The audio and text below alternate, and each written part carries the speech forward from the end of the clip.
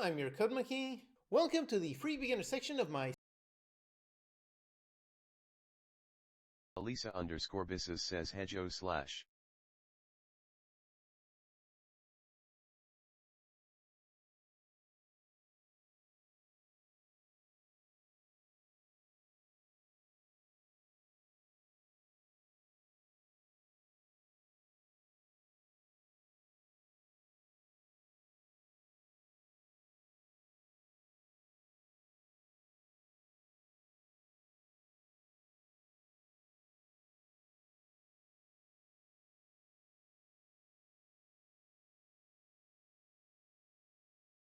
Elisa_Bisses says I think you might be muted.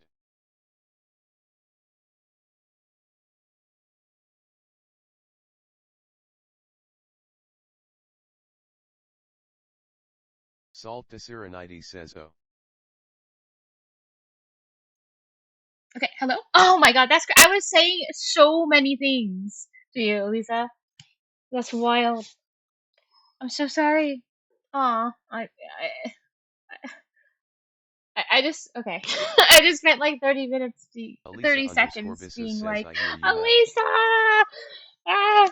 Okay, I'll just repeat everything I just said. I'm, I'm happy you're here. I'm glad, I'm really surprised that you showed up because it's been like 10 years since I last streamed, so I thought, Elisa_Bisses says been a while. I know. I thought I'd be streaming for hours by myself because I'm basically dead at this point. So that's really cool. But you basically got me really excited about Danish. That's why I was going to do some like try to review some like C sharp stuff.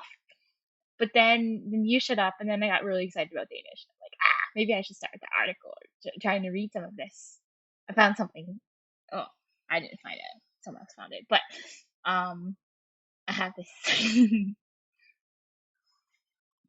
And I didn't even know, but this they have a read out loud function, so that's cool. Elisa_Bisses says was just about to go to bed actually, then saw the notification. I know what time it is there. It's like 11:30, or what would that be? Oh, it's almost 12. It's almost 24. Ah, yeah, it's so late in Denmark right now. How have you been? I Elisa_Bisses says I am actually not in Denmark. Oh, really? Are you traveling? Are you on vacation? Or are you um that's cool. Are you in the US? Oh, wait, it'd be really cool if you're like in the US.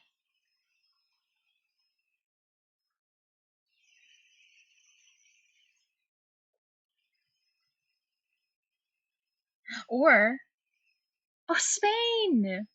No way. Oh, that's Elisa_Bisses says I'm in awesome. Spain, have to fly home tomorrow. How long did you get to stay? I'm assuming it was like a vacation. It's really cool. I've never been to Spain.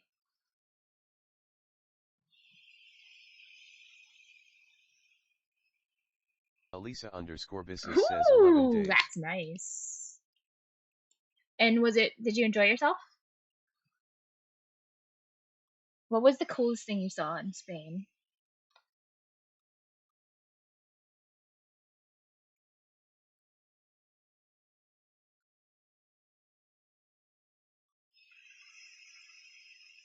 Oh, that's awesome. A Elisa_Bisses says my dolphin! grandparents have an apartment in Spain, so we go there Oh, every year.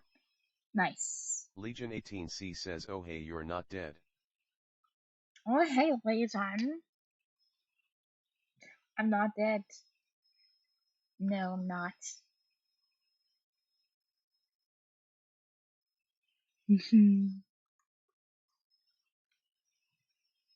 But you know what? I think I might have noticed you were lurking around, and if clearly you didn't realize I was dead, because my mic, I didn't have my mic turned on stream, so I was just doing nothing in silence, I guess.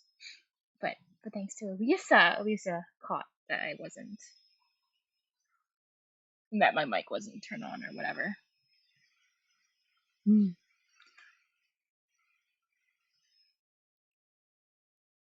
Wow. So do you Wait, so Spain, right? Spain they speak. Oh yeah, Spain Spanish. Cause yeah. I'm so stupid. I was actually. I'll be honest. I was about to ask, do they speak Elisa Italian in underscore business Spain? says, but how have you been doing when you weren't streaming? I've been busy. Kenny! Oh, hi, Canib underscore stranger. JP says, hello stranger duo You know hoppe, what, how have you Kenny? been? You seem familiar. It's almost like we've met in a previous life. I just feel like an instant connection with you. We should be friends. Hi. Oh, it's been forever. How have you been? I've been pretty good. I've been busy. But for the next few months, I should have like plenty of time to stream at my leisure, and that's good. Yay!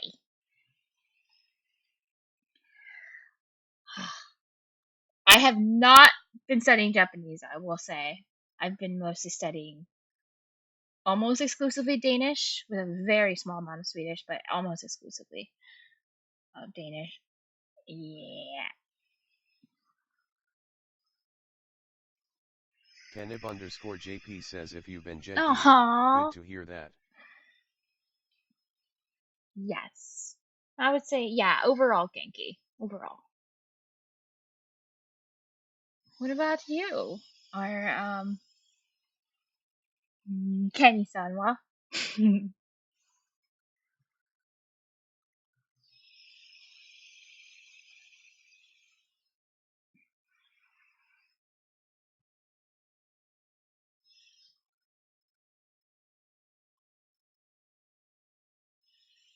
Now that the two of you, you and Elisa are here, it honestly makes me, and Legion too, like, it makes me, Drakeling! I see you Canib lurking. underscore JP Hi! says, the summer is too hot. Oh god. Oh! ETU Sugiiru.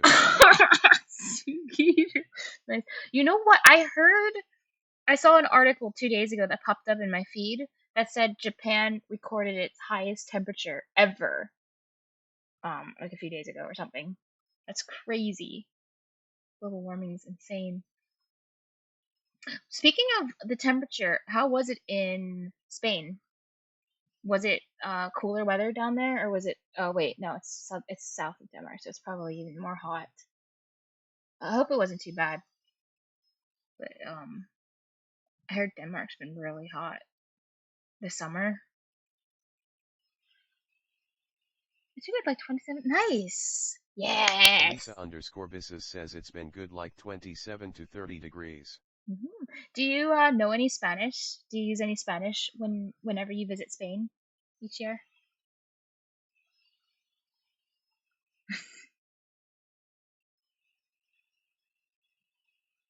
Elisa underscore business says, no I don't. Ah.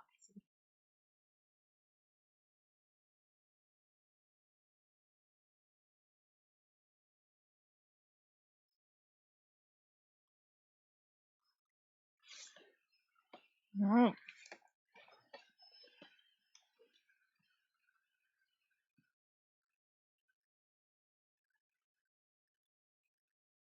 But yeah, I'm so happy to see all you guys here. That's really cool. What time is it in Japan? I wonder. I wonder if it's. I know there's a huge time difference, but it's either like maybe super early in the morning, or maybe it's like the middle of. What time is it here? Oh, maybe it's like, yeah. I don't know. I'm Canib guessing. underscore Yeah, JP morning. says 7 Okay. a.m. here. Nice. Did you wake up not long ago? I assume. Or maybe you're one of those crazy people that can get up at 5 a.m. or 4:30 a.m.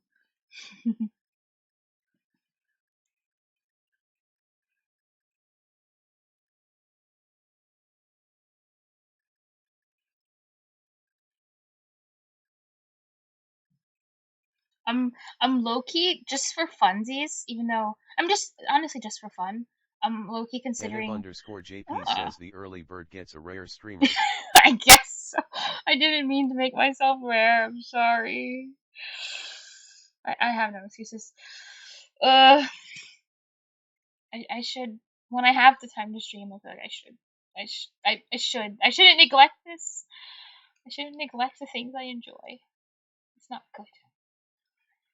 Um, I'm kind of tempted to just grab an NHK News Easy article just because since I haven't studied Japanese in many, many, many, many months, I'm just curious to see how much my Japanese has atrophied.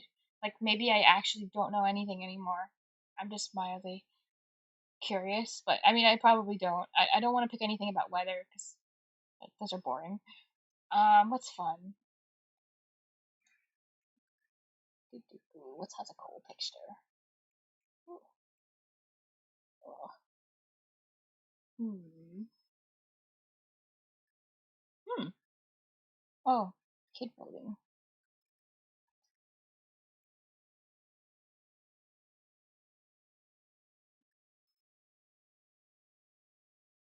Okay, there's no photo that looks like particularly interesting so far. Um,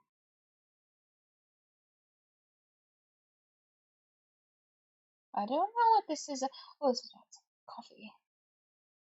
Oh, price is going up. Maybe this one. I don't know. I'll keep this one up. Okay.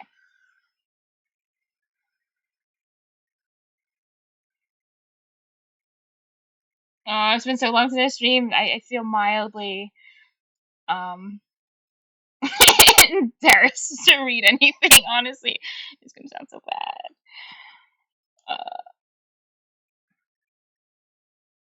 Maybe I should do. Maybe I should do that. Yeah, because this is just. I just have a video up, and it's easy just to watch videos. Or I don't know. Okay, which I do.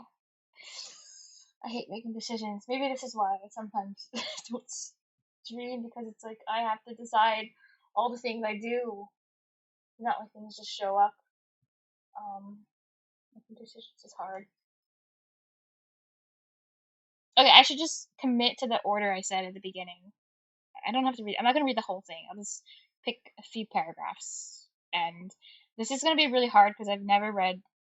I've never tried reading a news article by myself before ever. So I'm probably gonna have to use this a lot. Also, one thing I'm going to be doing now, whenever I read articles, at least for Danish, but not for, I won't Canib do it for underscore JP this. says Hi, hasta la vista, SPQ! amigos. How are you? Do a wave. Ah, Matana Kenny. See you. Thanks for saying hi. It's always nice to see you. Um, maybe I will. Oh yeah. So whenever I read something, I'm gonna try to take a word, any word that I'm interested in Civitatum putting into says my as an early vocabulary. bird myself I get to witness a polyglot in I'm action not a feels dank polyglot. man. I'm a poly dum dum because I can I'm it's like yeah I'm thinking of College Humor had a series of sketches that they titled Barely Working that were like um joke sketches about different things I don't know in life. um even my English is sucking. Wow, everything is poor right now. But yeah, barely working polyglot, or actually not. No, I can't even use that word. That word doesn't even. I can't even use the word bilingual. I want to work towards one day earning that title or getting like I don't know 20% of it. Yeah. Um. Okay. Oh yeah, but I'm gonna take a word from this. After I read this, I'm gonna pick one word and I'm gonna try to write a sentence with it myself. Here's some sentences I wrote earlier, and it has corrections on it. But I'm gonna start trying to make this a habit. Yeah.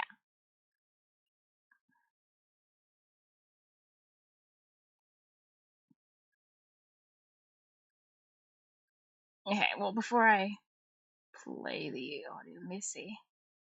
So I already looked at the title before though. It was like the church clock rings for the 150-year anniversary of H.C. Andersen's death. No, what was this again? Is this like result? Civitatum says BTW, while this stream was down for maintenance. Hey, you want the Kanas. Kanas! Down for maintenance. Down for a long, long maintenance. We're practically in the next century now. Almost nothing in Japanese. Actually, well, SPQ. Civitatum says, and now I can proudly read Well, almost nothing in honestly, Japanese. with Kana, as long as you have the readings, technically you can read everything now, as long as you have the Kana. But you just might not understand a lot of it. But the first step is the Kana, and honestly, it's a decently big hurdle to overcome because it is just kind of a lot thrown at you. It's like, oh, here, memorize 47 characters and then do it again because there's a second set of characters. It's like, really? Like it took me over a month. You can do it much faster, but I mean, I took my sweet time learning the Kana, and during that period of learning the Kana, I felt like I didn't learn any actual Japanese.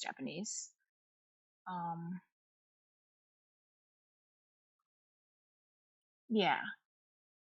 Now that Kenny's gone, I think I'll actually close this article. I was just because Kenny was here. I was like, oh, maybe I'll try. Maybe I'll have some motivation to read this, but I kind of don't. Danish. Okay, no. I forgot this.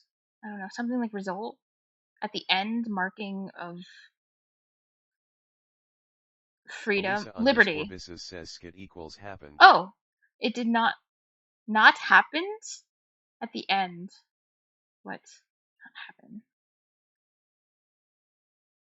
At the end, marking of. What is there not happened? I'm like trying to parse this in my head.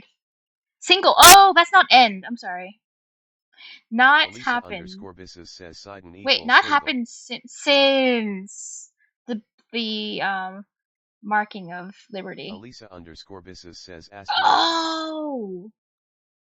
So basically, I think they're saying they didn't ring the church bells for like literally forever until H.C. Andersen. Thank you, Elisa. Elisa says autocorrect.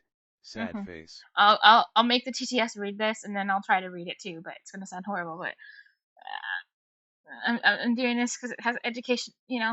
I'm making myself do it. I have to. I'm sorry. I apologize for your ears. I'm saying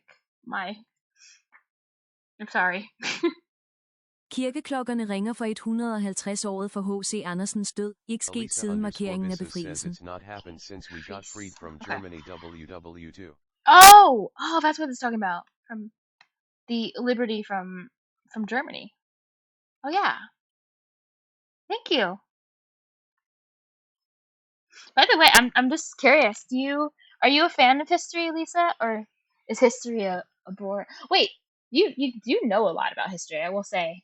So even if you don't really like history, I feel like you just know so many things. Not just about history, but I just feel like you're this an encyclopedia. Elisa says it's the coolest. I am a fan. It's cool. What's your favorite period of history? Like that's the most interesting to study or learn about.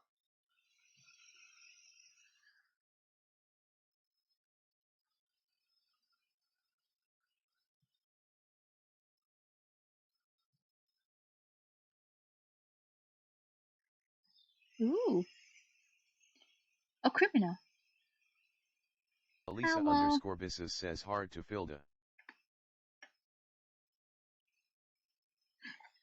Elisa says chose. Oh. Hard to choose. Oh, got you. Does the term history kind of broad? One might be a fan of certain history. Yeah. Wait, criminal, were you also unless you're someone who changed their username, were you like I think think I might remember your name being read at one point, but I don't know, or maybe I'm just imagining things. But were you from Denmark? I know like there was one period where like a lot of people came at once who were all from like all were Danes. I wonder if you were part of that group. I'm just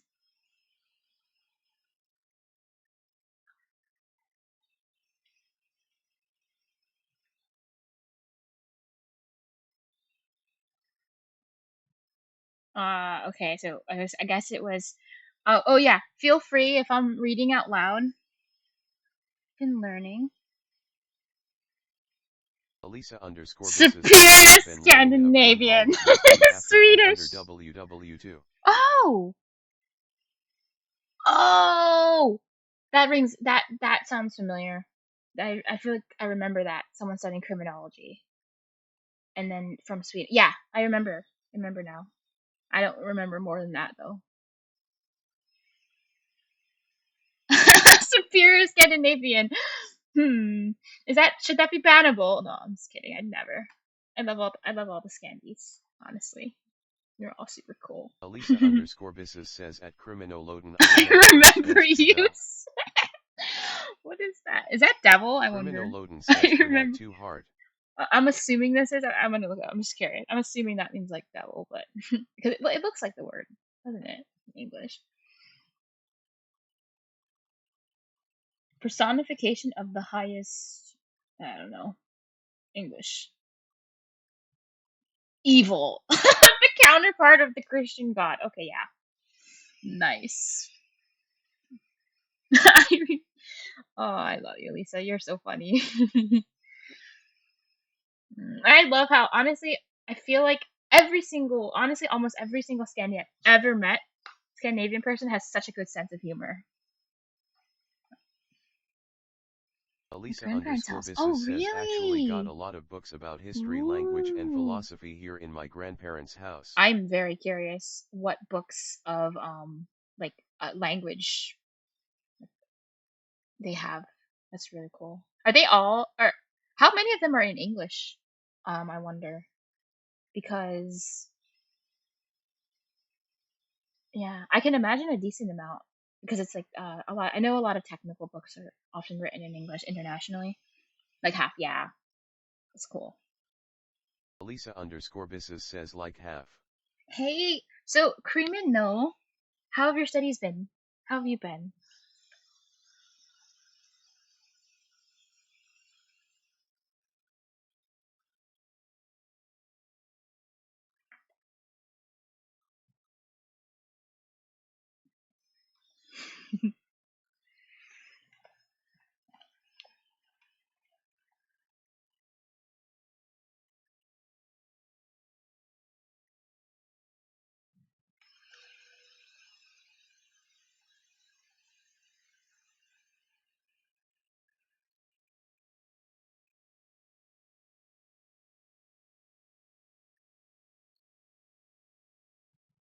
Okay, well, I guess I better do this and stop procrastinating on trying to read this. Ugh.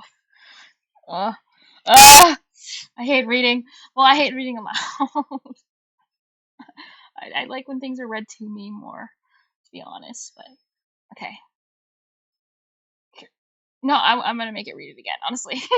Kirkeklokkerne ringer for Oh, actually, let me pause it for a second. One thing I want to point out, if I'm reading and I butcher a word or something, like you are more than welcome to type the word in the chat for me to look over it again.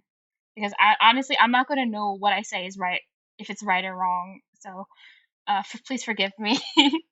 It's probably all wrong anyway. Mixing But Old English into normal English and frivolously interpreting the text. what the heck? That sounds awesome. You're mixing Old English into normal English. Ooh. Civitatum says this could be read as I see Vincent's marked of befreeing. I see Vincent's marked of befreeing. Wow. Oh, so you're saying that's what Danish looks like to you? It looks like mixing Old English into English? I love that. Criminoloden says been filling out the summer with extra studies, so I've not rested much. But I enjoy it, so it's all good. For the summer I've done global and social justice in the contemporary world, Gender Studies and Rhetorics for the Workplace. Oh, that's cool. Rhetorics for the Workplace sounds like a fun class. I think if I had to pick one class from all three of those ones, I would probably pick Rhetorics for the Workplace because that sounds interesting. I don't know which ones did you enjoy if you had to like rank those. Yeah.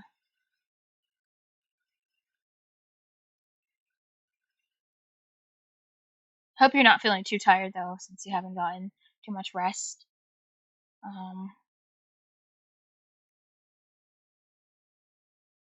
Okay, well, Kirk was it Kirkegårdene ringen for? Oh, I don't remember how the fucking number was read. Oh, I did not mean to curse. 150-året. What the hell? 150-året. Et 150-året. 150. Oh, over? I don't know. 150-året. Oh my god, I hate this. 150-året. 100. Oh. Thank you, Kumino. What the heck? Says et Yes, et that's what I hear, actually. 150-året. 150. 150-året. Oh, I don't know that last part, but maybe it sounded like over or something to me. Thank you, Legion. I hate this.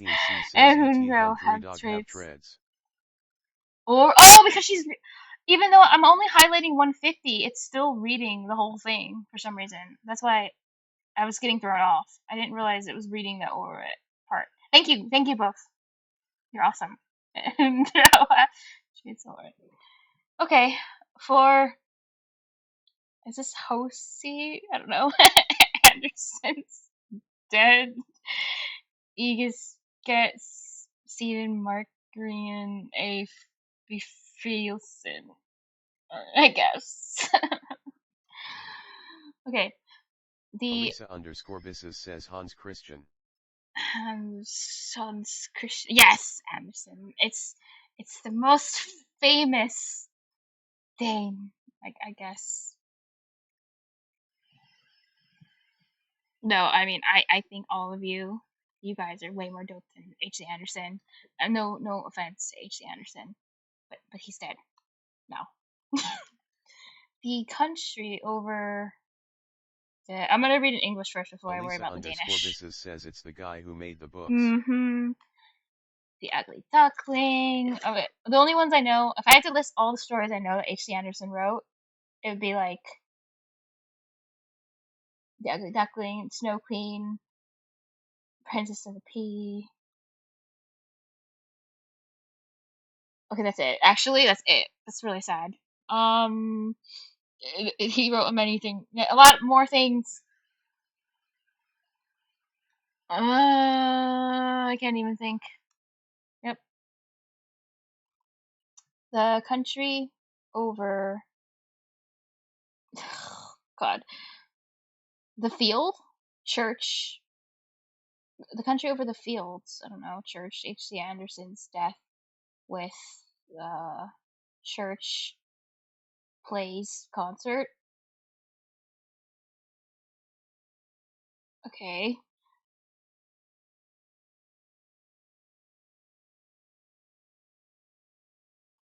Oh yeah. One thing I forgot to put up, which I'll put up right now, is Deepel. Oh, Marx. Wait. Oh.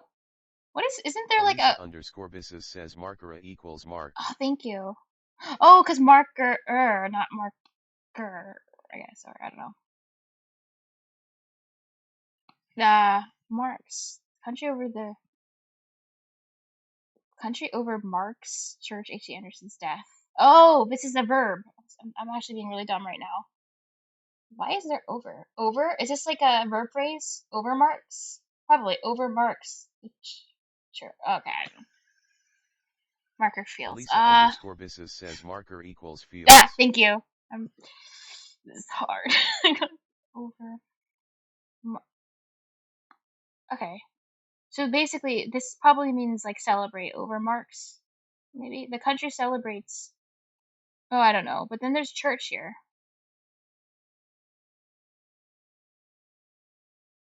Celebrate over the country. The church celebrates over the country. I don't know. H.C. Andersen's death with the bell concert because they're playing the bells. I guess that's my guess then for. I'm gonna put it through detail too.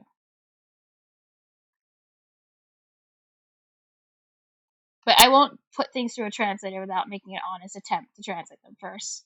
Across the country. Oh.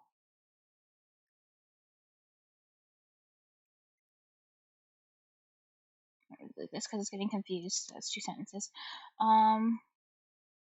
Carillon. Okay, that must be what the names of bells are. Oh, I translated that wrong. Elisa_Bisses says land Through the over marker countries. equals through the country churches mark. Yeah, this is very this is hard. Country.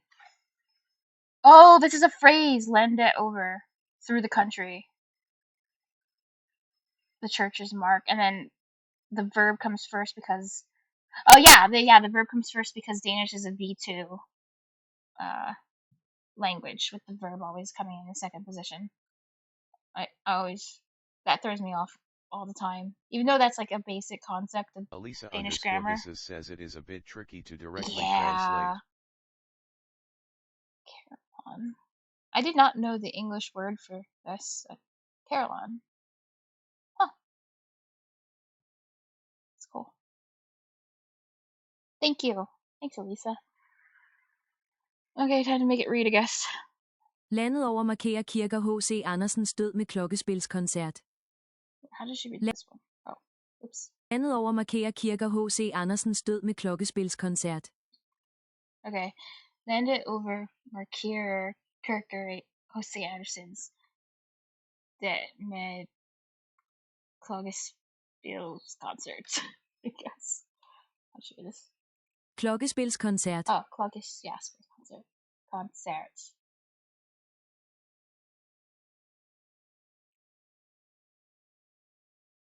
For 10 minutes, Odense. I think this is the name of the church. The Odense Dom church bells rang throughout the day. Maybe. Today they ran for 10 minutes. The bells rang today out over the field, the cities, towns. Elisa_Bisses says Domkirk is a type of church. Oh, is it? Oh. I want to see what kind of church it is. Criminoloden says I think English equivalent is cathedral. Cathedral. Oh, thank you. Oh. I don't even exactly know. Elisa_Bisses says at Criminoloden, oh, nice. Yes. Like, if you asked me, for example, like, what's the difference between a church and cathedral? I would be like, I don't know, but I think a cathedral is, like, bigger and made of stone or something. So, yeah. Elisa_Bisses says you can also say cathedral in Danish. Cathedral. Oh, cool. Yeah.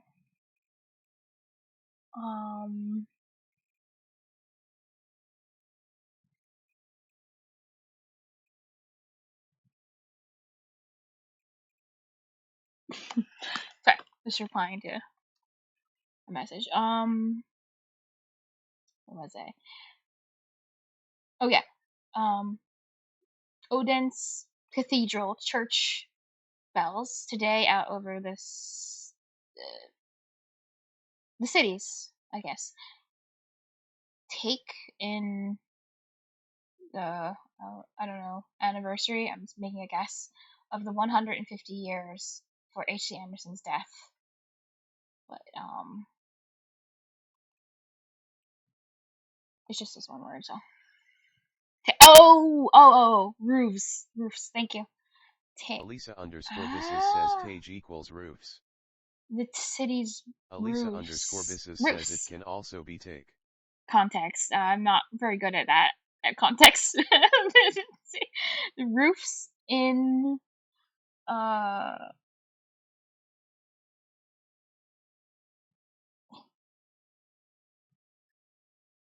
external cause of something happening. Occasion. Oh, okay. Roofs on the occasion. Oh, okay. On the occasion of the 150 years for H. Anderson's death. Okay, cool. I 10 minutter ringede Odense Domkirkes kirkeklokker i dag ud over byens tag i anledning af 150-året for H.C. Andersens død. That was a little long, but i 10 minutter ringede Odense Domkirkes kirkeklokker i dag ud over byens tag i anledning. Okay. My memory doesn't last this long. It doesn't. Anledning af 150-året for H.C. Andersens død. Okay. Anledning af 100 half tread. Is that what that was again? Oh. 150-året. 100 half treads or for H.C. Anderson's dead. Yes. And it is the first time since Denmark's liberation and a marking of the 80 years for liberation that they made law to ring out over normal clock time. What?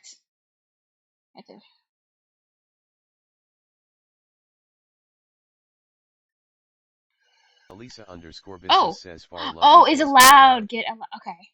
That they are allowed to ring out over the normal. I guess this is like the standard like daytime something clock is my guess. That there's certain hours where the bells can't ring, and maybe that's what this is referring to. But now they have permission to do it. Okay, that doesn't show up. Maybe this.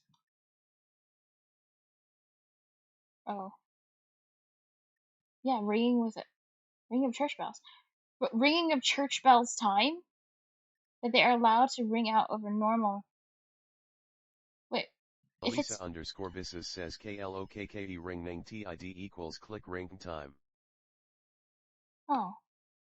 So is this basically this implies Elisa_business clock says ringing. ringing time. Wow. But doesn't this imply that normally they're not allowed to ring the bells during this time, but now they can because of the 80-year well, yeah, because it's a special occasion right now. Because if they're not allowed to ring the bells during this time usually, then doesn't that make it like not normal?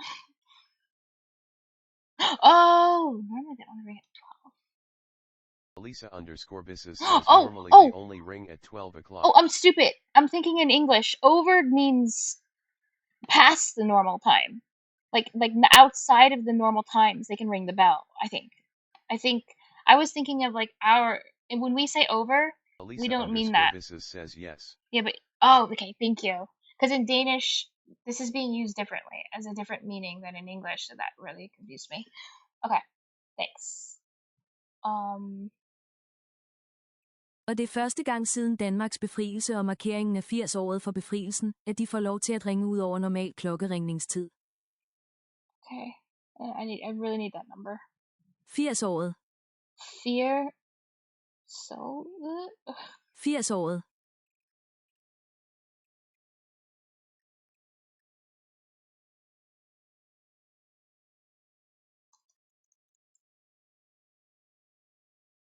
Give me 80.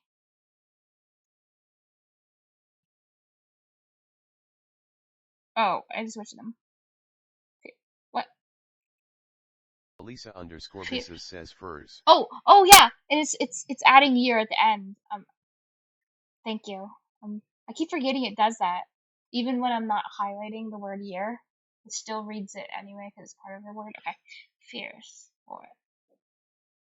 Og det er første gang siden Danmarks befrielse og markeringen af 80-året for befrielsen, at det får lov til at ringe ud over normal cloggering.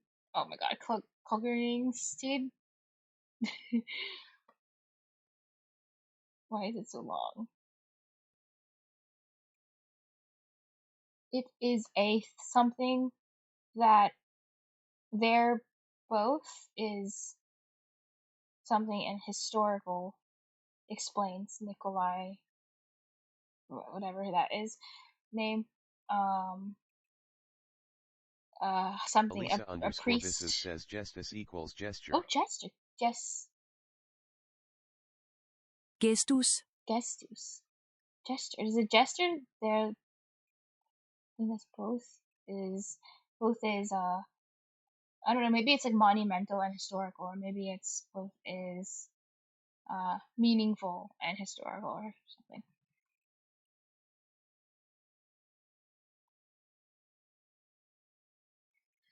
Thank you, rare. Nice. Elisa _ Bisses says Sheldon equals rare. You know what? I said I would write one sentence per article, but screw that. I want to do more sentences than that, especially because you're out here helping me with, getting some really cool words. So honestly, we're gonna write, when I'm done reading this article, I'm gonna try to write my own sentences with, wait, let's go back to it. Oops. Oh, what happened to my, okay, no, it's fine.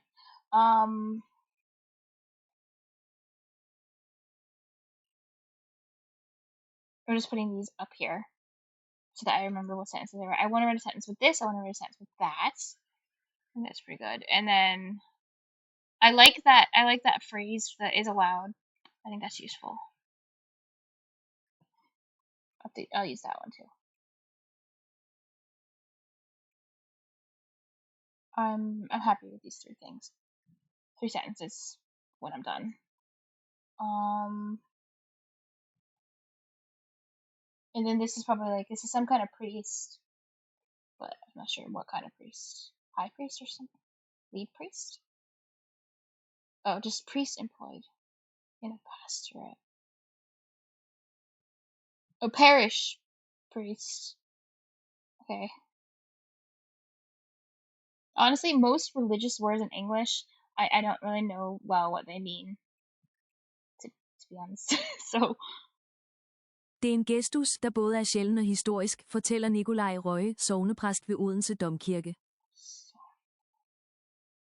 okay. Der en gestus, der både er, how is this read?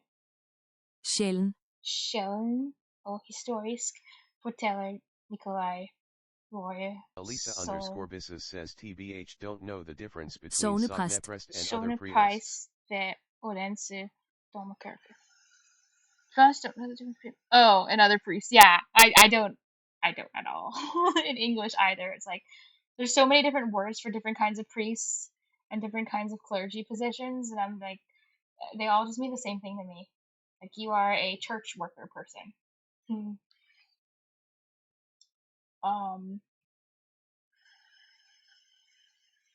Yeah, me neither. Elisa _ Bisses says not the knowledgeable about the clergy. So this is Nikolai Roy. Oh, I would not have been able to tell. Like, he's not dressed the way I imagined a priest would be dressed. He just looks like a regular dude.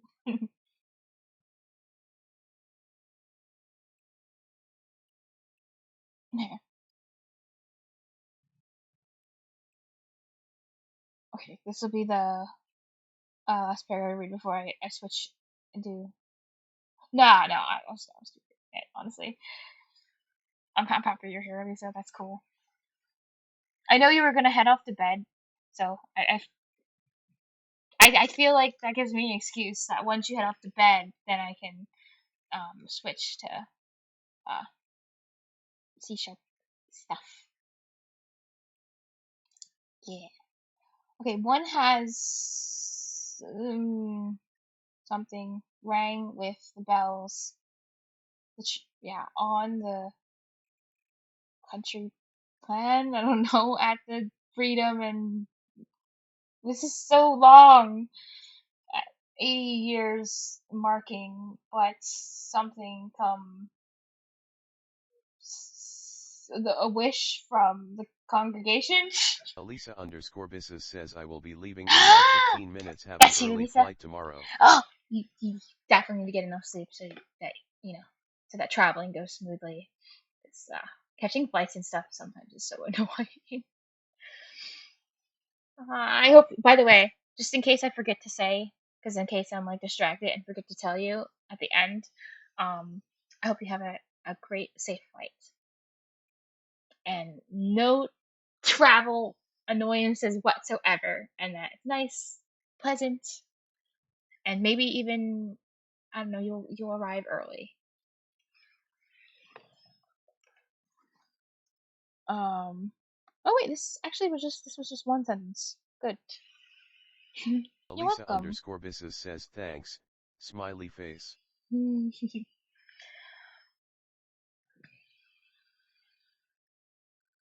Throw this in here.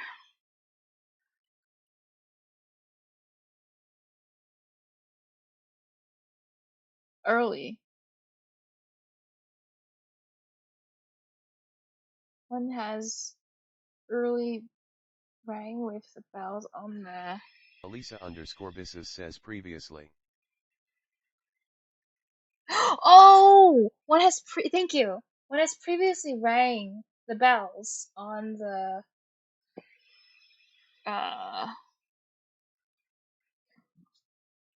Yeah, I got that completely wrong.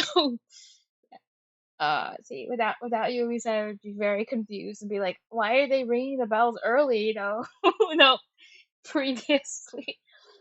What is this? Oh, this is a phrase.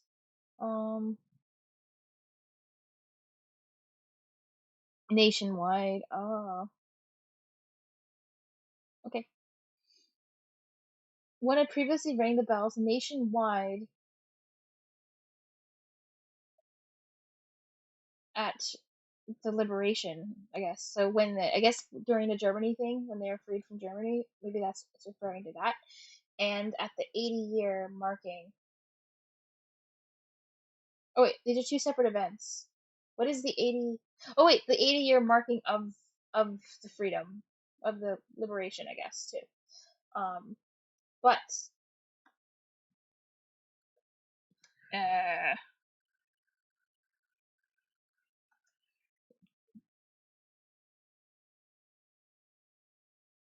back then, oh, that makes sense. Back then. Elisa_Bisses says yes, Befrielsen is like the Liberation Day for us. Oh, you just straight up call it Befrielsen. That's cool. Do most people actually celebrate that? Like, do you get off from work and is there like parties or something good?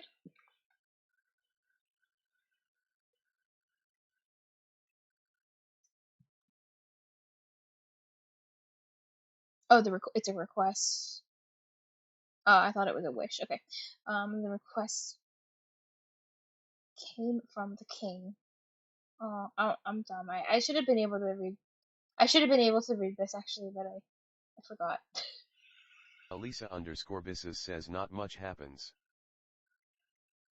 Oh, not much. Okay, not much happens. I see. Oh, speaking of this word, king, do you know, Elisa, do you know that game, that like king game you guys that you play with like the stakes in the ground? I think that's cool. Elisa_Bisses says not that big of a day anymore. Yes. Elisa_Bisses Do you like that game? Is it fun? Yes. Are you good at it?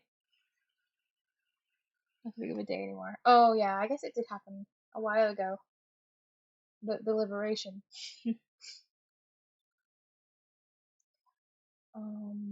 Elisa_Bisses says very fun. I'm decent.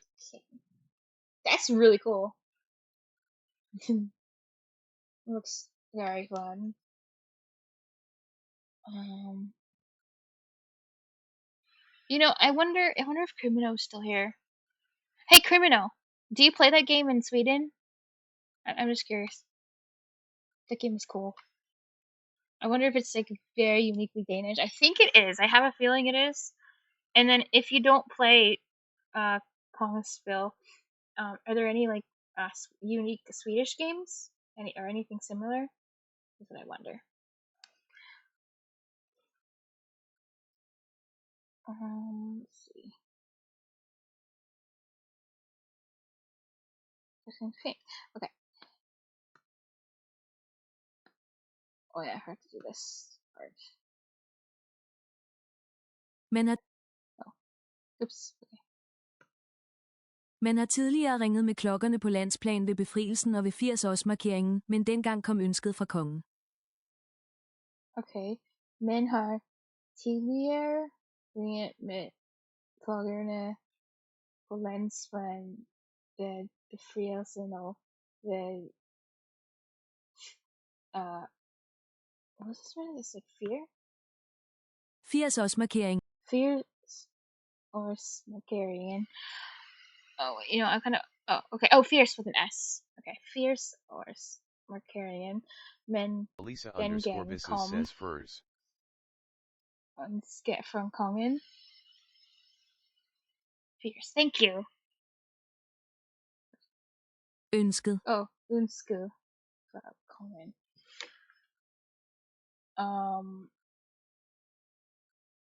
In the years that come, I don't know, the initiative the other way from the church itself, and it is shown already happened before, says Nikolai. Elisa_Bisses says IAR equals this year. Oh, thank you. This year comes another initiative, maybe, from the church itself, and it is already accounted for. I don't know. I'm kind of half making stuff up, guessing. Yeah, wait. Actually, should I debell it or should I look up specific words? I kind of, yeah. I want to debell this particular one. The initiative comes from the other direction. Direction. Not way. Elisa_Bisses says this year the initiative comes from the church. The church itself. Oh. So in previous years, where did the initiative come from? It came from what, the government or something? Did it? Told them to ring the bells?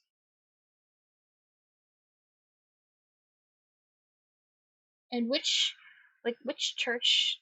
Elisa_Bisses says the conge. Oh yeah, you're right. Oh yeah, the king. Oh yeah, that's literally what it just read, didn't it? It said that it came from the king. Didn't it say, where is that? I'm trying to find where that happened. Where's the sentence? Oh, right here. But it's saying this time it came from the king, right? But now in the next sentence it says this year it came from the church. So did it come from the king or did it come from the church?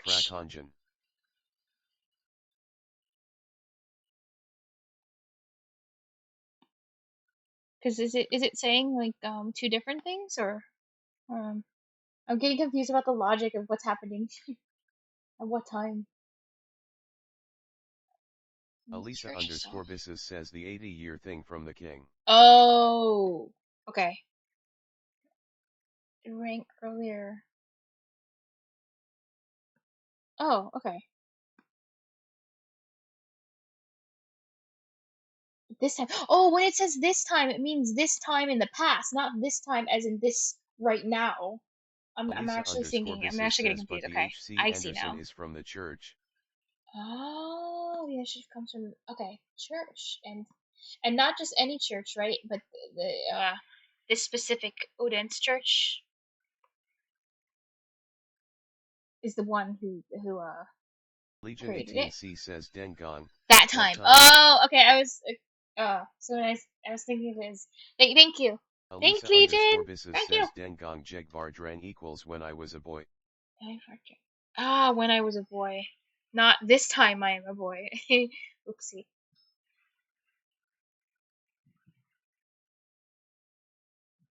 Nice. And it is Oh, Denigang this time. Okay, thank you. Elisa_Bisses says Dengang equals this The time. church itself, and it is. Put that in picture. Okay. Which it specifically means it came from not just any church, but like this church, this Odense church, I think, or just is there like some big like church governing church body in Denmark that governs every church in Denmark? I don't know how your churches work. The church Elisa_Bisses says self. the church itself scab. Church itself. What does the church itself mean? Elisa_Bisses says itself scab. Itself. The church itself is the Odense church? Or no? Or Elisa_Bisses says itself. yeah. I was wondering when it says the church itself, do they mean the Odense church? I'm assuming they're talking specifically only about the Odense church, not. But then it was weird because it was saying the bells rang through all the churches in Denmark, right? Oh, not just the churches, all the churches. Just the churches. All the churches. Elisa_Bisses says not just the Thank church you. as the all the chiches. Thanks. Okay, yeah, that makes more sense. And it is shown already. Oh, I don't know. What did Deepel say? Oh, that has never happened before. And it is never happened before. And then that is a modifier. Elisa_Bisses says goddamn August. Autocorrect is so annoying. I hate when it does that.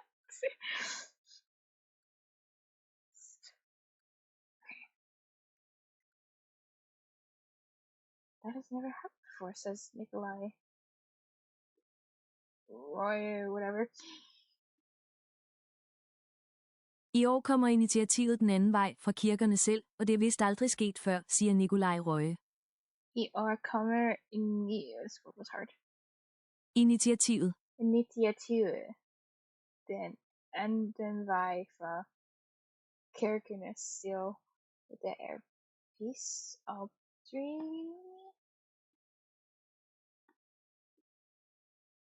Aldrig sket før, siger Nikolaj Røje. Aldrig sket. What? Aldrig sket før, siger Nikolaj Røje. Aldrig sket før, siger Nikolaj. Røje.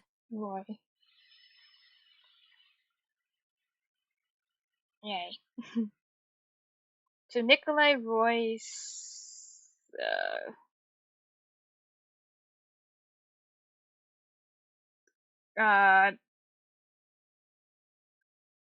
outfit, I don't know, I'm just making guesses, in something another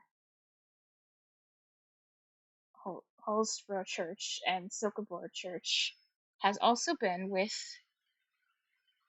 Good night. Elisa_Bisses says, but I will go eat now.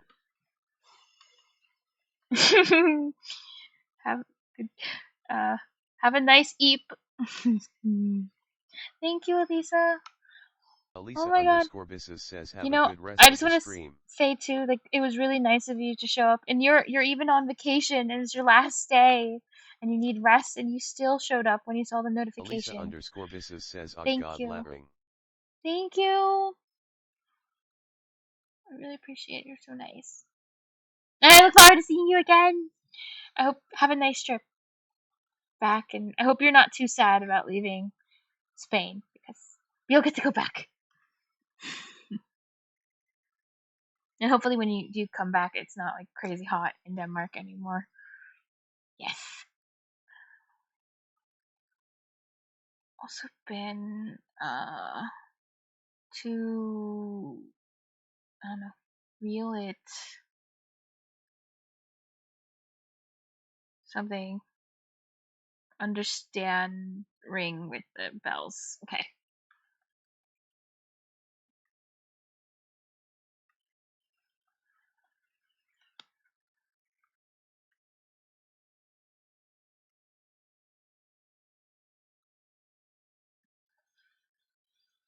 Like, what?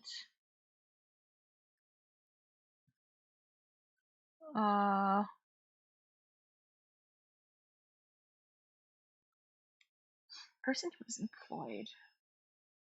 Someone presume with whom you work. A colleague.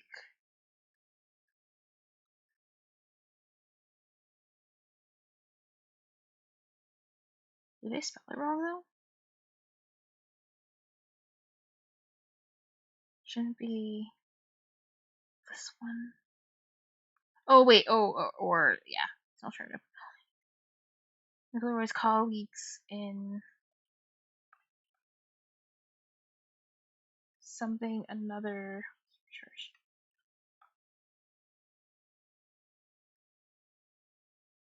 Preposition. In or to a place in the middle of, surrounded by.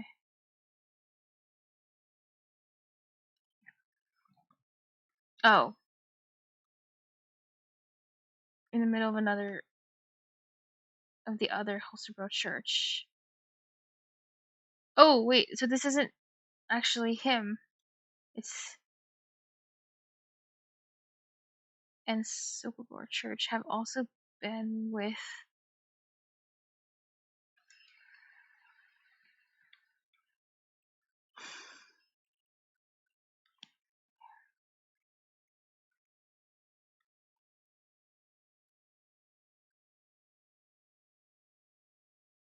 honor. Oh yeah.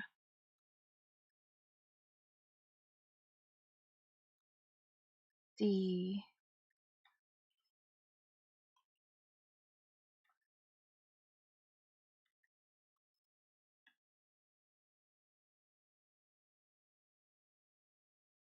known to many. Oh, well, famous.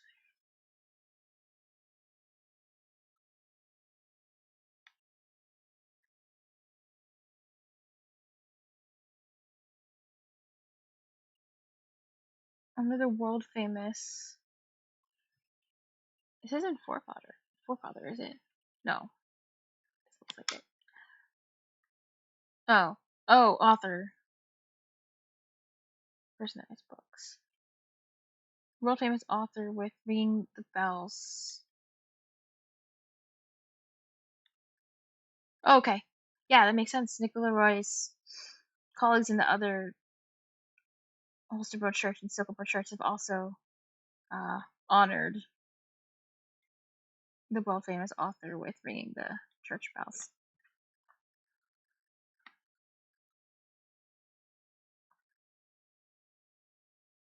Nikolaj Røjes kollegaer i blandt andet Holstebro Kirke og Silkeborg Kirke har også været med til at ære den verdenskendte forfatter ved at ringe med kirkeklokkerne.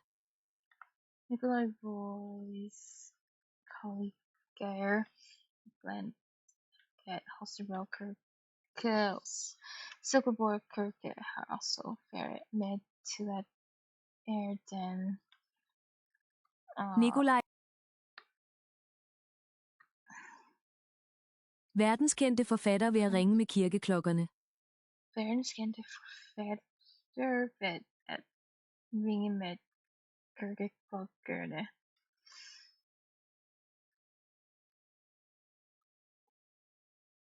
That was hot.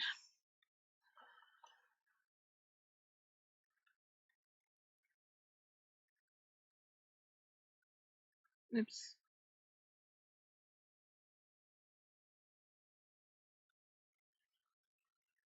Okay, real quick, I'm gonna go. My mom made a few small sliders, so I'm gonna go grab some of those quickly and be back.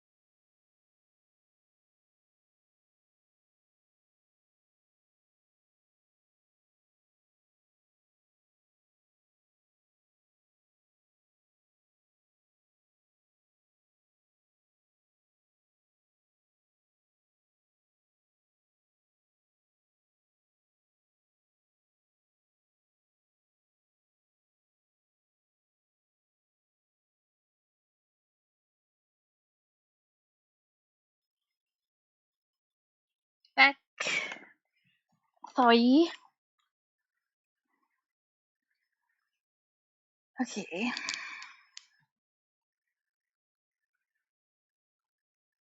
Well, it's time to watch this. C# mastery course. And let me also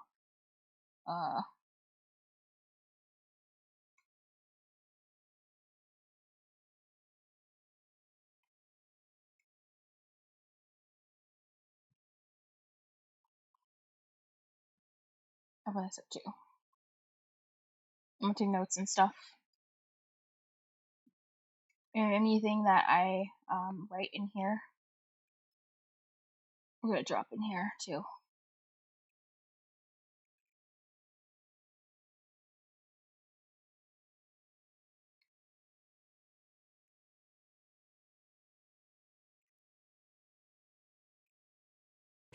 By going through this course, you will be able to make games, websites, apps, robotics, and literally anything. C# is an extremely versatile language, starting from the absolute basics, like how code executes line by line and Alright, okay, so Hello and welcome, I'm your Tokenaki.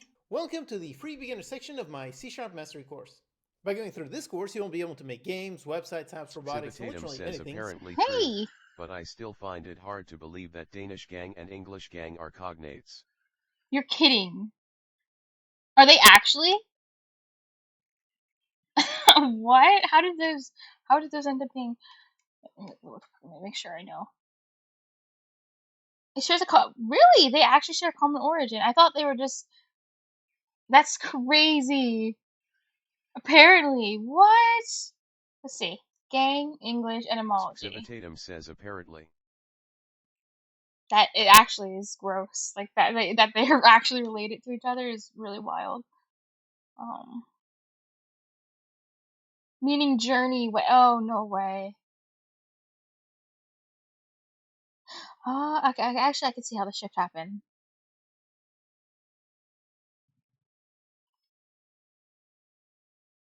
Going, journey, way, passage, like a time, way, passage. Like those are related concepts. But then when you go further up, I guess if you're trying to use like journey for like a group of people, I don't know. I don't know. The sex of flesh is probably a meaning set of words. Wait, Old Norse, a group of men. So this also has been used for a group of men even back then? This is crazy and confusing. Just stab. Company workman advice. The word, by the 1630s, the word was being used with disapproving overtones for any band of persons traveling together. Wow.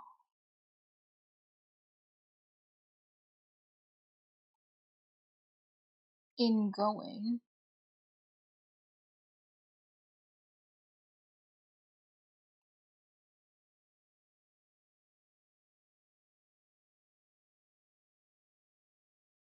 It's kind of weird because if this is what Old Norse meant, a group of men, a set, like the meaning of gang in Danish is more close to the Old English meaning than the Old Norse one. But Danish comes from Old Norse, so I just think that's interesting. It shifted it more to this type of meaning for like a time thing, I think. Or maybe it does mean a set. Maybe that's why it's used for a time, because a time is like a set of moments, right? I never thought about it like that. I don't know. I'm just abstracting.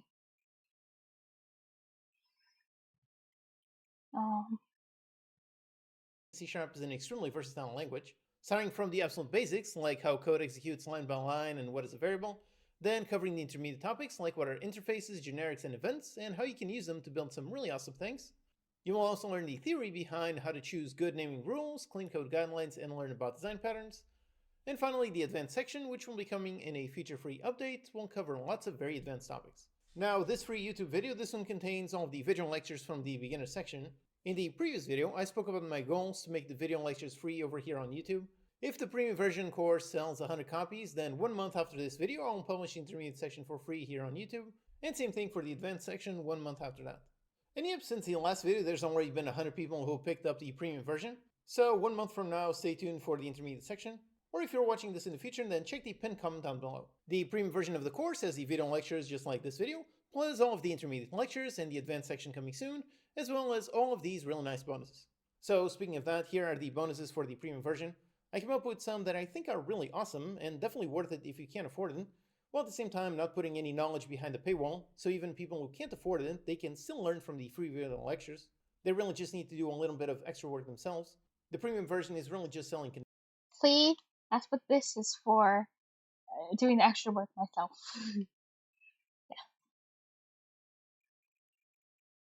convenience, making it really easy for you to truly gain the knowledge. The premium version comes with a companion project. This is a Unity project that contains a bunch of extra content. Basically, the video lectures, while being pretty massive themselves, they're still really only half the course. The other half of it is inside of this project. It has a bunch of custom edited windows to guide you through each lecture, and each lecture has a section on frequently asked questions. These are common questions that have some really detailed answers that provide even more details on what is covered in the lecture. Then there are some quizzes. These are multiple choice questions. Again, all with very detailed answers. It's really not just correct or incorrect.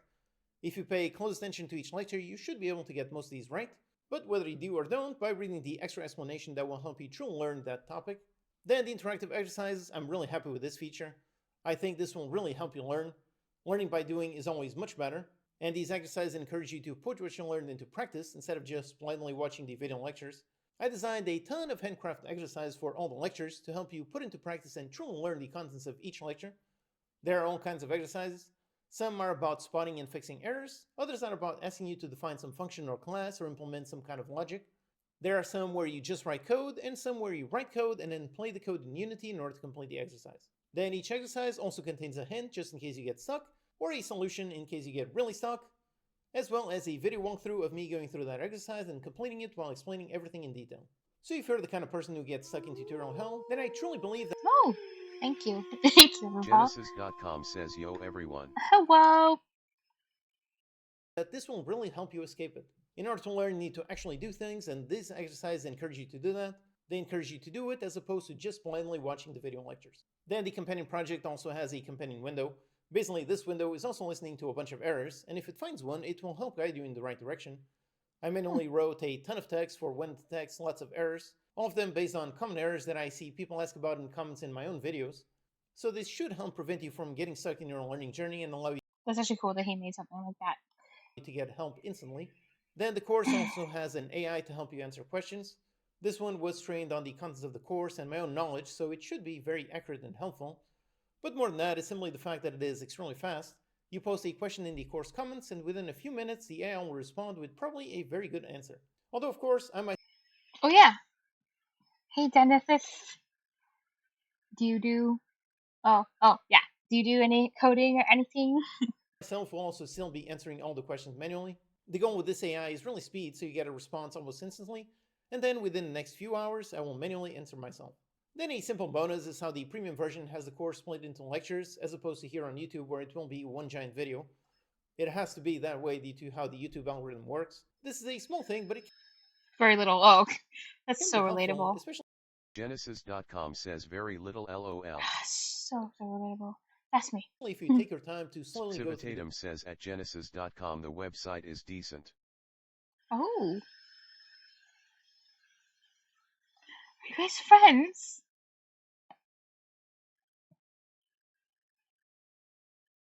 Genesis.com says it's not my website LMAO. Oh, because Genesis.com. I get it. That took me a second. Nice. the course just like you should do. Remember that the only goal is really that you are actually learning yourself. It does not matter how quickly you go through it. So separate lectures help with that so that you can pause and actually try out your knowledge before going further, and you don't have to memorize specific timestamps. And over here on YouTube, the videos have the normal YouTube ads as usual, whereas the premium version has no ads, so there's nothing to interrupt you while you're learning. Another really nice bonus of the premium version is something that I'm going to try out for the first time, which is a live study group. Basically, once or twice per week, I will go— You know, even though I used to watch videos like this at really fast, like 2 times, especially if it's stuff I've already seen before, because I wanted to spend a lot of time not just watching, but like trying to make examples of what he's Civitatum says showing. at genesis.com, yeah, I got that LUL, it's a So, Hyundai brand website. I want to spend a lot of time trying to not just watch the video, but with even the stuff I already know, I just make sample code for all the stuff myself, not just copy what he's writing. Genesis.com says I wish I got paid to make that website. Live and post a link to the live stream so people can join. In there, I will watch the lectures alongside of you. Then we're all going to read the frequently asked questions together, do all the quizzes, and go through all the exercises. Naturally, we're all going to post a link to the time, which is a live study group. Basically, once or twice per week, I will go live and post a link to the live stream so people can join. In there, I will watch the lectures alongside of you. Then we're all going to read the frequently asked questions together, do all the quizzes, and go through all the exercises. Naturally, I won't be reading the chat, so I won't be able to answer any specific questions you have. I've really never done anything like this, so I'm really curious to hear what you all think. Some people like to learn more as part of a group, so hopefully this should be quite fun. The first live study group is happening next Saturday, March 9th. And if you guys are my live study group. can't attend live, then as always they won't be recorded, so you can watch the recordings later. And final bonus is really just by knowing that by buying the premium version, you will be helping hit the goal to make the free video version available for everyone. So you will be helping to make knowledge available to anyone who wants to learn. So these are the nice bonuses that I came up with that I think are really nice and really awesome while not taking away anything or putting any knowledge behind the paywall. If you can't afford it, then I highly recommend the premium version. These bonuses will help you truly learn. No, Chad has taught me everything I know. Says Chad is the best mentor indeed. I swear to God, Chad is like it's funny people like to talk about how good like ChatGPT is, but honestly, Chat is the OG. Chat is the GOAT. ChatGPT is just a wannabe Chat. And learn much, much faster than the 10 years that it took me. But if you can't afford it, that's okay. Like I said, there's no hidden knowledge hidden behind the paywall. You really just need to put more effort in yourself in order to actually apply the knowledge that you gain. And if you want, you can go ahead and pick up the premium version right now. There's a link in the description. I added a nice launch discount so you can get it before the first live study group next Saturday. So whether you get the premium version or watch the free lectures, I really hope you'll learn a lot.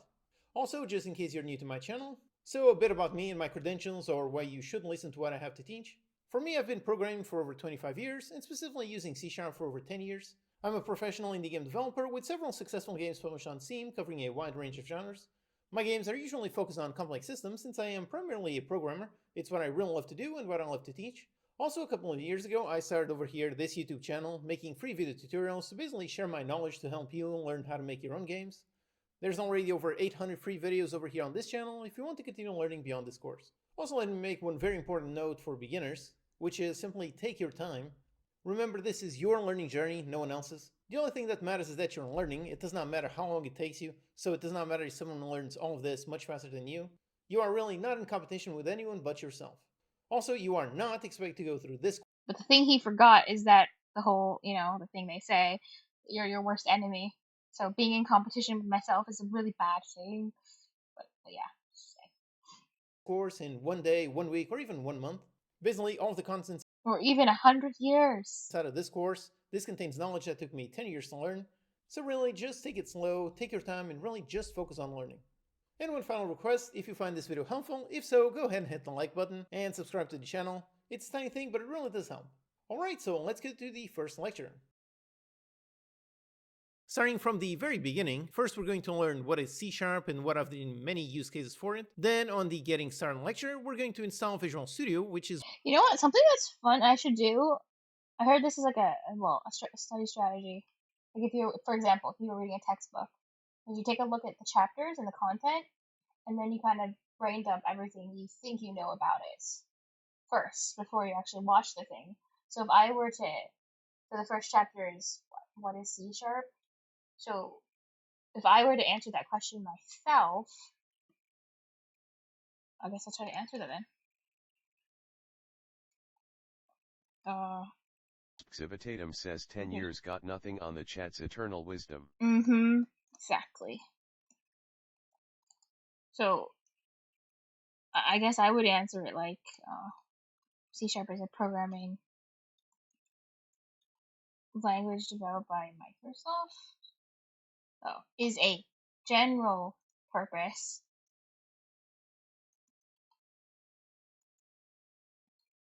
Microsoft.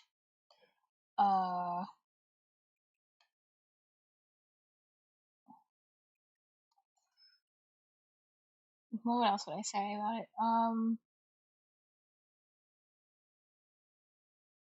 I don't know. That is useful. I don't know if this is too like unspecific, but for many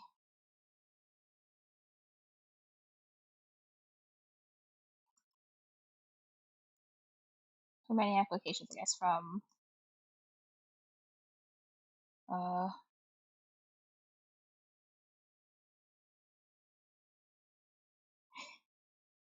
you know, I want to like throw jargon, but I might end up like using terminology wrong. I don't know if it's worth doing that. Oh, I guess this is the point. I guess the point is just to type what I think I know.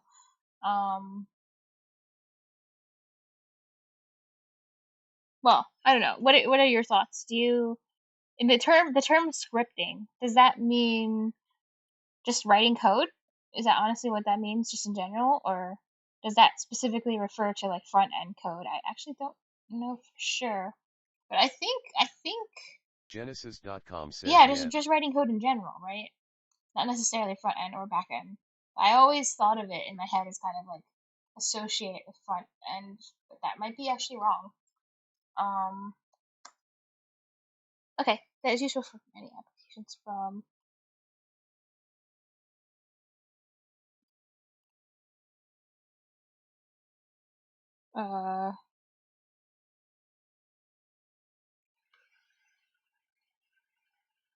web development. That's what I was thinking of. Okay, I'm gonna say from Genesis.com web says development. front end and back end is more so web Okay, development I'm copying for your game answers. I'm development. sorry.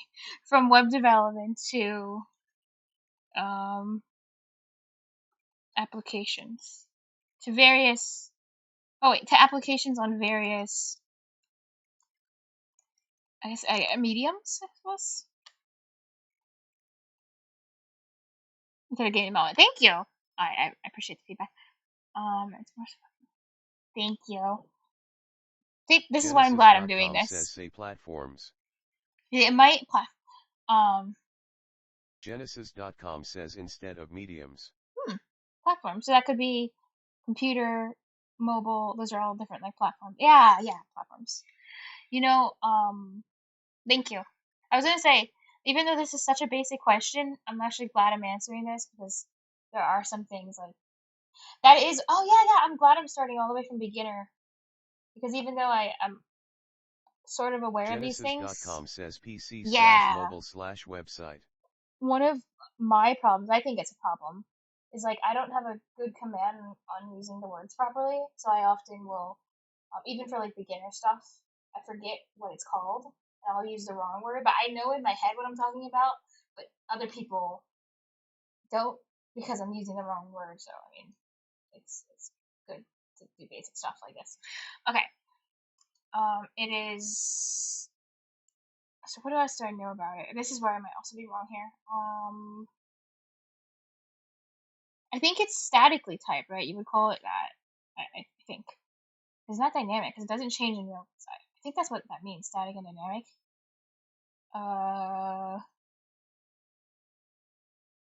What else do I know? Let's see there.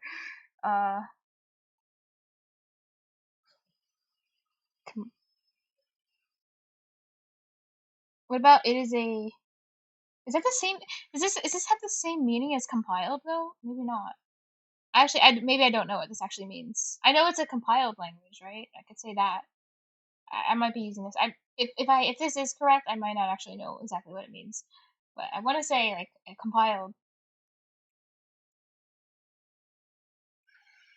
Two different things. Oh crap! I shouldn't use things that I don't know exactly what they mean. Genesis.com says let's static say and compiled compile are two different things. Okay, it is a compiled language. I think it is static type, but if I don't exactly know how to define that, then I shouldn't use that word. Name the types. Oh! Genesis.com says statically typed means you have to name the types. I'm doing this actually. I will say static type then. This is for my own notes. This makes you have to name the Genesis.com types. says compiling means from human readable code to machine code. Yeah. Human code to machine code. Okay. I think that's what it does. Okay, what else do I know about C# off the top of my head? How else would I describe it? This is actually really difficult. It's controversial. Oh. Civitatum says to say it is statically typed is fair, but to say compiled is controversial. Because, yeah, and you have to specify how. Okay, well, if I say... Okay. So what if I say... Isn't it... So C# gets the, what is that thing called? What is the thing called that, like, parses your code? Oh my god, I can't even remember what that's called. Genesis.com says C. It's a, Genesis.com the compiler. says It's the just called the compiler. Are you kidding? Oh my god, I can't. I've forgotten everything. Yeah. So the compiler, yes, turns it into Microsoft's, I don't know, they have like an intermediate thing, and then that intermediate thing gets turned into machine code. But the intermediate thing, I forgot what it's called. But all the Microsoft languages, like, if you're using like .NET, they all get compiled into their weird intermediate language to the same. Genesis.com says yes, the IL, don't worry about it. Oh, you know! You're good. See, I knew you knew a lot about coding. I knew it. Because basically everyone does. Genesis.com if you do anything with says code, it doesn't you even know work more like than me. that in Unity. It doesn't? Okay, so I can just skip. Okay. Skip the intermediate language. That's right. That's what it was called. But I won't worry about that. And it doesn't work like that in Unity? Really? Wow. How do they... Wow. Genesis.com says in Unity compiled like C++. C++. Okay. What else I want to say? Okay, anytime you add information that's not mine, I will mark it in a different color, just as a reminder that I got a little help here. So you help me with this. Actually, you help me with all of this. So all this can be pink. This here should be pink. Legion 18C So I messed says up iltalk here. is an option though, doesn't always recompile to C. Oh, you're awake still, Legion. Interesting. I'm doing a really bad job at this. I'm answering literally a really basic question. What is C#? And I already received like 3 corrections on my misuse of vocabulary. So I'm actually really glad I'm starting from beginner. Because I can't use terminology properly. So I made a mistake here, and that was a... Oh wait, you know what? I'm gonna keep the terms I use. So I use medium. Oh, I did not want to full screen that. I'm gonna keep it and strike through it so I remember what my mistake was. Mediums, because that was improper. What else did I do wrong? There's so many. I said game development, but that was kind of not... I don't know, it wasn't very specific. Like, this was better, because I was thinking more of... I don't even know, I'm just gonna strike through it. Make this pink. So I'm treating this as if I'm learning Danish right now, or learning any language. Well, I mean, learning languages and learning anything is kind of... Learning just shares a lot of things in common with... No matter what the topic is, you know, you make guesses, you make corrections, so... Anyway, sorry. Programming language. And then... I don't know if I should keep this or do something with this, but yeah, we'll stick with this. Intermediate language C++ is an option. Oh, that's interesting. Right. Do I want to add anything more? What else? What else do I know about C#?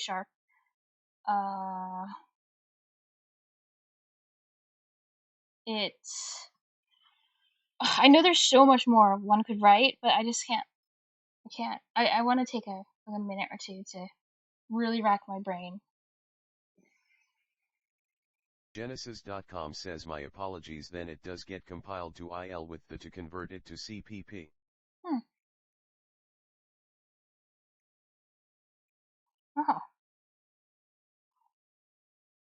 So wait, does C# always get compiled into intermediate language? Or sometimes, wait, it doesn't always though, right? It just sometimes does if you're using like Microsoft's compiler. Genesis.com says yes. Really? What about the open source compiler? What is it called? Rosalind or something? That also does it too?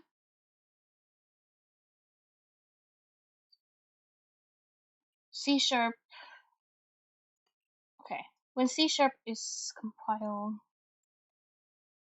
Genesis.com says in the context of Unity. In the context of Unity, it turns into intermediate language too?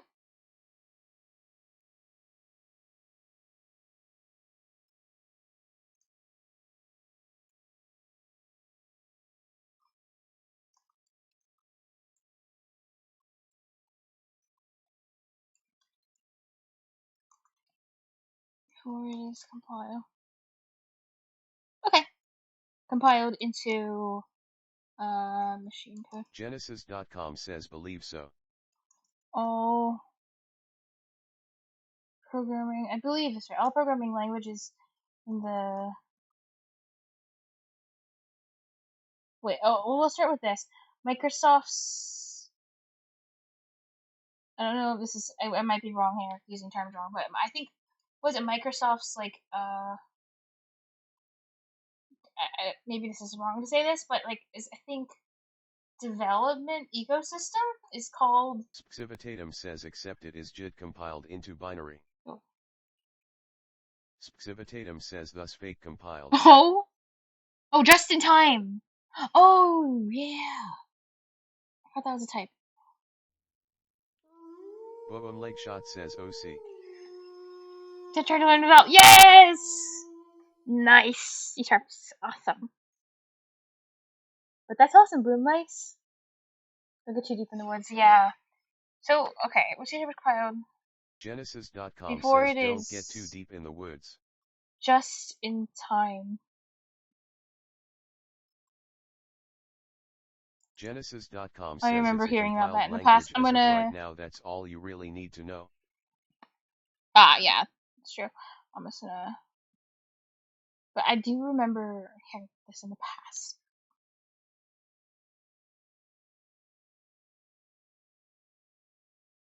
I wonder what.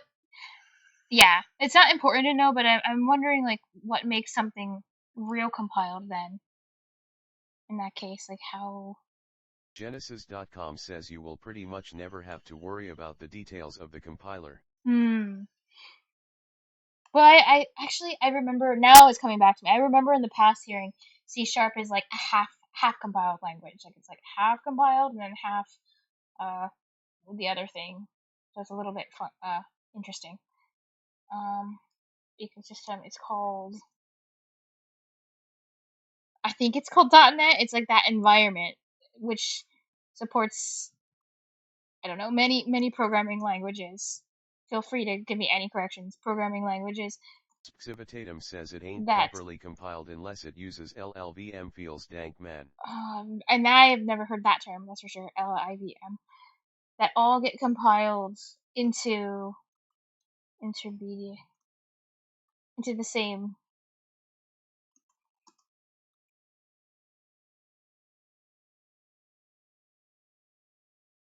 Okay. I think that's everything that I think I know. That.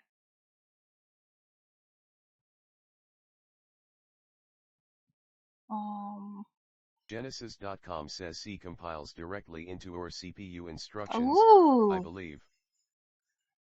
That's cool.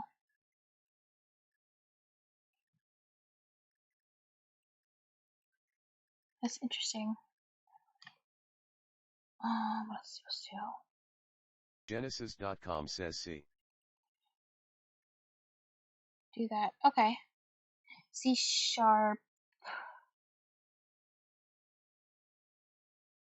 Oh yeah, C Sharp. Here, I can add to this. I think C Sharp supports many. I think I'm using this term right. Programming paradigm. Jeez. Okay, I don't know how to spell paradigm. Okay. Genesis.com says you're saying it Spelling. right. Paradigm. I'm gonna do it like this so I can get it autocorrect. What?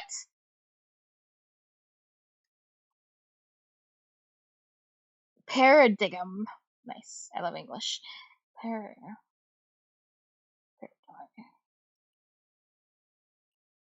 Such as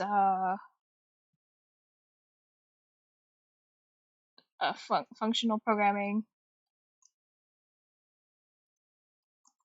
and imperial. I don't know, what is it called. I think it's imperative. I don't know.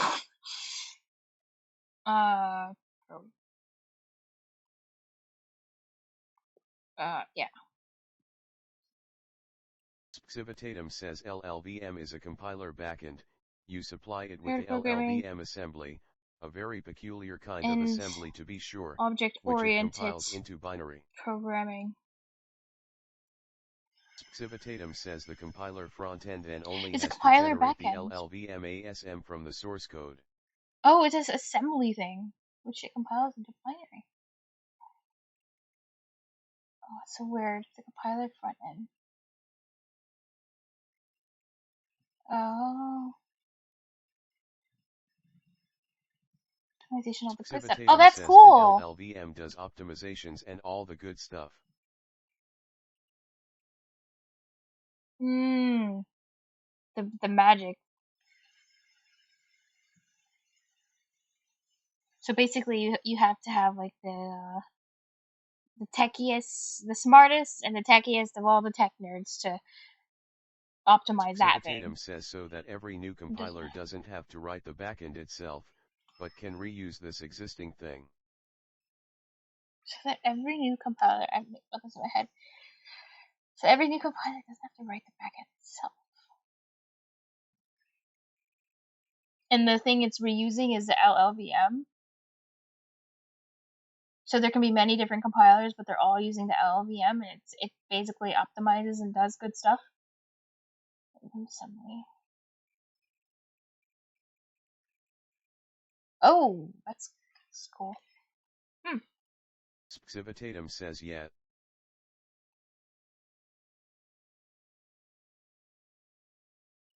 There's a bunch of different compilers. Genesis.com says there's a bunch of C different Sharp compilers. is most famous, however, as use most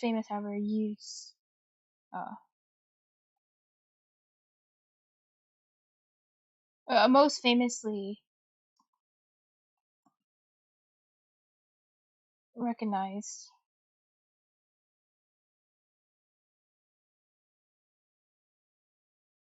by many, I don't know, as in object-oriented programming language.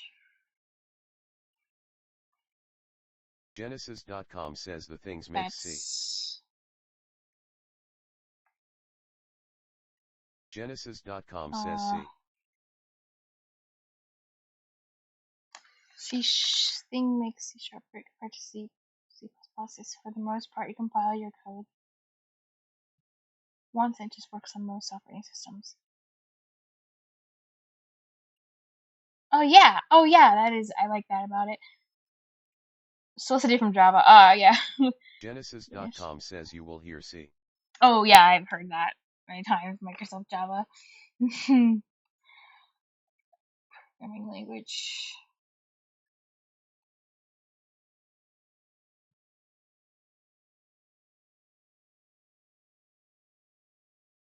What else? What else can I say about it? I think it's like one more thing.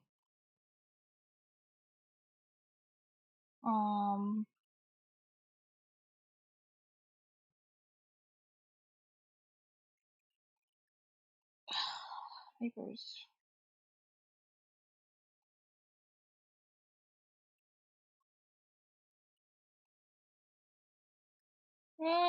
I guess that's all. So right now. Oh wait, no, wait. There was something I can't remember though. There was one thing I wanted to add, and then this will be the last thing I add here. I'm just like imagining code right now. What?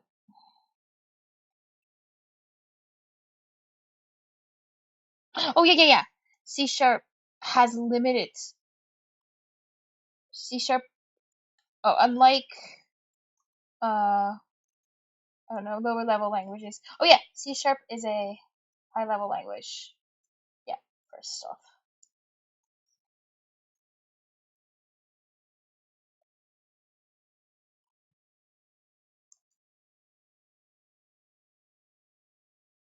Unlike lower level language, I'll say also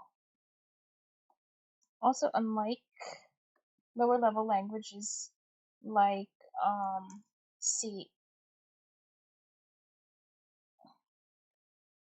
C like C, let's just see. C sharp, I think C or C++, yeah, has very limited, I don't know, tools to work with the memory, I'll say with memory. The C sharp does automatic, I think that's what it's called, garbage collection. That, okay, I literally can't say anything more. That's all I know. Is where we're going to run our code. Then we're also going to install Unity and learn the Unity basics. This is an optional step, but it's important since the interactive exercise and quizzes, those exist in a Unity project. After that, we're going to load up that project to see how the interactive exercises work. And then is a really useful lecture covering some very common errors. You should refer back to this one whenever you encounter some issues. After that one, we can finally start writing some code, beginning with the absolute basics. Wait, what does it say? Actually, what does it say? What happens from there? Some issues. After that one, we can finally start writing some code, beginning with the absolute basics, learning how the code is written, how it executes, what is a code block, and how code is case sensitive. Then we're going to learn about variables. These are containers for data. The data needs to have a specific type, so then we're going to learn about the Oh yeah, also grab this link and then throw it in here.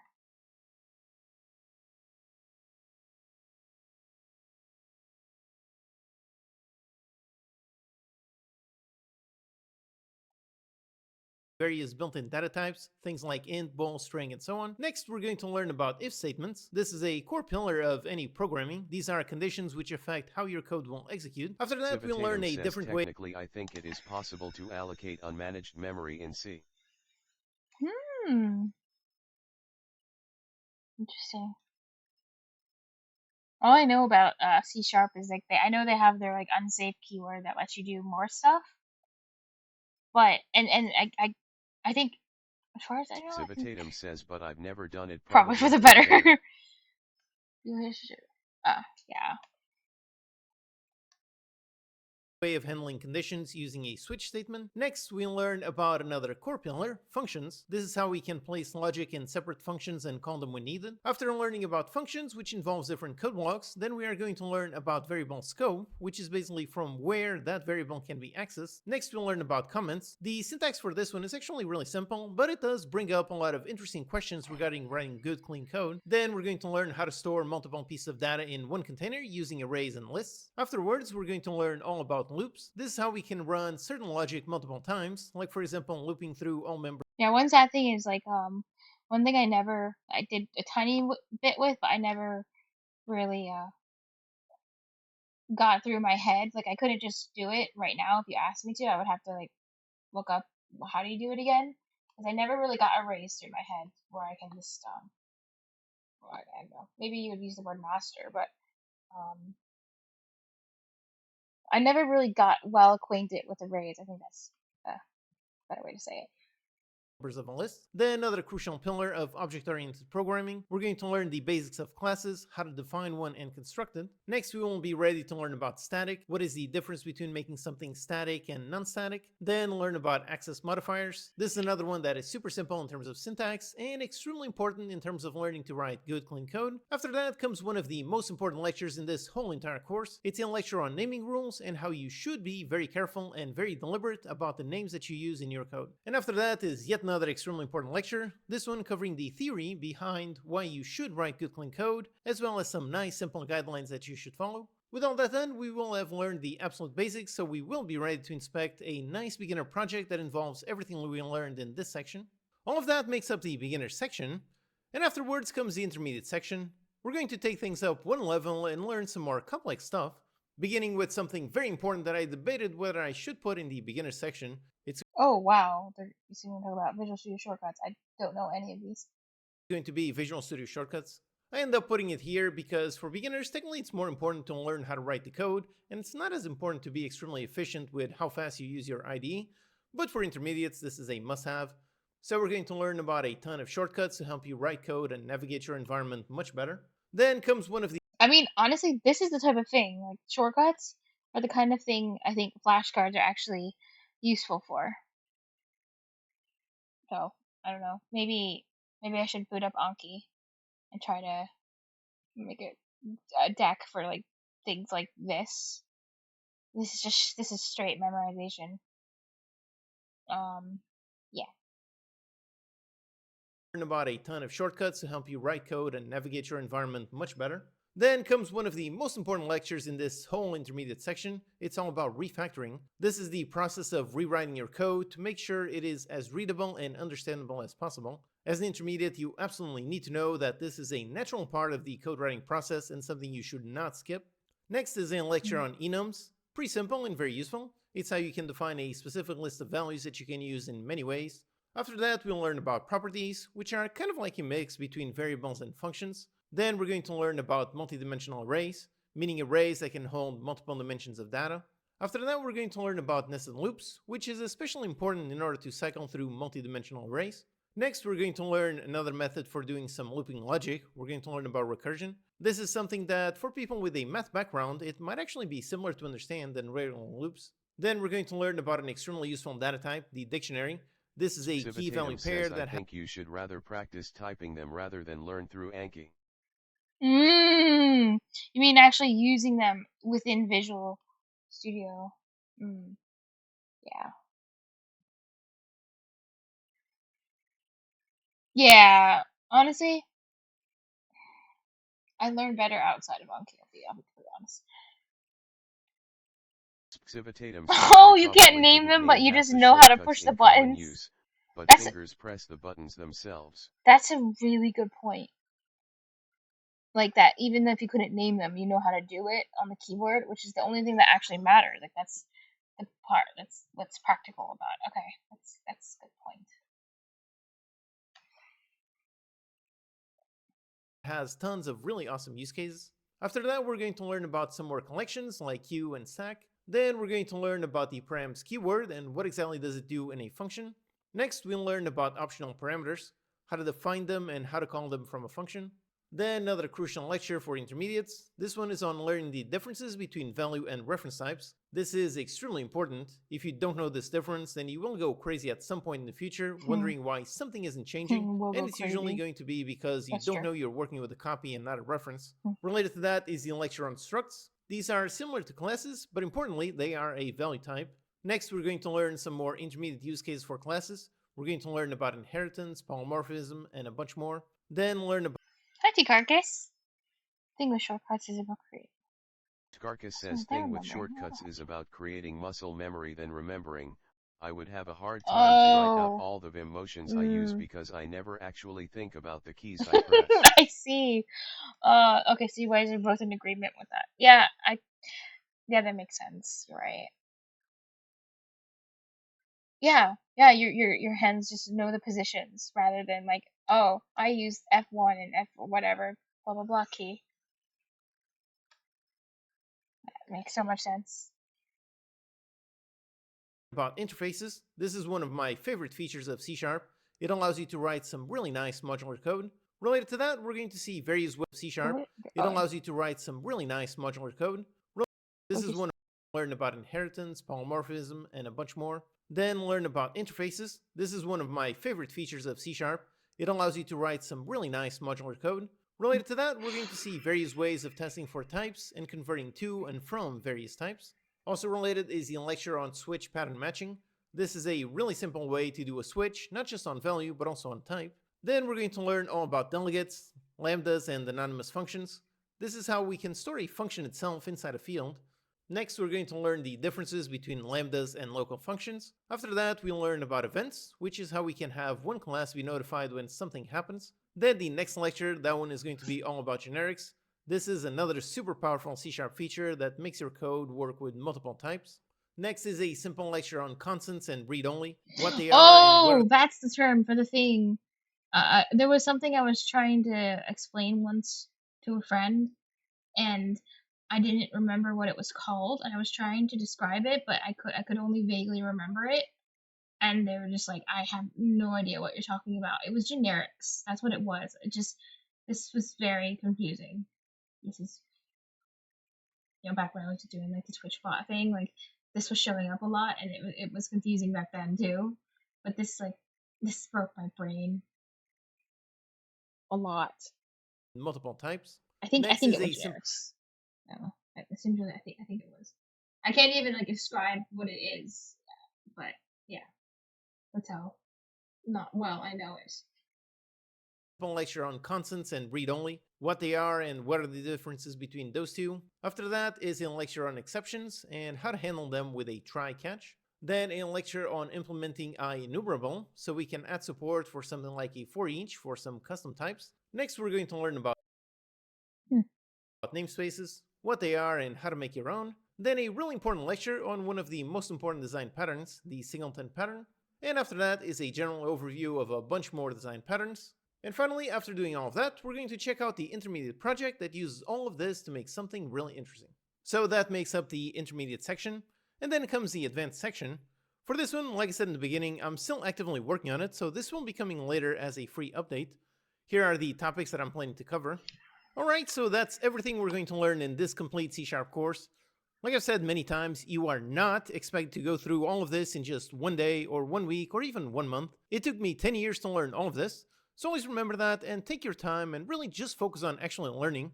This is your learning journey, so that's really all that matters. Take it slow, really pay attention, do all the content in the companion project, and I guarantee that if you do that, then by the end you will have gained a massive amount of knowledge. Hello and welcome, I'm your Code Monkey. In this lecture, we're going to learn what exactly is C#. The answer was, it wasn't this. The answer was, it's a very versatile language that can be used for pretty much anything. That was basically the first thing that popped into my head. Useful for many. Nice.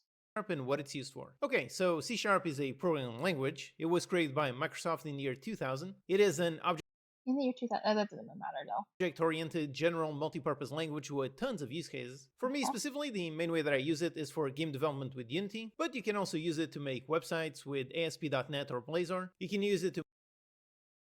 Maybe we'll make a note of that really quick. When I said websites, where did I do that? Web development.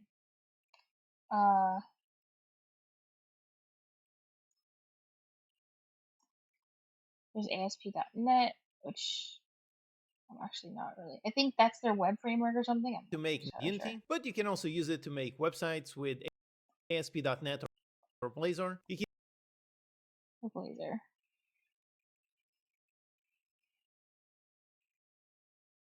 Can't make.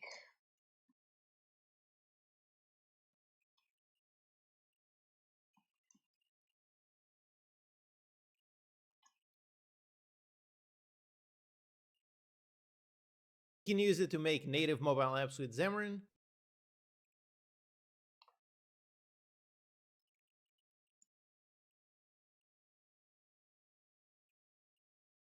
I mean, if I were to Google ASP .NET, it would show up.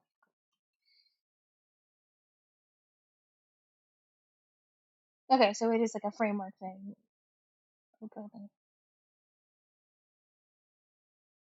Okay. But they're just like two different Civitatum ones. says Xamarin is utterly abhorrent. Abhorrent. Okay. Should I add that to my notes? Xamarin is utterly abhorrent.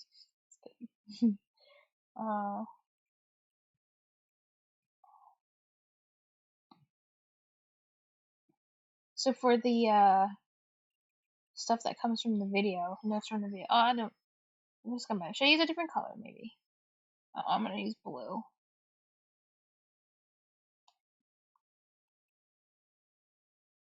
I'm gonna use blue for that.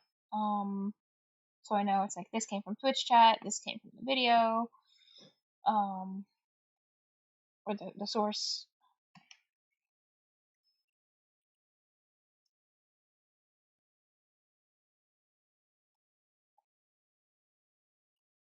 Mobile apps with Xamarin.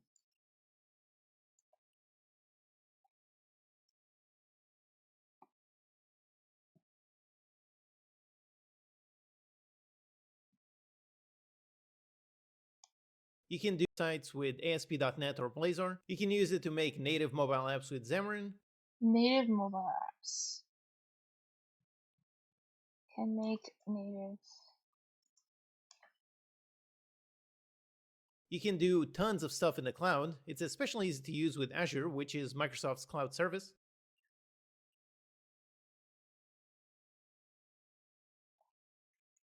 Okay, you can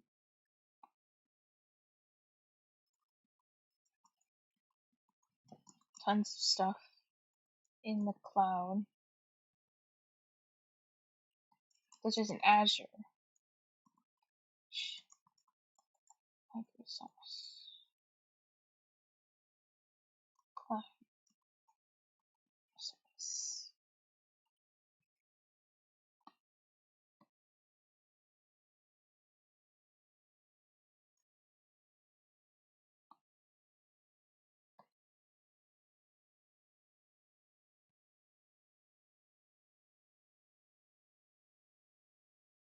Okay, so at the very top, make a key.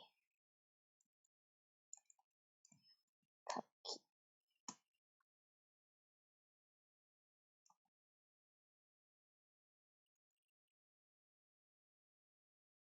So, chat.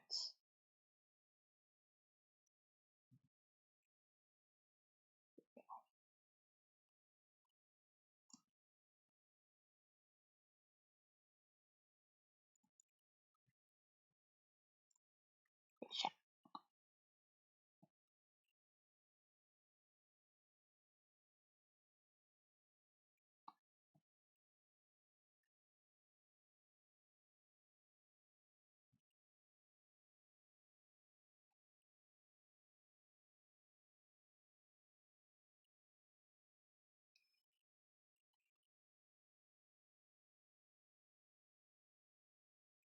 You can develop on Internet of Things devices, or you can use it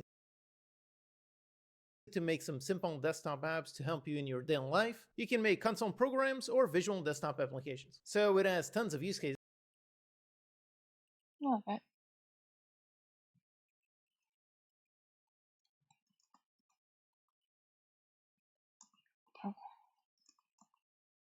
Or what the terminology? It is multi-platform, meaning you write C# and you can desktop make some simple desktop apps to help you in your daily life. You can make of things devices, or you can use it with Azure, which is Microsoft's cloud service. You can develop on Internet of Things devices, or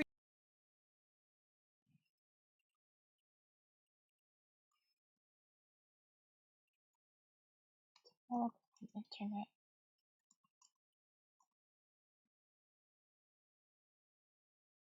you can use it to make Azure, which is Microsoft's apps to help you in your. You can develop on.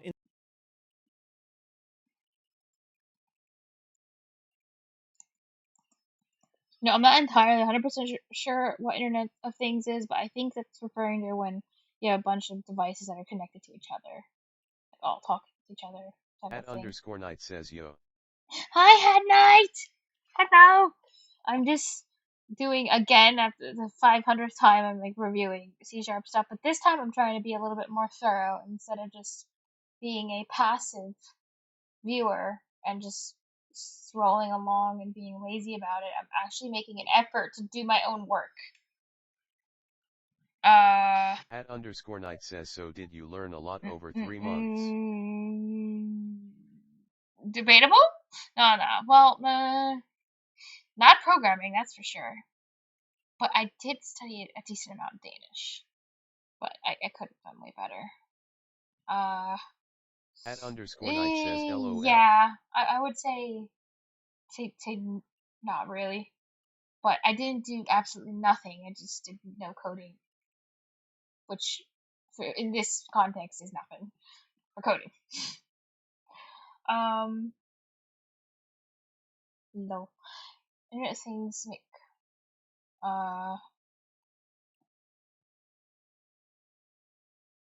make console programs, or what was the terminology he used?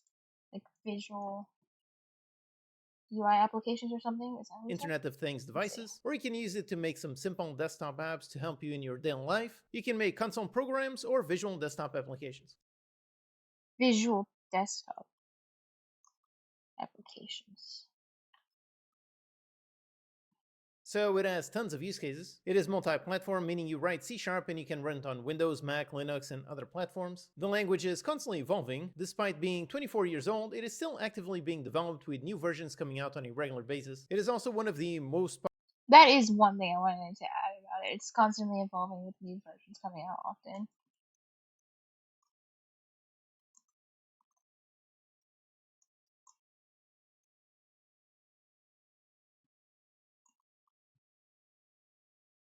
I did think about adding that when I was writing this, to be honest.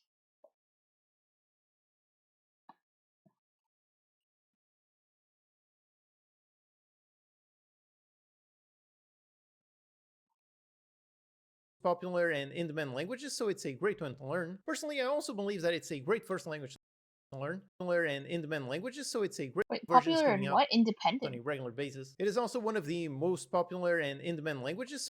In demand, okay. Oh, thank you, Head Knight. Well, I'm back and better than ever. Glad you're back. And I can at least say all the life stuff went good. I can at least say for the next few months I should have plenty of time to stream again. So that's good. And I want to make a much better effort at studying. I realize, looking back on my previous streams and looking back on how I was studying, I mean, at least I was doing something better than nothing. But I was being very inefficient, and I feel like so often when viewers would point out, like, that's not particularly efficient, or you need to spend more time actually typing and writing out things, I was like, nah, I'm good. And then none of these things are like sticking well in my head because I don't really understand what it is that I'm doing because I'm not doing enough of it. Night says, yeah, LOL. Yeah, especially something like, and programming is something like, it's just very much like you have to do it, not read about it type. Like some things, like for example, history is very much like, if you learn it, you don't have to do history, you just have to memorize it. Night says it takes a change of pace in life sometimes to actually see things clearly. Yes, I will say over the last few months I've done a lot of reflection, and I wanted to come back stronger and more efficient, and actually step out of my comfort zone more. So yeah, and I'm going to make an effort. I might not be perfect with it, but I'm going to make a more sincere effort. I'm gonna try. And that means making things, and also it means getting frustrated trying to solve problems that are hard. @_night says, I honestly thought you like join the military. Yeah, that's fair. That's understandable. and then I died on the battlefield. Probably because I did something dumb. But I made a deal with the devil, and here I'm back. I'm back. @_night says, LMAO. Yeah, the deal I made with the devil was I have 1 year to be like the best programmer ever, or my soul will be eternally damned. Yeah, which I thought was a good deal to take, because yeah, sure, that sounds easy. What am I doing? Oh yeah. So it's a great one to learn.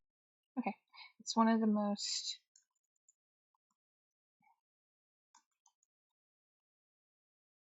It's one. Oh my god, I can't type it apostrophe. Oh, it's one of the. I can't type it all. Of the most popular and in-demand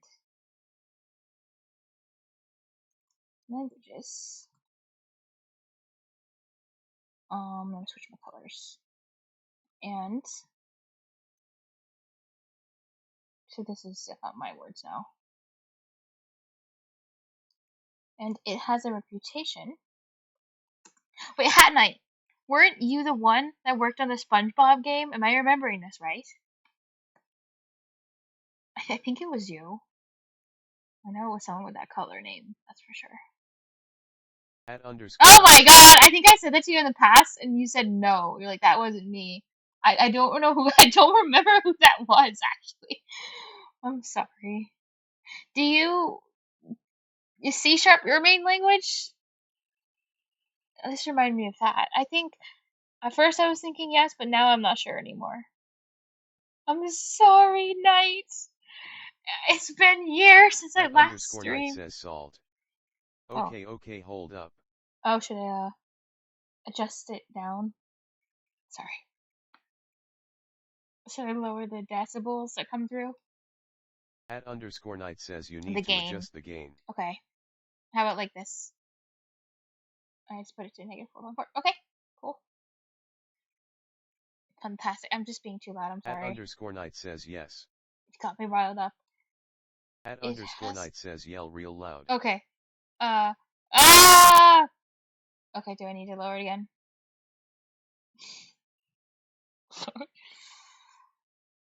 @_Knight says nope. Oh, cool.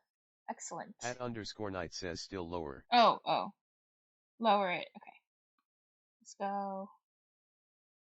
-7 decibels? @_Knight says LOL. Okay, like this. Screaming! Is that better?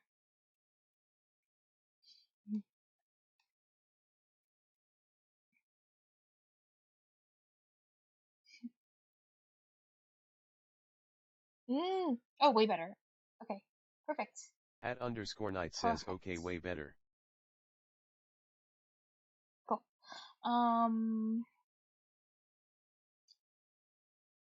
What's it doing? Oh yeah, it has a reputation as a very beginner friendly. @_Knight says this my main viewer job. Hey, main viewer job. You mean just? Are you saying you do a lot of Twitch viewing?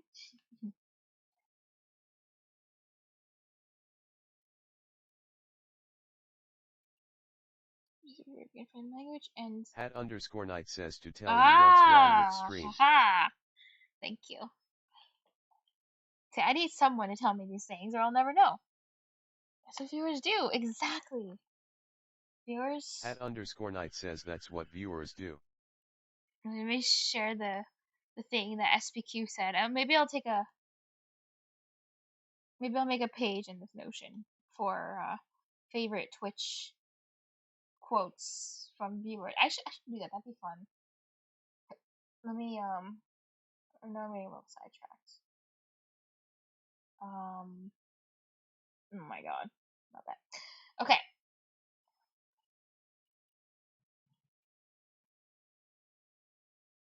So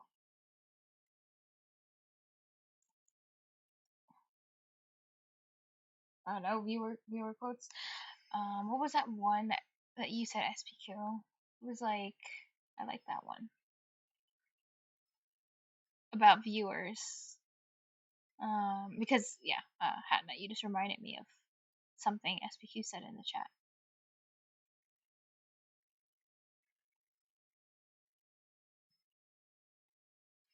Civitatum says the only thing wrong with this stream is it is yet to feature the language feels dank man. That's a feature. The language. I'm so sorry. I speak you. One day, if I make enough progress with this, like eventually I'll run out of stuff to do and be like, well, I need to master another programming language. Let's make it the language. And plus the language is on my list. If I like in the order I'm interested in languages, it's C# at the top. Second place is the language. Third place is Python. I think it's that order.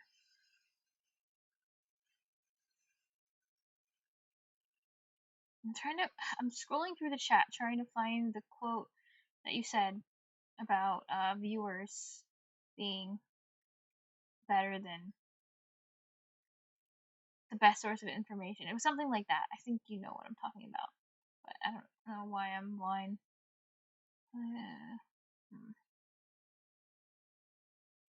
But all I can find is the stuff about the compiler. Wait, was it Genesis that said it? Maybe you didn't say it. Maybe it was Genesis that made that comment. And that's why I can't find it. Am I this bad at scanning through text?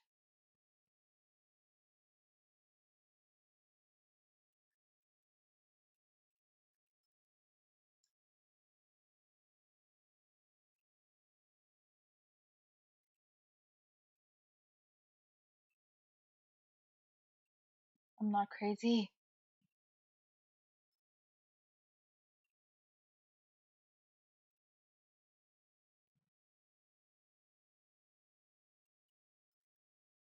Maybe Hat Knight said it? Oh no way. It was a while back. It couldn't have been Hat Knight. I just checked Hat Knight's messages anyway. What? Wait, no, I found it. It was you. Chat is the best mentor indeed. I love that quote. That's awesome.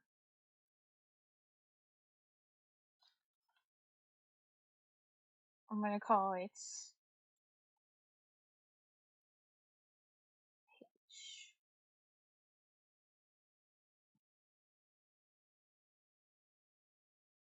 I don't know how to do this.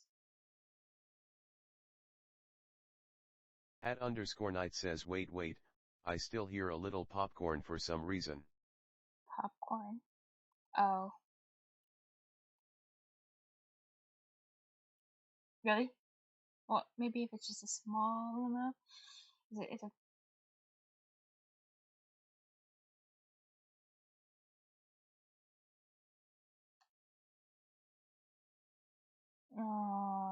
page. Oh, there it is. No. What's okay, well, viewer quote. I'll just convert it into a page then. Let's. @_night says it's a small amount here and there. Okay. It could be related to the sound of the computer. Like the computer's loud, like has a loud fan mixing with my voice, sometimes doing that. I don't know for sure. But I'm not using noise cancellation, so if I turn that on. No, I am. Yeah, I don't know. I think I actually am using some kind of noise cancellation on OBS.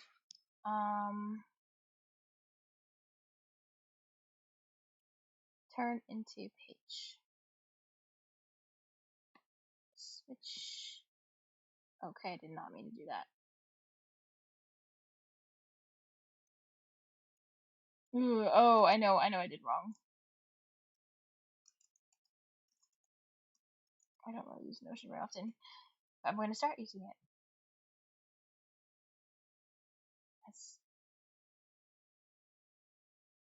I need to drag it like this.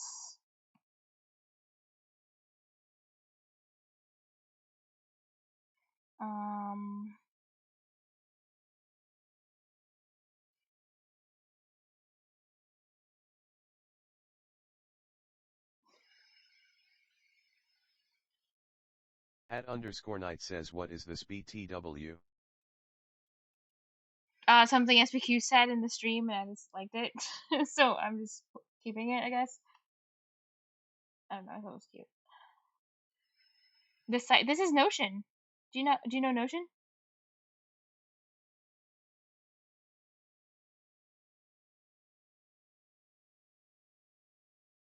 @_night says yeah. Yeah, that's all it is.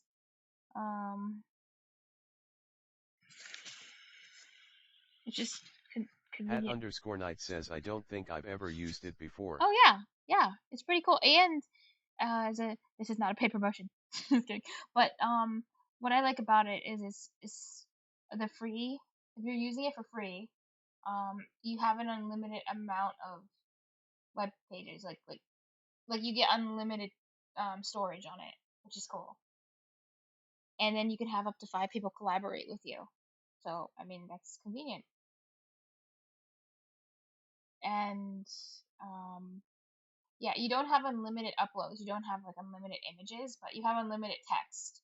And I'm taking notes, so that's really all I care about.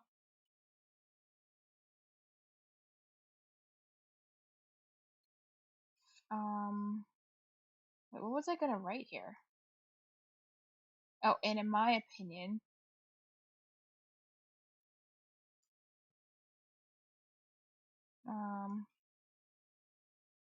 grades.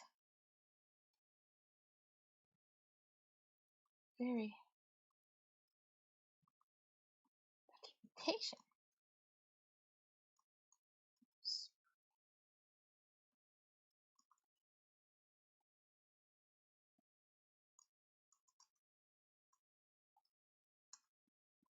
That wasn't really necessary to write, but I did it anyway.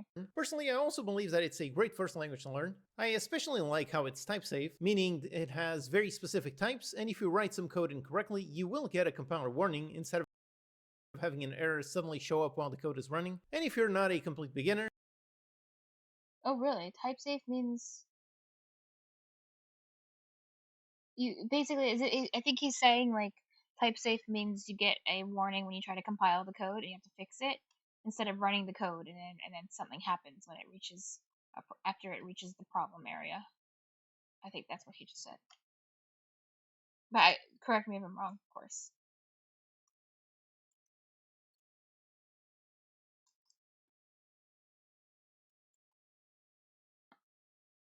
Let's make it blue.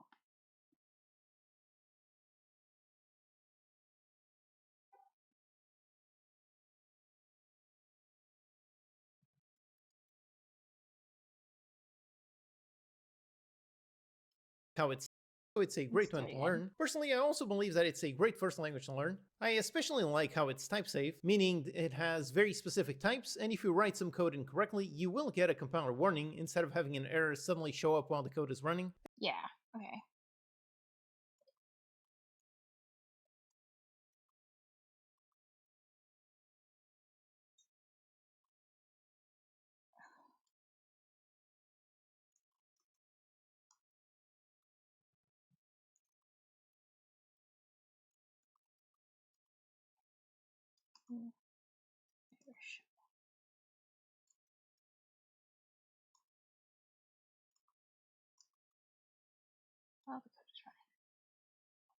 Civitatum says type safety is an advertising slogan.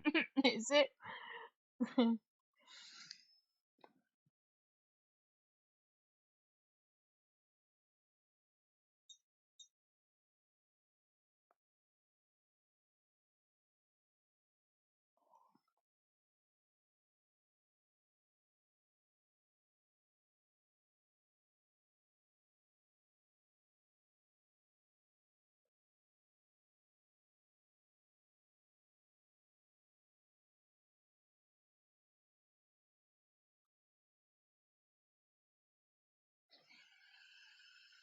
An advertising slogan. And if you're not a complete beginner, if you already know Java or C++, then chances are you won't pick up if you're not correctly, you will like how it's type safe, meaning it has very specific types, and if you write some code incorrectly, you will get a compiler warning instead of having an error suddenly show up while the code is running. And if you're not a complete Oh yeah. Beginner, if you already know Java or C++, then chances are you won't pick up pretty easily since it is relatively similar to those languages. So yeah, personally, and C# is in the family. It's still in the C family, right? Or is this the syntax similar, or is it actually in the family itself? I'm actually not 100% sure about that.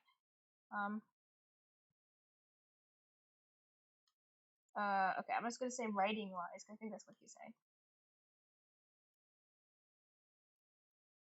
It's very similar to Java and the likes.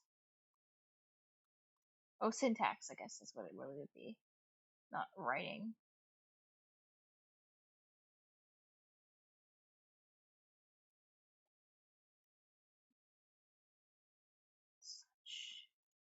And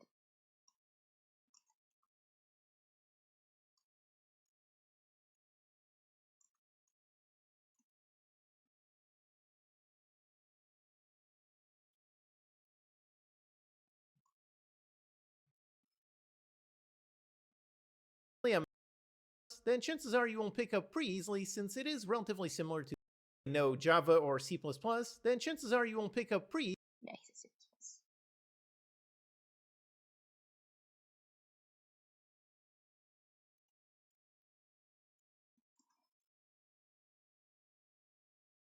easily since it is relatively similar to those languages. So yeah, personally, I'm a huge fan of C#. Okay, well, now time to answer these. Does he answer these in each section? I think so, but okay. Are we still in chapter 1? C+.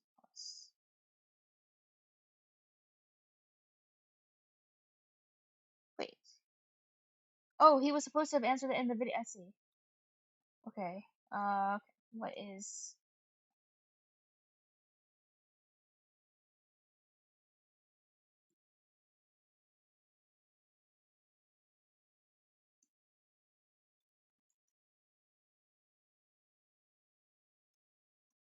He didn't really explain that though. I don't know. Just saying. I don't know. I think objects.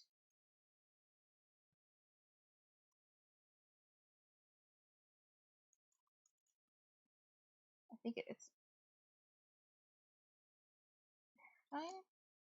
paradigm. That's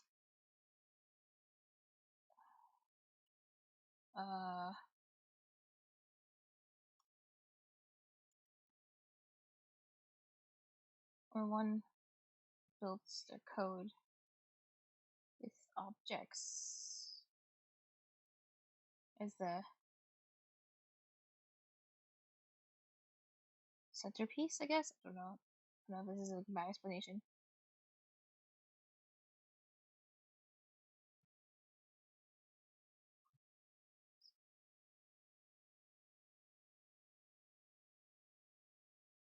So then that makes like what? Like everything is an object basically?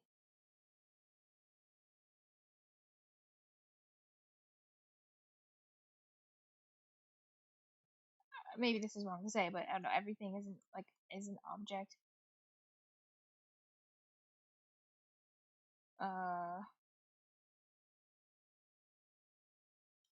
And then I don't know how else would I describe an object. It's like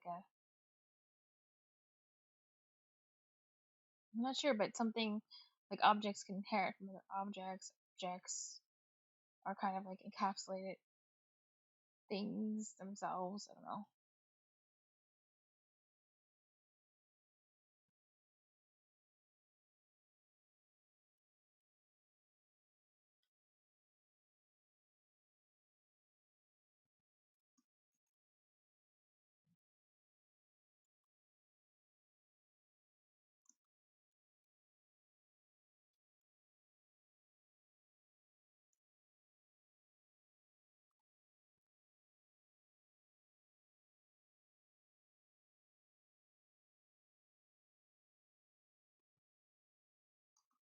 This could be wrong. So, I don't know. That's the best I can do. I've been using it pretty much every single day since I started game development with Unity over 10 years ago. I've made tons of games with it, and I've also used it to make some personal desktop apps, and I also use it when I explore the cloud. So it is a great, very valuable language to learn, and if you pay close attention to this course, then by the end you will have gained Oh, you know what? This is probably stuff that's like specifically you can get the answers to these probably as part of the actual course. a massively valuable skill. Hello and welcome, I'm your Code Monkey. In this lecture, we're going to go over how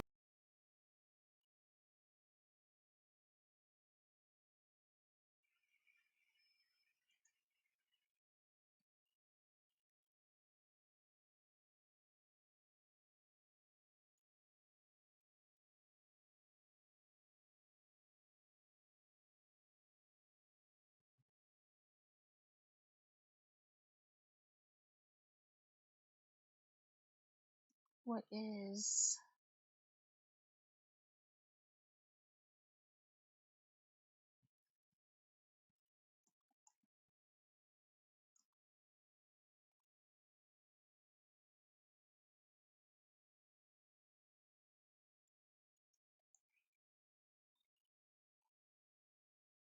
C# Java C++? Okay, well there. Syntaxes.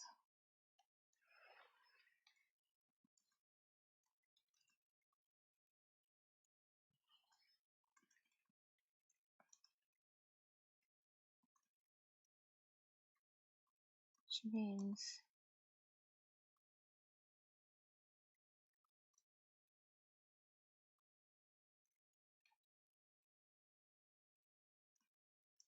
made.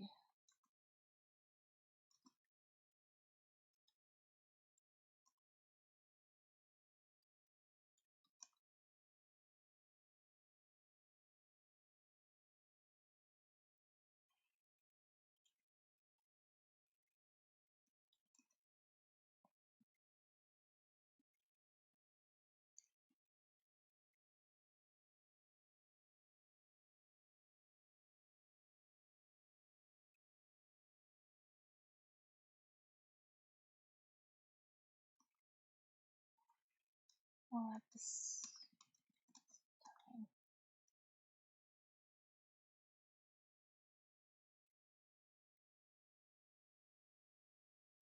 I don't know how else to describe it except not. Civitatum says one is a money-making Oh tool, wow! another is the most wonderous creation Creation of a technical mind, and the third is a mistake to be loaded. But which is which? Let's see. I think number 1 is C#. I think number 2 is the language, and number 3 is Java. I don't know. That's my guess of which one is which. And not being.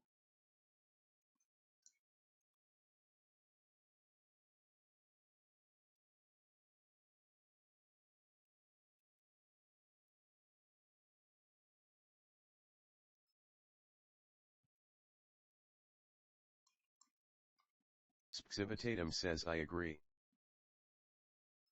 I don't know. Just really want to say. Ah, okay. Nice.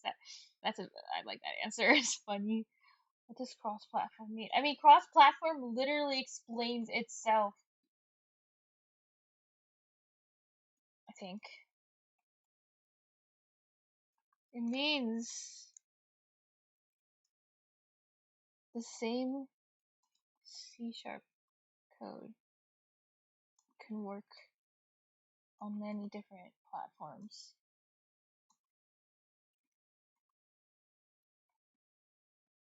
Why did it indent?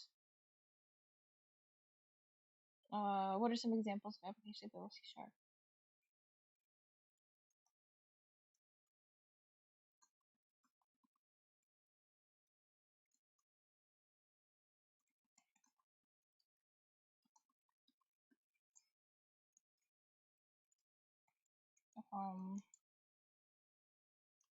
So web applications, console and desktop applications, Mobile applications.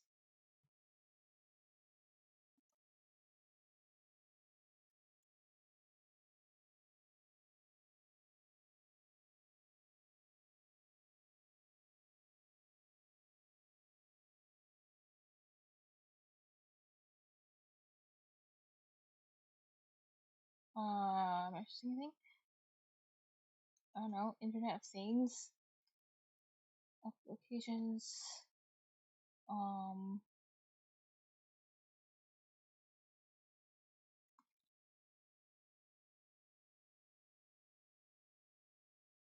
I said websites.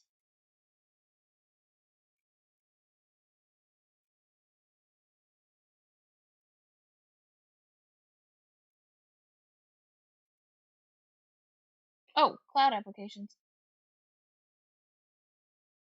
I missed that one.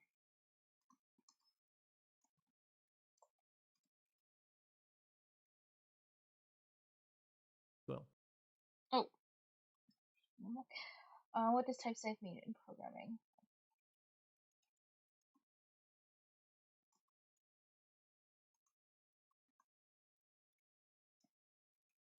It means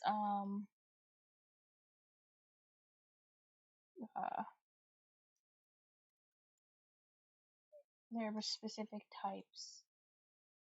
So if there is a mistake,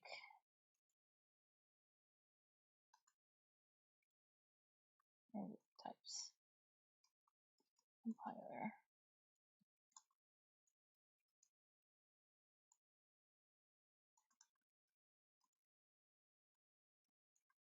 An error. Wow.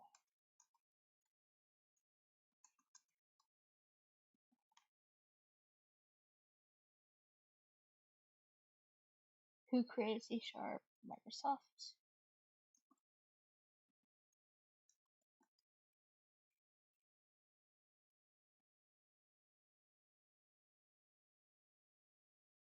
What year was C# created in? Was it like 2004? I'm gonna go with that. And then look it up. I think that's what's been.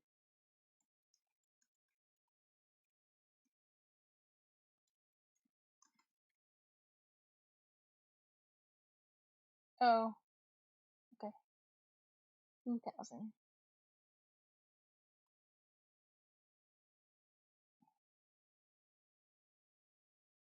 C# is a programming language. I think the answer is versatile.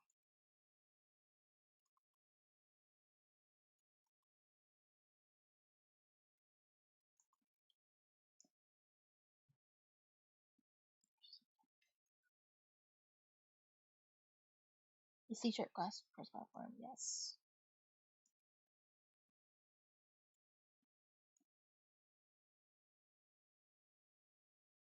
These platforms not directly associated with C# development. I don't know. It says which of these, so it's not listing them, so I don't know. Or maybe I should just come up with one that's not directly associated with C# development. But I can't think of a platform. I mean, it says directly. Is it like, because C# you can use it with like everything basically, but sometimes not directly, right? Like if you're developing mobile applications, like then, oh wait, would that be directly?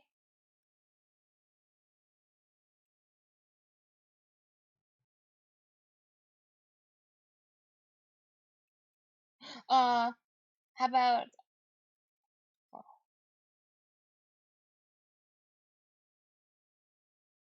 would be iOS, because that would be indirectly, because like Apple has its own stuff that is referred, so maybe that. I think that's a good answer.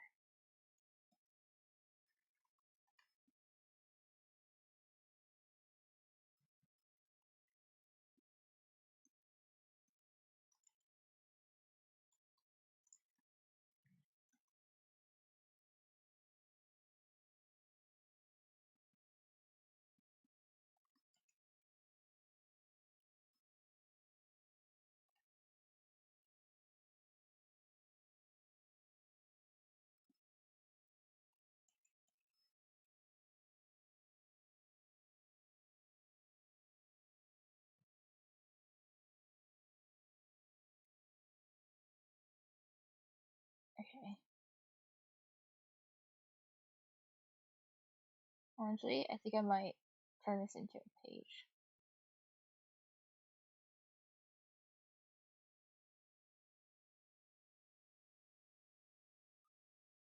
And then take this.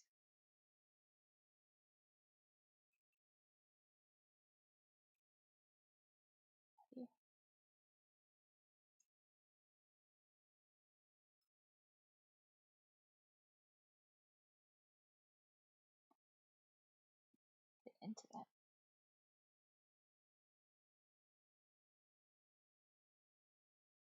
Pay close attention to this course, and by the end, you will have gained a massively valuable skill. Hello! Okay, that kind of took a long time. My brain kind of feels fried. No, not really. But it's just, that was kind of a lot of work. Maybe I'll just, oh, a while back I reset my Duolingo. I should have done that. So, that's fine. Hej. Hej. I should be able to get through the easy lessons quickly without Hej Ida. losing hearts.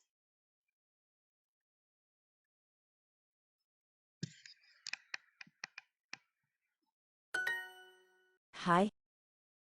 Hej. Ja. Ja. Oh, wow, okay. Hej Henrik. That was sad. Hej Henrik, hej Ida.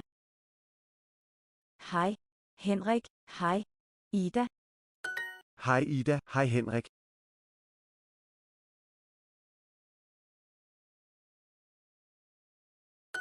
Jeg er Ida. Hej, jeg er Henrik. Hej. Jeg er Henrik. Hej Henrik, jeg er Ida.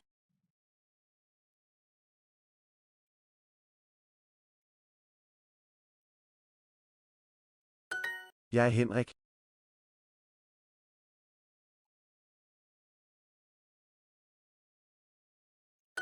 Hej, jeg er Ida.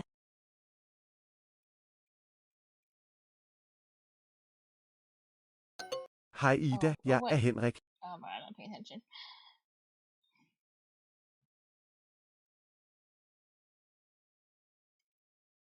I'm eating my words about it being easy and getting it through it quickly. Ja. Ja. Ja. Hej, jeg er Ida.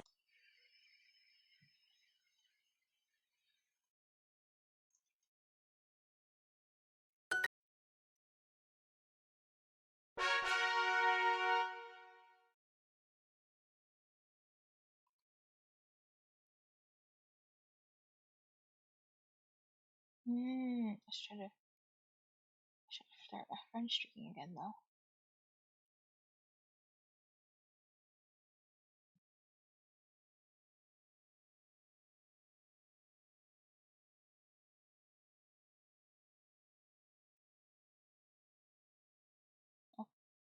Oh, maybe you can only do it on mobile.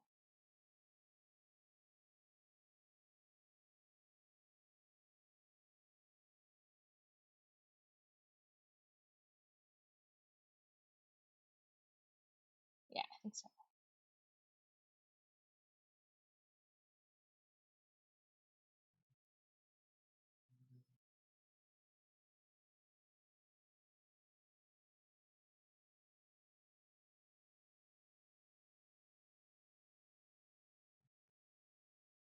And welcome, I'm your Code Monkey. In this lecture, we're going to go over how you can get help when you need to, and how to get the most out of this course.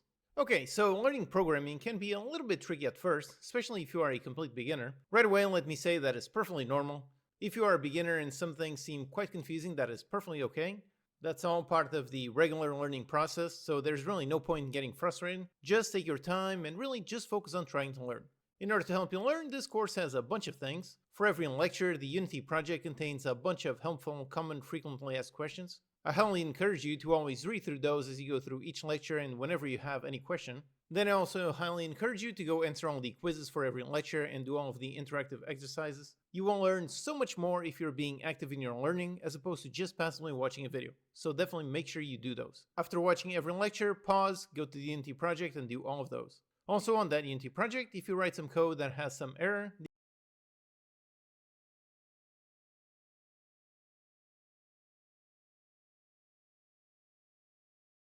the companion can provide some extra clarification on what exactly that error means. So if you're having some issues and you're writing code in the C# console, try writing that same code inside Unity to see what the companion says. Then there is a really important lecture covering a bunch of common errors. If you have errors in your code, chances are the error has an explainer in this lecture. Also, when you have some issues, the first step is to actually identify what exactly it's a lecture coming. is the issue. And for that, the best way to find it is to add tons of logs in your code at various places to see exactly what the code is doing line by line. There are many cases when beginners think the code is doing something, but in reality it's doing something completely different. Adding logs is a super easy way to help you visualize exactly what the code is doing. And of course, you can simply post questions in the comments of that lecture. One bonus of this course is the automatic bot response. You can ask something and within 2 to 3 minutes the bot will reply. I trained the bot on the contents of the course and my own knowledge, so the answer should be pretty good. The main benefit of the bot is the near instant reply, so you don't have to wait for me to reply and you can continue learning quickly. But also, after the bot replies, within the next 24 hours I will manually answer your question and confirm or provide some extra clarification on whatever the bot said. Then here's also a quick guide on how to ask a good question. For example, do not just say it's not working. Just saying this is really not helpful. Technically, not working can mean a million different things. For example, do you have a compile error? If so, what exactly does it say? Specifically, what line of code is throwing that error? Or if it's not some kind of compile error,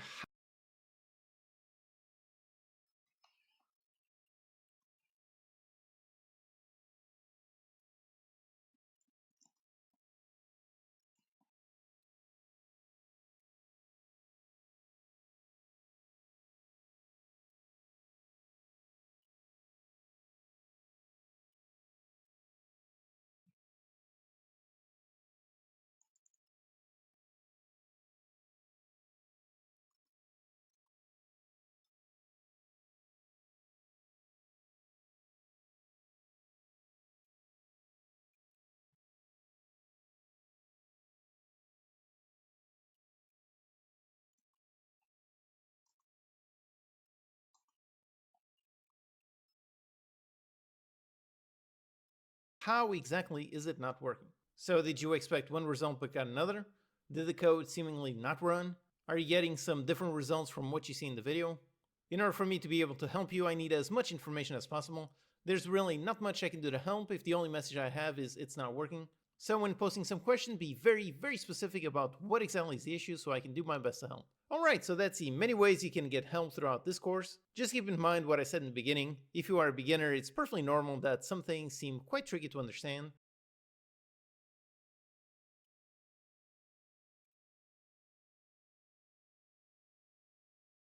That's all part of the regular learning process, so don't get stressed about it. All that matters is that you learn.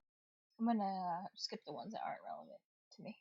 It really does not matter if it's easy or hard, if it's fast or slow. As long as you're learning, then you're doing great.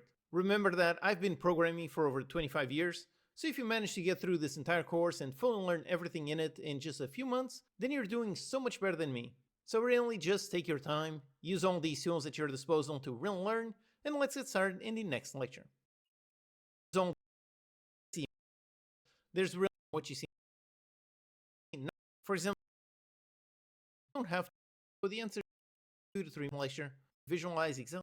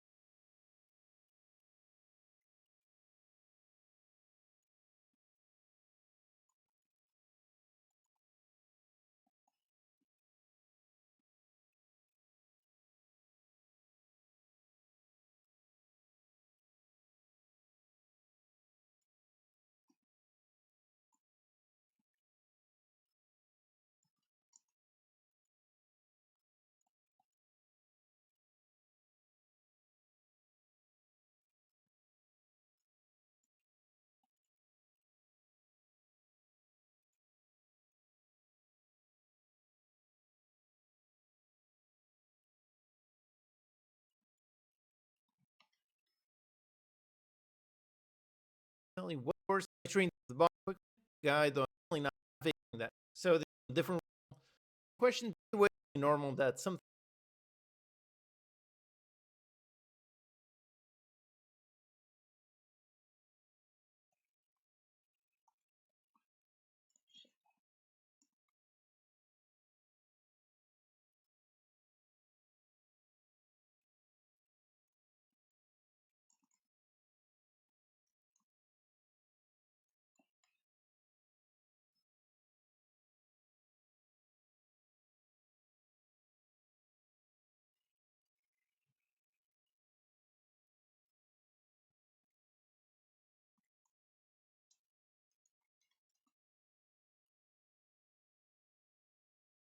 Oh.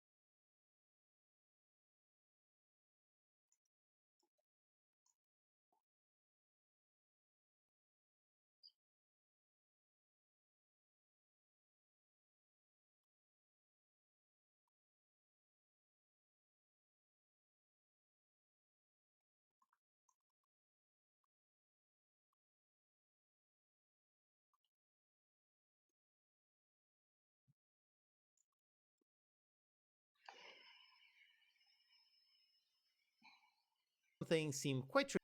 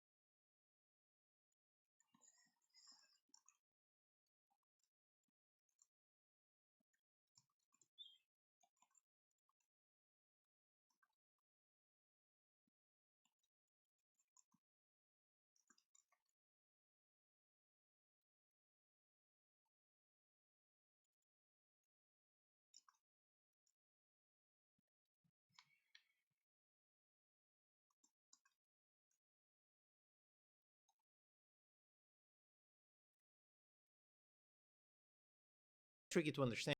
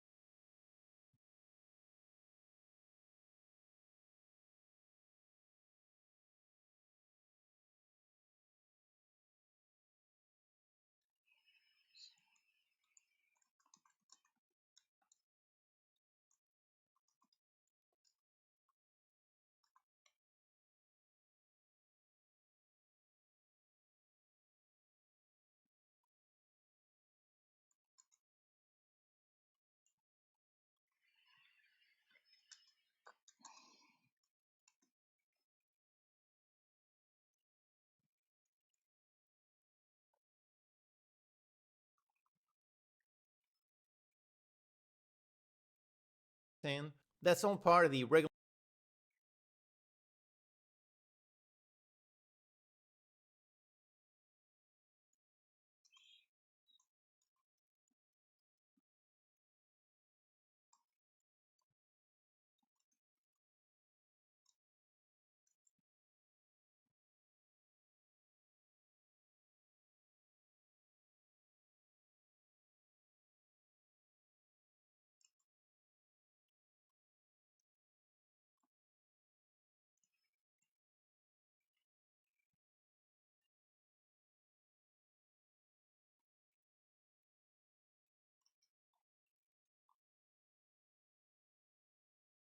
Oh my god. I just no. My video.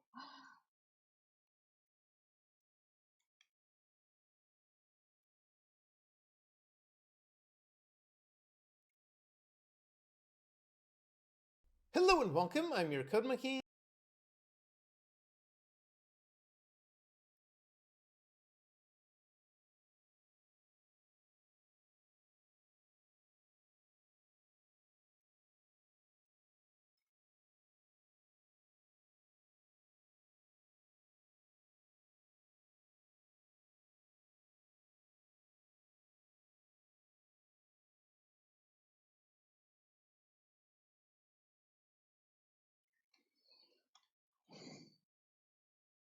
Honestly, whenever he does stuff, if he specifically does stuff like he's explaining Visual Studio or Unity, I really should open up both programs and do those parts. It's kind of annoying though, but yeah. You don't have to wait for me to reply, and you can continue learning quickly, but also first ask a good question. Many ways you can get that some things seem quite tricky. Just keep in mind what I said in the beginning. If you are behind, so that's the question, be very, very specific about what exactly is the issue so I can do my best to help. Alright, so that's the many ways you can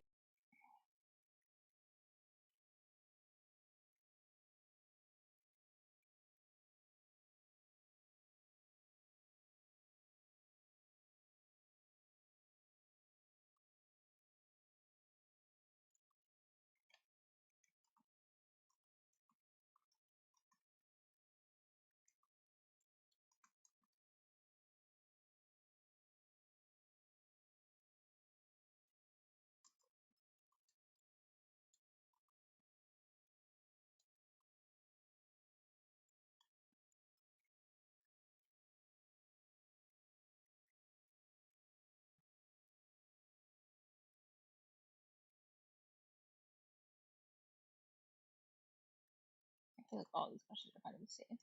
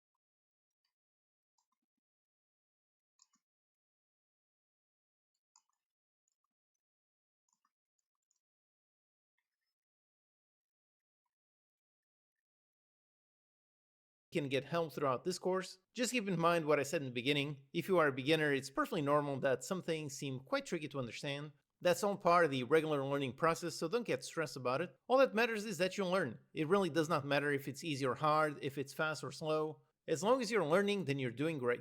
Remember that I've been programming for over 25 years, so if you manage to get through this entire course and fully learn everything in it in just a few months, then you're doing so much better than me.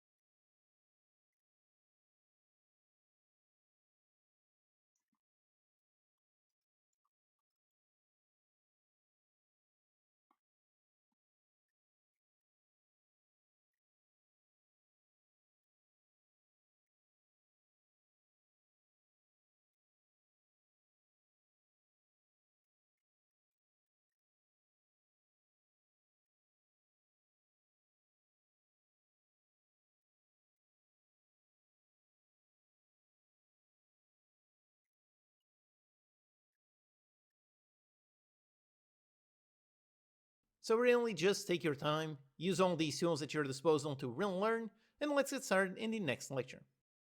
Hello and welcome, I'm your Code Monkey. In this lecture we're going to install and set up I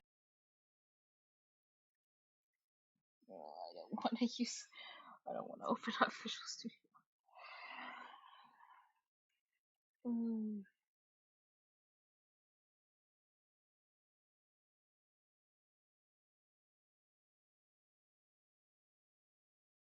Wait, let me even see if I have it. No. I do. Oh, I know. Visual Studio. I have it. Yeah. Let's go to install.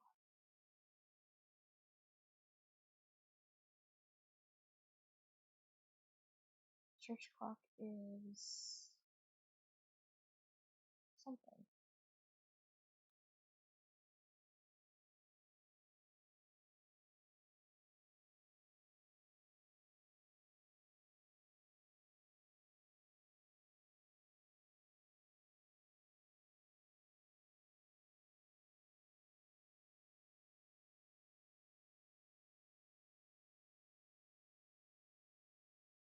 Discretion of life attitude.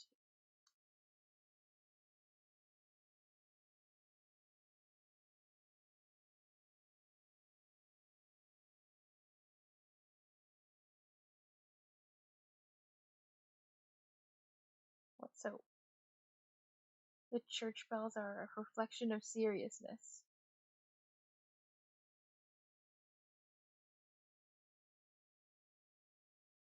Kirkeklokker er alvor. Klokke alvor. Kirkeklokker er alvor. Alvor. It has not been a simple process to get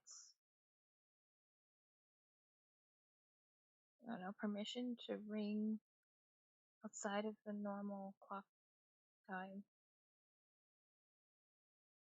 that typically is understood as the morning, and after an afternoon ringing together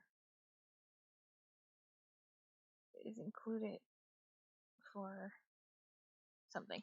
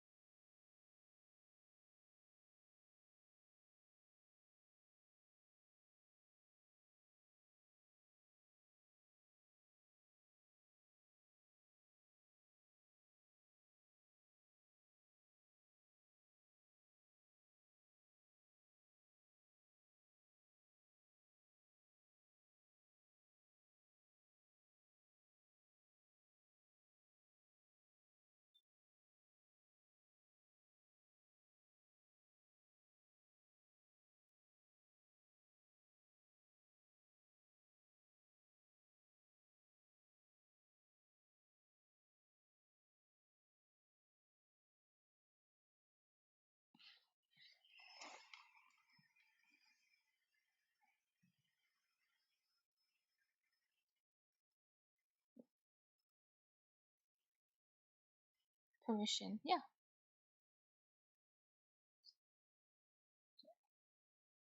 So,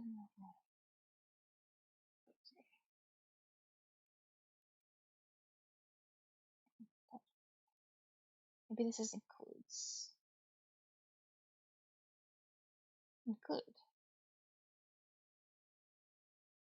the morning and the afternoon ringing. Together they're called, I think that's maybe what the combined, the two of them are called. Okay. A congregation's gathering, church service. Okay, church service.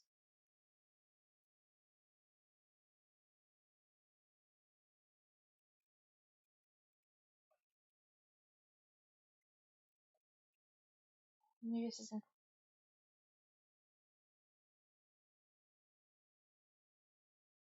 summons. Oh,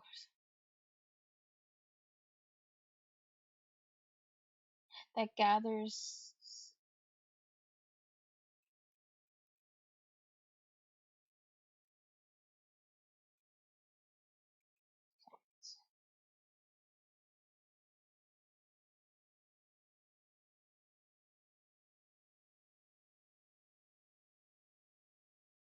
What?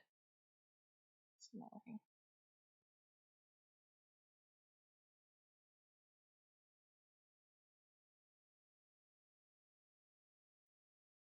And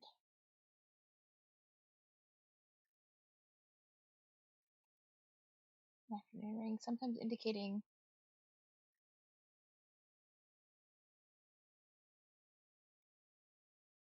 okay. Morning and afternoon ringing. And afternoon ringing summon for church service. Okay.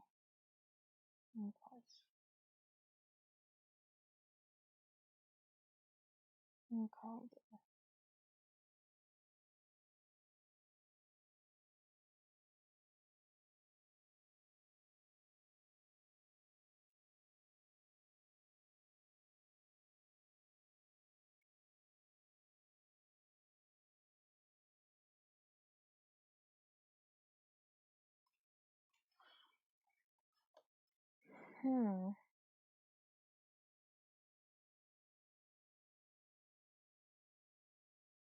Okay. I just think it's like weird that they're using a noun, not a verb. Oh, as well. Oh, these are connected together. I get it. Morning.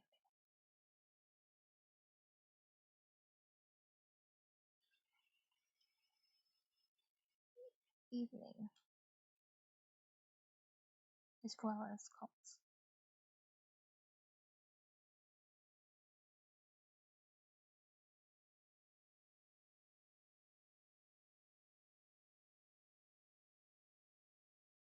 Oh yeah, I just mistranslated it.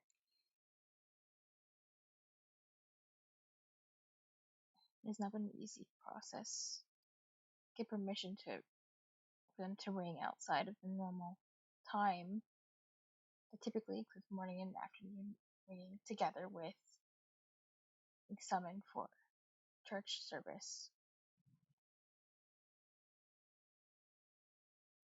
Det har ikke været en nem proces at få tilladelse til at ringe uden for den normale klokketid, som typisk omfatter morgen- og aftenringning samt indkaldelse til gudstjeneste.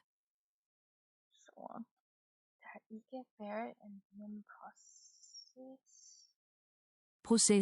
tilladelse at ringe uden for den normale klokketid, som typisk omfatter morgen- og aftenringning.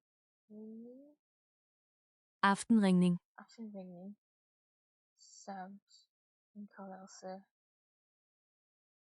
til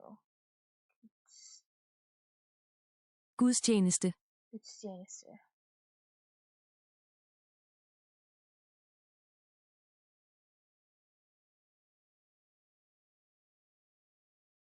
When the church clock, when the bells ring, it is a serious matter.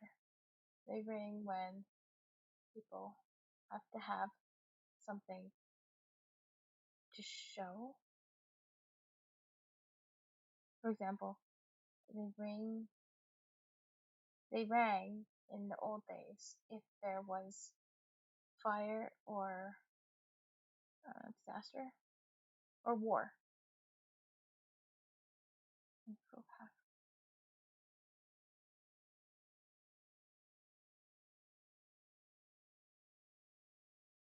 I think they ring when folks have to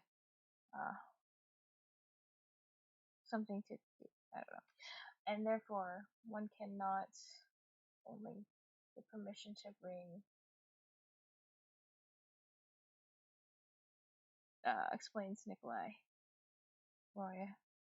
Therefore, one can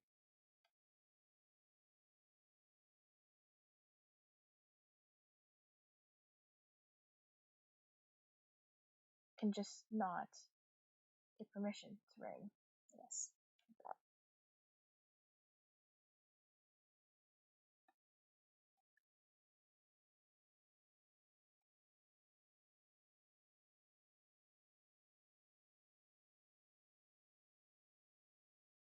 Oh no, that's what that is. It's no.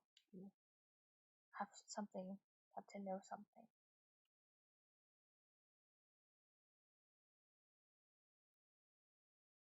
Når kirkeklokkerne ringer, er det alvor. De ringer, når folk skal have noget at vide. For eksempel ringede de i gamle dage, hvis der var brand eller krig. Og derfor kan man ikke bare få lov til at ringe, fortæller Nikolaj Røje. Når kirkeklokkerne ringer, er det alvor. Alvor. Ringingen, når folk skal have noget at vide. For eksempel ringede de i gamle dage, hvis der var brand eller krig. Og derfor kan man ikke bare få lov til at ringe, fortæller Nikolaj Røje.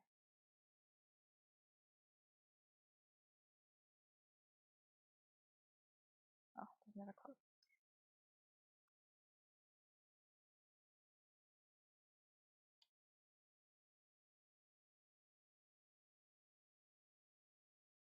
But after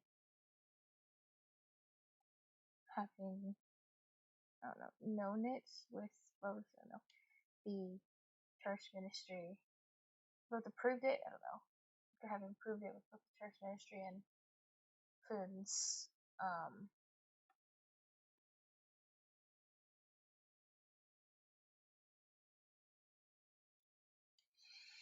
people in charge, I don't know, they became in agreement about that the Odense Cathedral could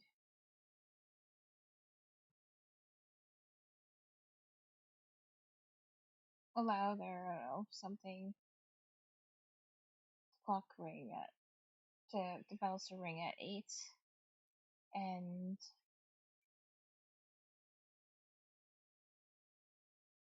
I don't know, keep ringing the bells in the entire 10 minutes to do it more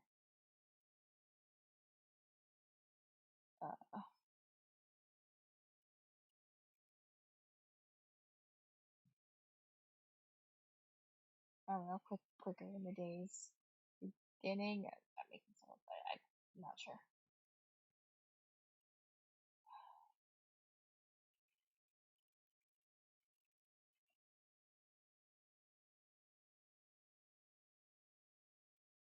And recently position, turn, change. Okay, so turn around.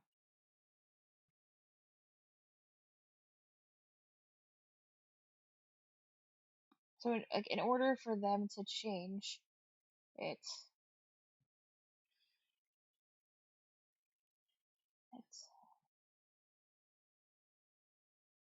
well, after they had changed both the church minister and the queen's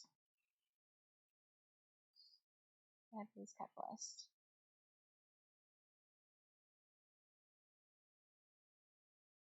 Administrative District of Denmark or Sweden.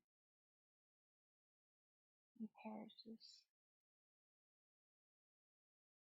Okay, church region.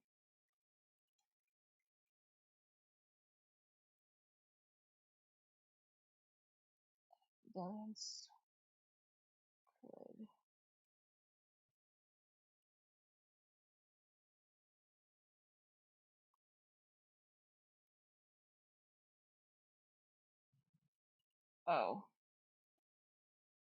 last longer. Could prolong their special.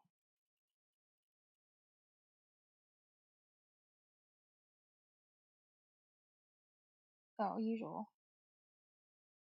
Okay, that was the opposite meaning of special. Their usual bell ringing at 8 o'clock and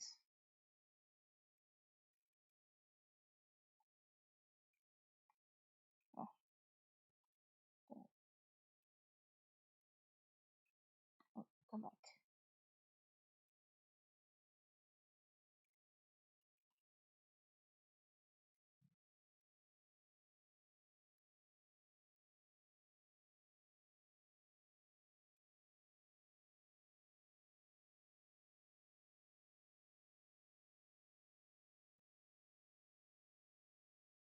Thus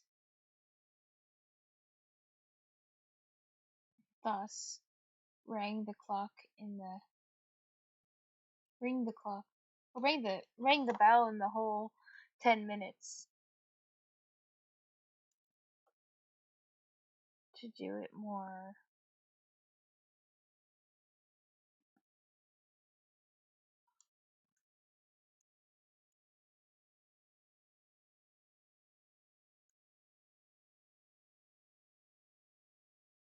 festive. Oh, that is festive. Festively in the days.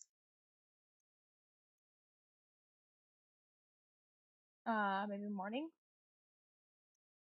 beginning.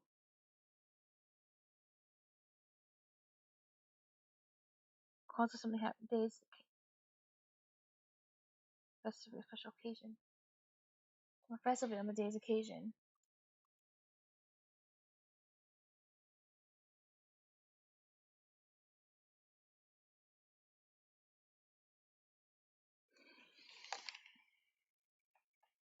I don't know what makes that more festive, but maybe it's because people are already gathering for church, so they keep the bells ringing. I guess they're keeping them ringing for longer. Because people are already out and about, so that makes it more festive. Maybe. Let's see. Ministry of Church Affairs. And seats. They agreed that Otis Cathedral could extend usual 8 o'clock bell ringing. After discussing it, that's what that is. After.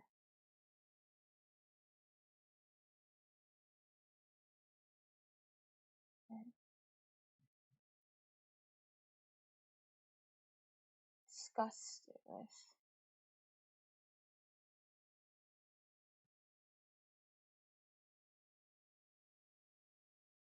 It was ringing for full 10 minutes. Okay.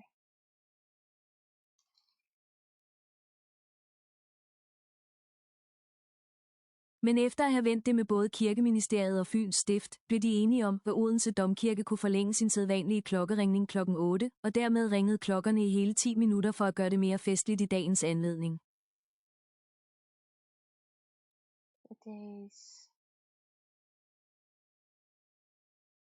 Men efter at have Hey, vendt det med både Kirkeministeriet og Fyns Stift, blev det enige. At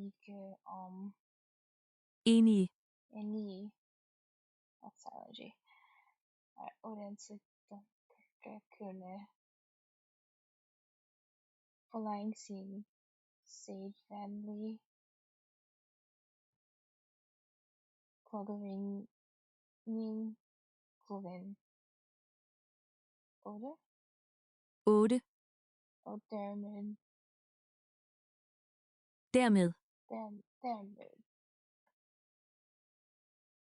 ringede klokkerne i hele 10 minutter for at gøre det mere festligt i dagens anledning. ringede klokkerne i hele 10 minutter for at gøre det mere festligt i dagens anledning.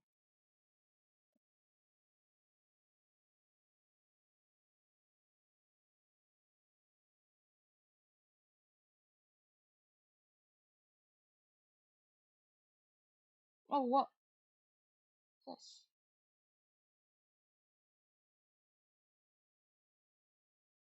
And something hard words, I guess. I keep track of that.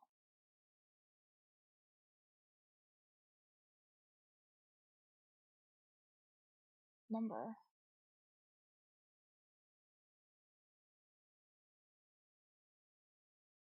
Number was in the text. Booknar is difficult, maybe? Oh.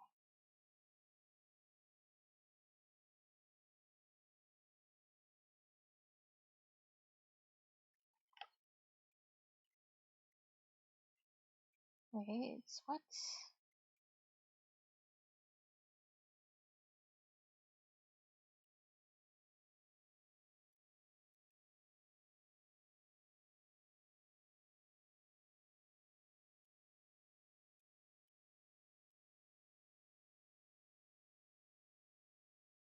Was there no dark mode?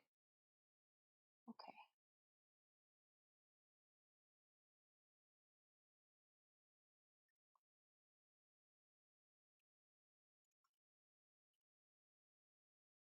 Explain.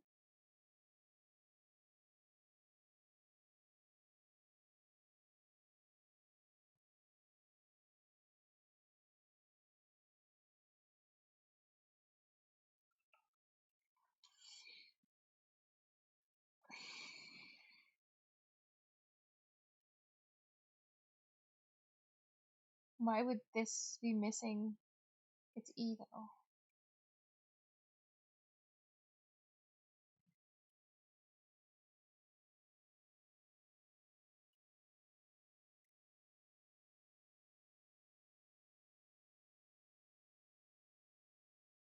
Or there is a rebound, not bad.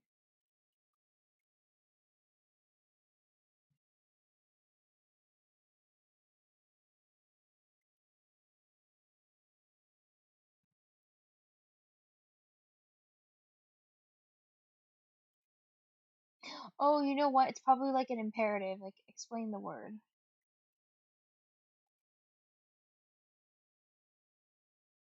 Um,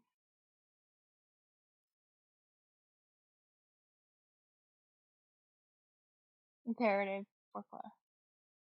Explain the word. And the words too. But then, like,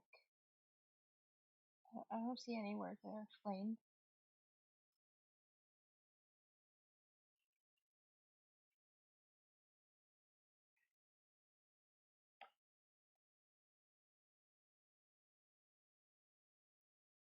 Hmm.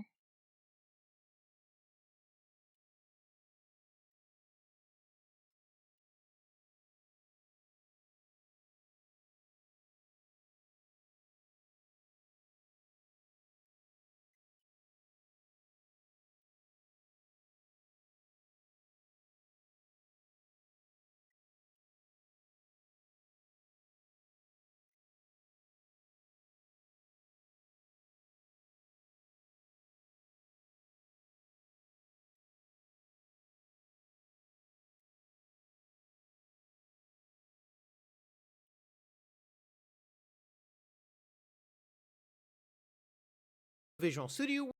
Oh wait, give me 1 second. I'll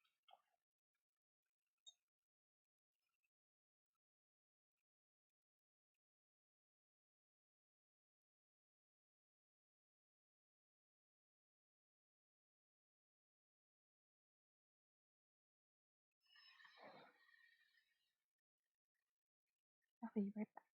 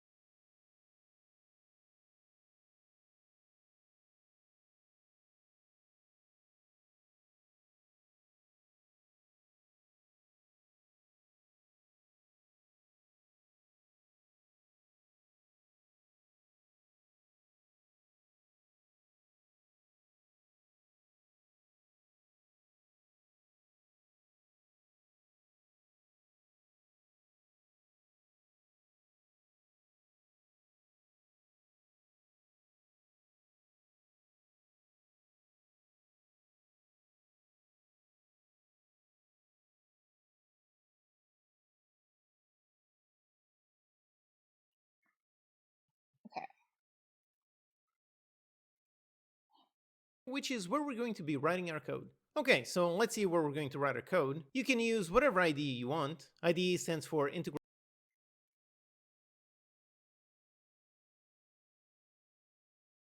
Development Environment. Some common examples for C# are Visual Studio Code, JetBrains Writer, or normal Visual Studio. You can follow this course using whatever IDE you want, but if you're a beginner then it's probably best to use the exact same as me. Here I will be using Visual Studio 22, the community version. This one is free. Also an important distinction, it is Visual Studio, not Visual Studio Code. It's a bit confusing how the names are very similar, but those are two completely different programs. Here I will be using the regular Visual Studio, so let's download it. Go to visualstudio.microsoft.com, then click on Downloads and download the free community version. Then go ahead and open up the executable file. After installing, right away it opens up the Visual Studio installer. This is the main program that manages all of your installed versions of Visual Studio. And right away we can install Visual Studio Community alongside a bunch of modules. Like I mentioned in the previous lecture, C# can be used for a lot of stuff, and in Visual Studio you can also develop on other languages, so here you can see tons and tons of modules. The ones that we're going to need in this course are the .NET Desktop Development. This will let us make console apps, which is the main template that we're going to use to learn C#, so make sure to include that one. And then since the interactive exercises, since those are built in Unity, also make sure to include game development with Unity. Okay, so these are the two main ones that we need, so let's go ahead and install. This will download all of the modules and install them. Two main those to use modules. After installing downloads and download the free community version, then go ahead and open up the executable file. After installing, right away it opens up the Visual Studio. Oh, I should probably open up the program.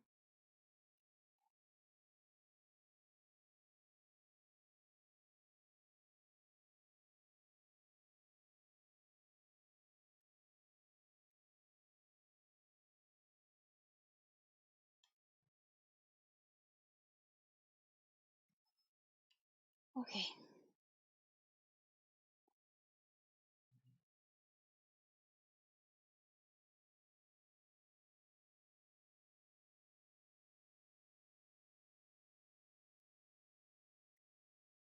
Praying for my laptop though. When I open this.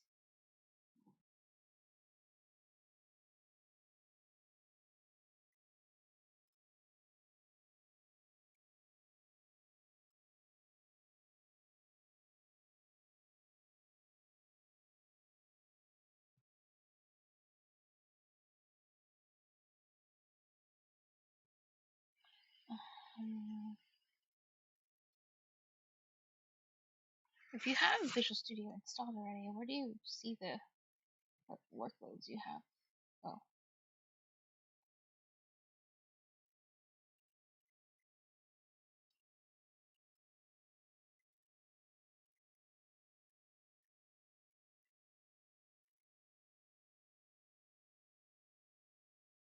Installer. This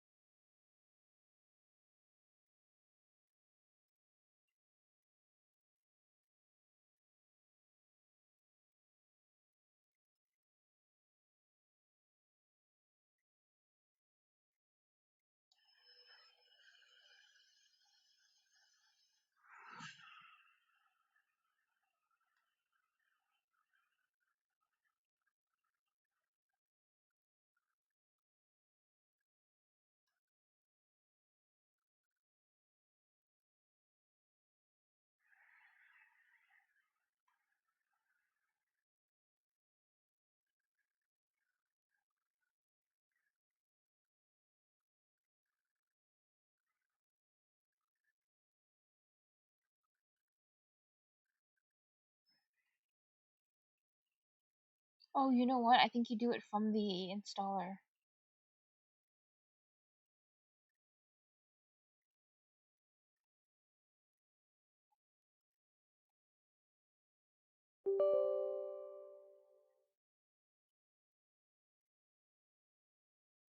I hope it doesn't ask me to restart the computer.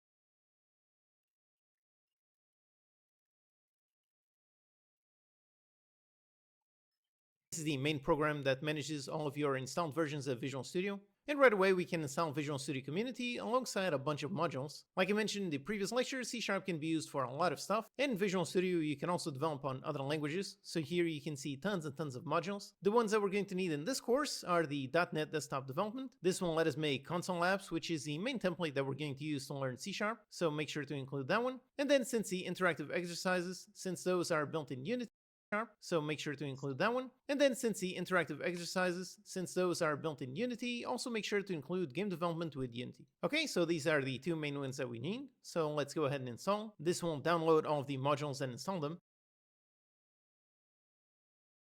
Okay, it's done and launches Visual Studio right away. Now it's asking for a sign-in. This can be useful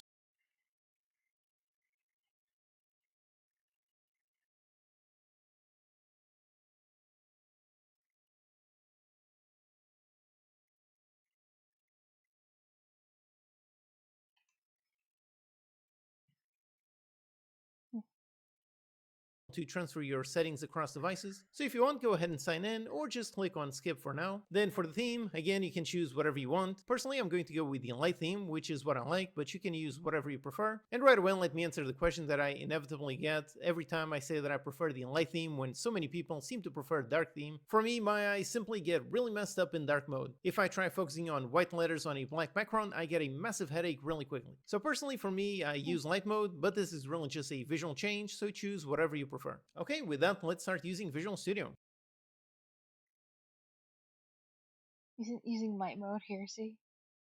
And yep, right away we can see the project list, although it's empty right now. We can open a project or create a brand new one, so let's do that. Then here we can choose the templates. Let's go ahead and make a simple console app, which is the most basic thing possible. So you can search for console up here. And now, yep, it is this one right here. The one that has the C# icon in the corner. It is not this one with VB, that's for Visual Basic. And also not this one for F#, this is for F#. And it is also not this one that says C#, but also says .NET Framework.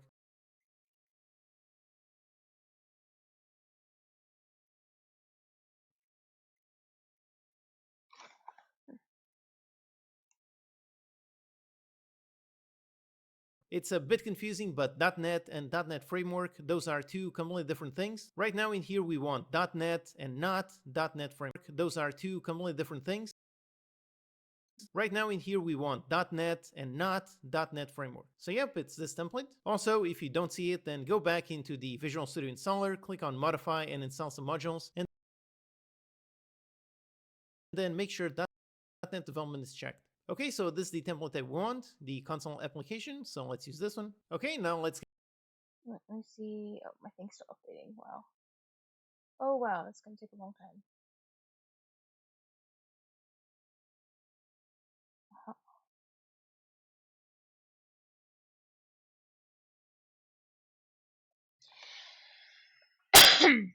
Yeah. Give it a name. You can name it whatever we want. Here I'm going to go with the basic hello world. Then go ahead, pick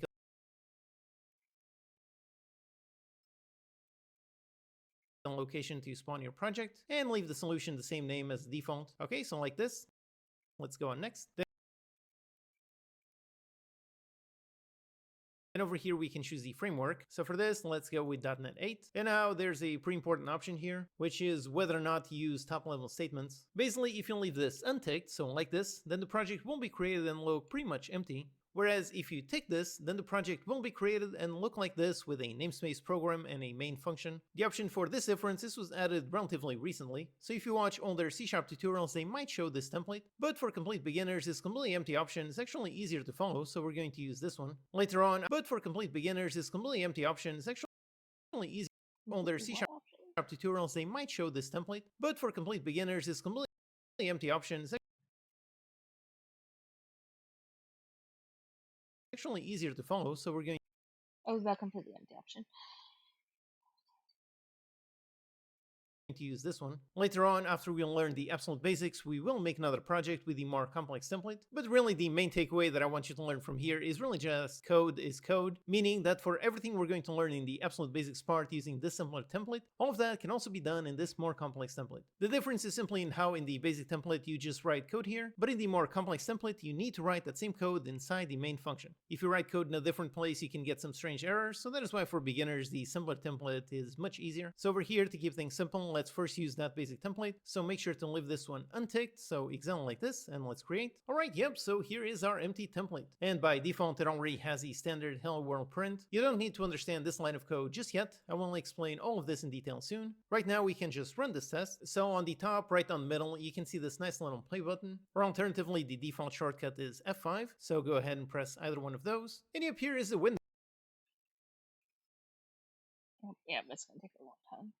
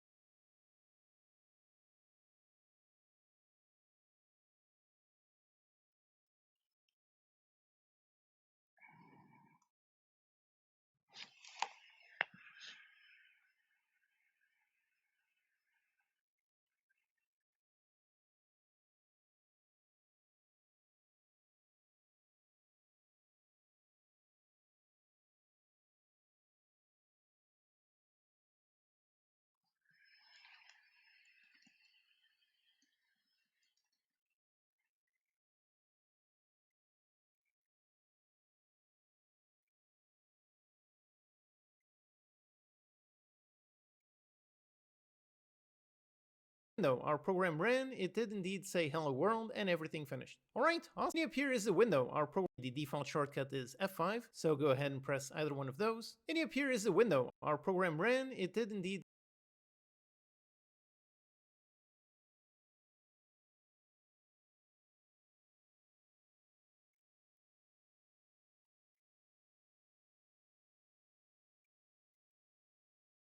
say hello world, and everything finished. Alright, awesome. Okay, so we can already start writing some C# code and run it. Now let's change some things in Visual Studio. There's a really nice extension that I really like, which adds a bit more colors to the code, which I find that it makes it much easier to read and write. So up here on top, let's change some. Alright, awesome. Okay, so we can already start writing some C# code and run it. Now let's change some things in Visual Studio. There's a really nice extension that I really like, which adds a bit more colors to the code, which I find that it makes it much easier to read and write. So up here on top, let's go into Extensions and then Manage Extensions. Then go ahead and find Viasphora. You can go to the Online tab and search for it. Now, I believe that this one is actually only available on Windows, so if you're on Mac, you might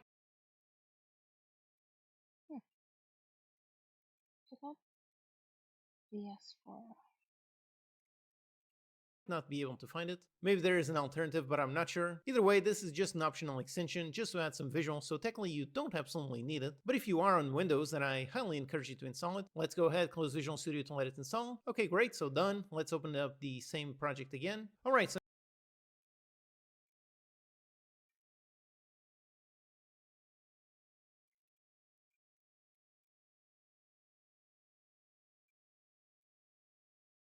now for some more settings, you can go into Tools and Options, and over here let's scroll down to find Viasphora, and here are the settings. Now, for the most part, I believe the ones that I have here are the defaults. You can pause the video and compare my settings with your own. I believe I really only changed some colors over here on the rainbow braces. Right away, if we look at our default Hello World code, it should already have some colors that make it a bit easier to read. Again, this is not a requirement. You don't need this extension, but I do find it quite useful. I find it helps to make the code more readable than having almost everything as gray. Next, for some text formatting rules. Was it gray before?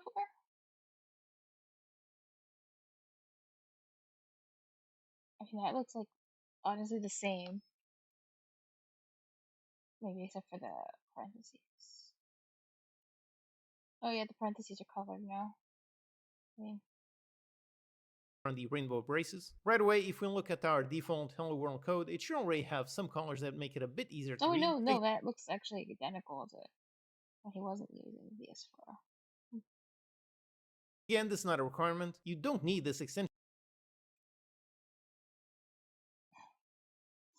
but I do find it quite useful. I find it helps to make the code more readable than having almost everything as gray. Next, for some text formatting rules, let's go up here into Tools and then go into Options. Then over here, let's scroll down and find the text editor. And again, pause the video if you want. I think over here, I have everything as defaults. Then let's expand upon this one and look specifically at the C# options. And over here, again, pretty much the same defaults. I think the only thing different is over here, I disabled the automatic brace completion just because personally I don't like it. And let's expand upon it, see a few more things. So the scroll bars, then over here the tabs, pretty normal. Then on advanced, again, I think all of this is pretty much defaults. On IntelliSense, right like this. And then inside the code style. On general, I think over here I didn't touch any of this, so I think the only thing I touched was over here on formatting, and the main thing that I changed was over here on the new lines. Basically, the default is to have all of the curly braces, all of them on new line, and over here I switched this ones in order to make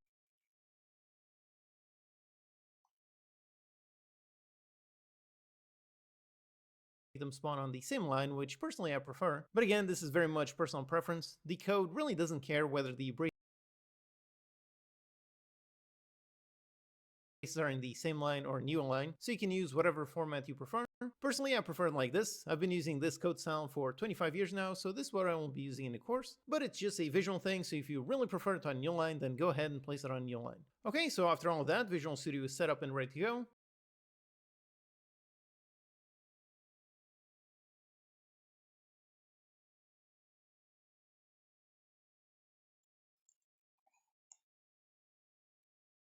What's this?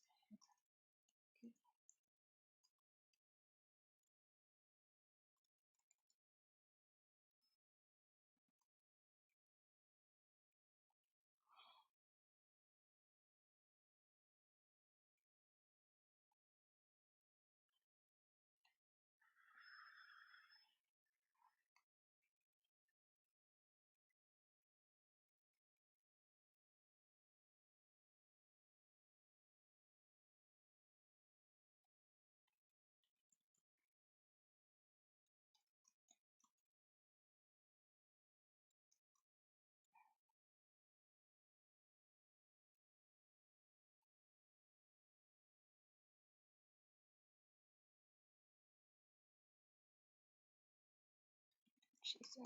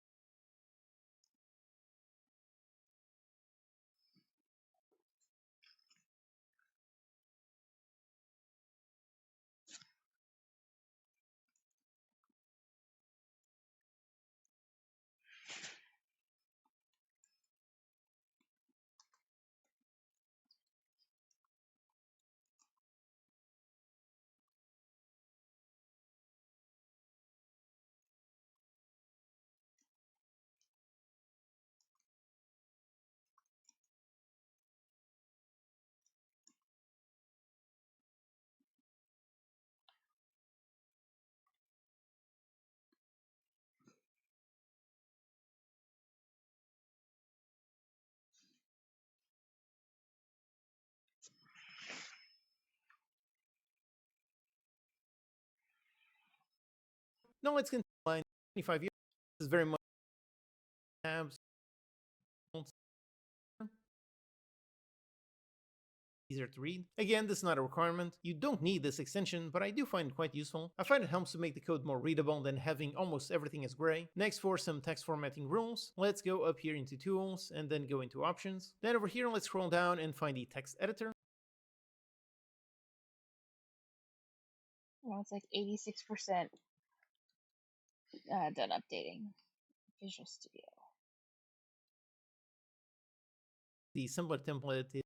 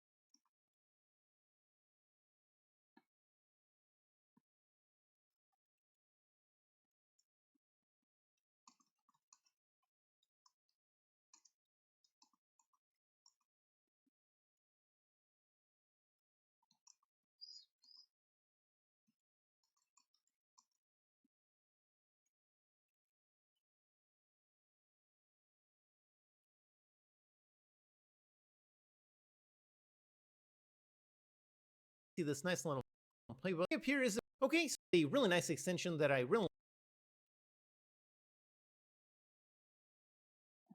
like, which adds a bit more colors to the extensions and then manage extensions. Then go ahead and find Viasphora. You can go to the online tab and search for it. Now, I believe that this one is actually only available on Windows, so if you're on Mac, you might not be able to find it. Maybe there is an alternative, but I'm not sure. Either way, this is just an optional extension, just to add some visual, so technically you don't absolutely need it. But if you are on Windows, then I highly encourage you to install it. Let's go ahead, close Visual Studio to let it install. Okay, great, so done. Let's open up the same project again. Alright, so now for some more settings, you can go into Tools and Options.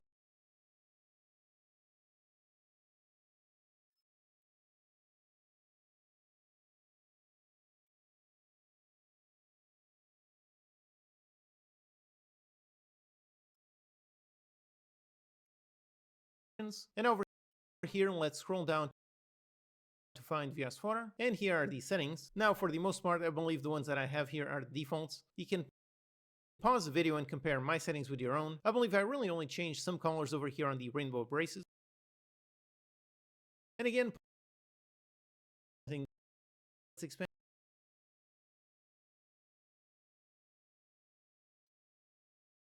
Personally, I all that Visual Studio is set up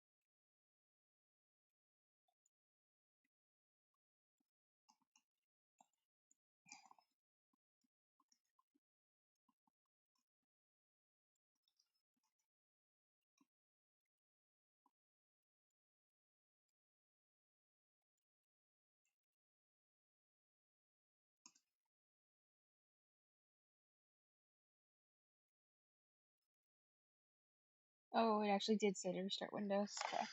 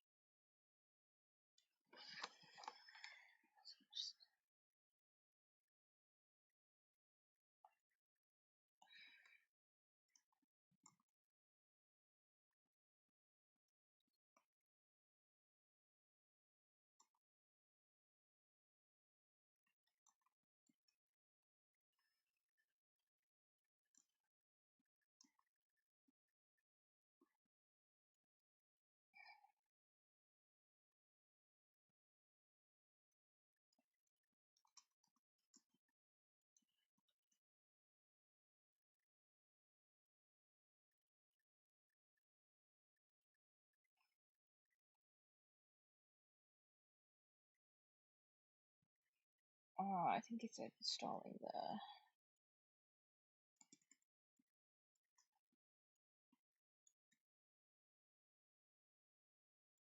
desktop app and the Unity place.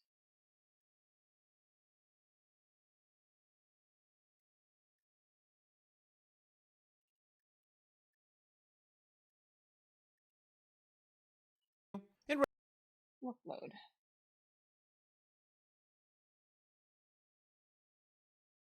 right away, we can use for a lot of stuff. In Visual Studio, you can also develop on other languages. So here you can see tons and tons of modules. The ones that we're going to need in this course are the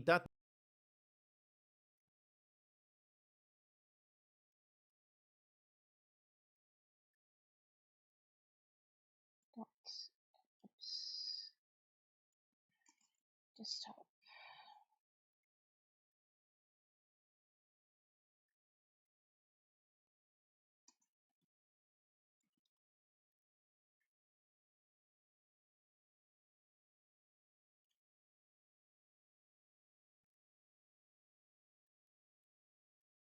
.NET Desktop Development. This will let us make console apps, which is the main template that we're going to use to learn C#, so make sure to include that one. And then since the interactive exercises, since those are built in Unity,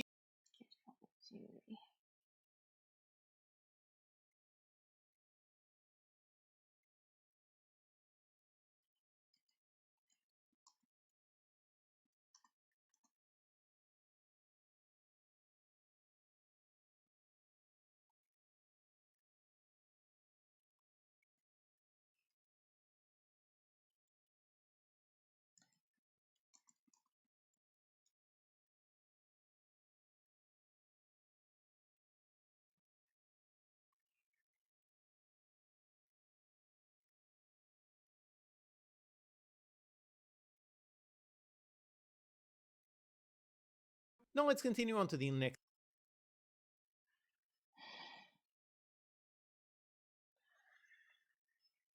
Project template.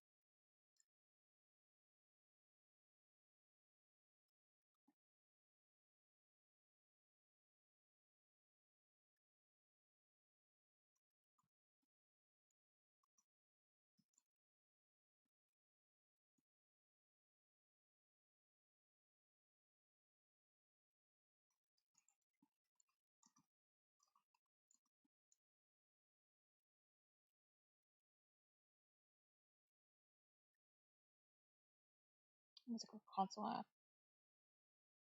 This one. Okay, now let's give it an. Okay, so this is the template that we want.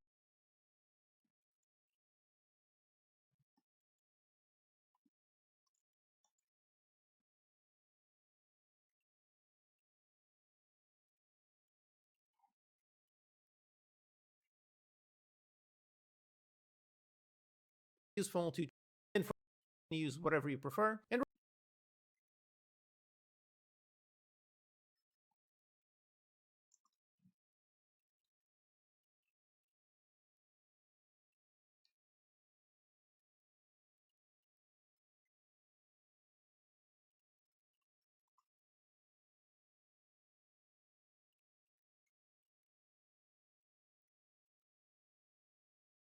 VS VS.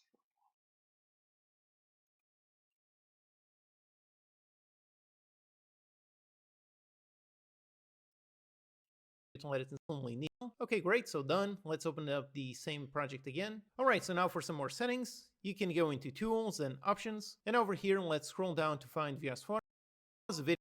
By the way, if we look at our default Hello World code, it should already have some colors that make it a bit easier to read. Again, this is not a requirement. You don't need this extension, but I do find it quite useful. I find it helps to make the code more readable than having almost everything as gray. Next, for some text formatting rules, let's go up here into Tools and then go into Options. Then over here, let's scroll down and find the text on the. So this is what if you're key to okay, so after. But it's just a visual thing, so if you really prefer it on Newline, then go ahead and place it on Newline. Okay, so after all of that, Visual Studio is set up and ready to go. Now let's continue on to the next lecture, where we're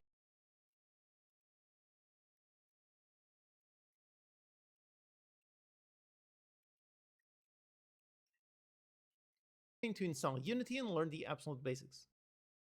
Now let's continue, and then go ahead and place it on Newline. Okay, so after all of that, Visual Studio is set up and ready to go. Now let's continue on to the next lecture, where we're going to install Unity and learn the absolute basics. Hello and Yeah, I'm probably gonna need to update Unity as well.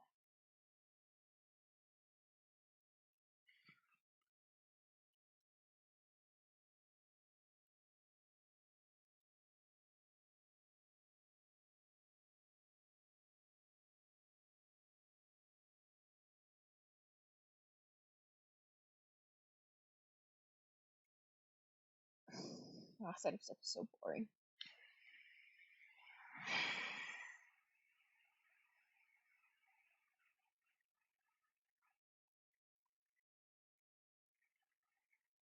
Ja,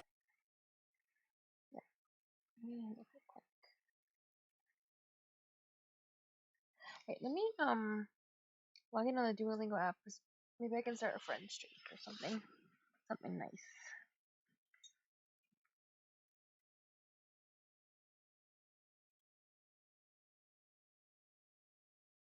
Wait, also give it a second.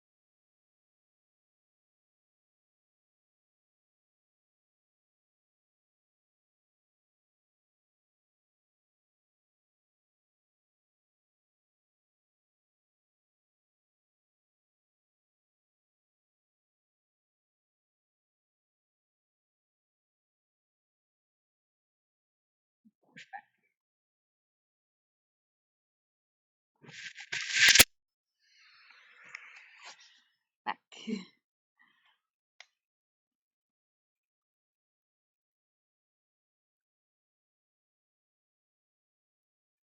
Ja.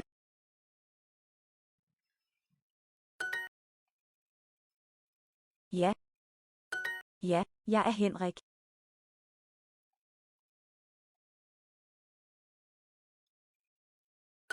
Du er Henrik.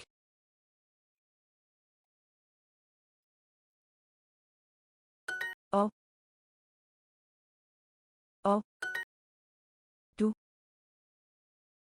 du. Ja. Ja.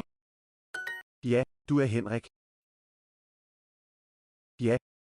Du er Henrik. Henrik og Ida.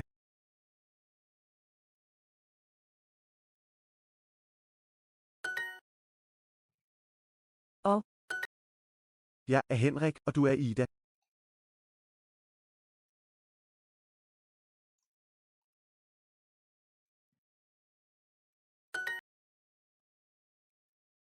Og ja. hej.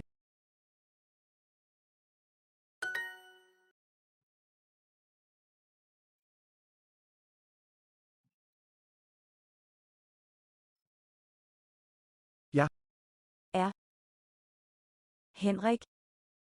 Og du er Ida. Du Ida. Og ja. Og du er Ida. Henrik. Ja. Du er Ida. Henrik.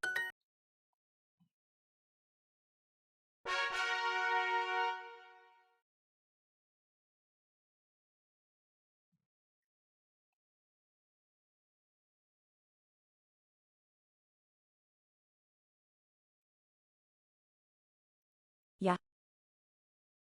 Ja. Ja. Hej, jeg er Ida.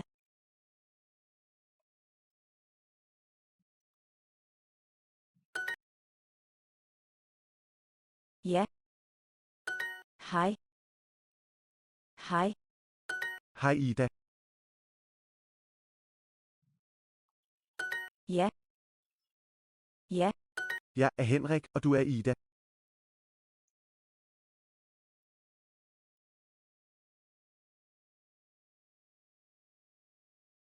Ja, og du er Ida. Ja. Og du er Ida. Hej Ida, jeg er Henrik.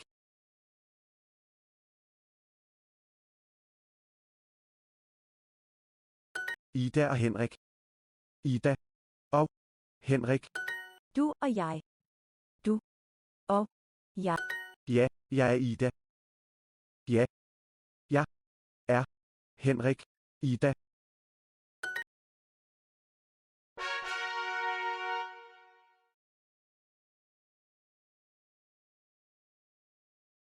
Get more with Super Duolingo.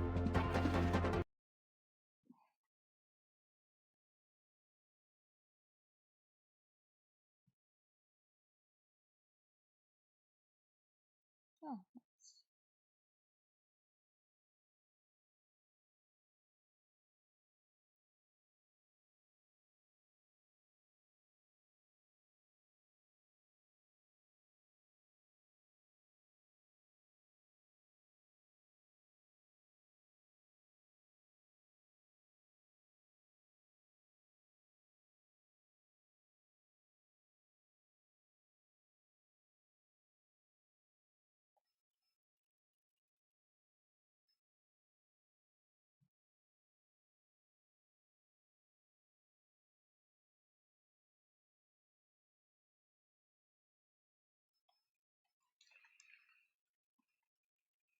Hej Henrik, jeg er Ida.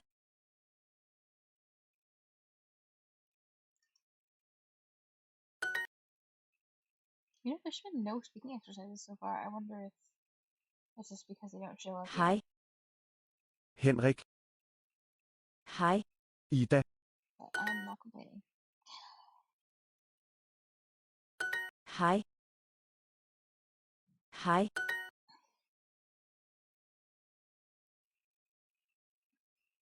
Ja. Ja. Ja. Jeg er Henrik. Hej, jeg er Ida. Hej Ida, jeg er Henrik. Nope, never mind. I spoke too soon. Hej Ida, jeg er... Hej Ida, jeg er Henrik. Hej, jeg er Henrik. Hej. Ida. Jeg er Henrik.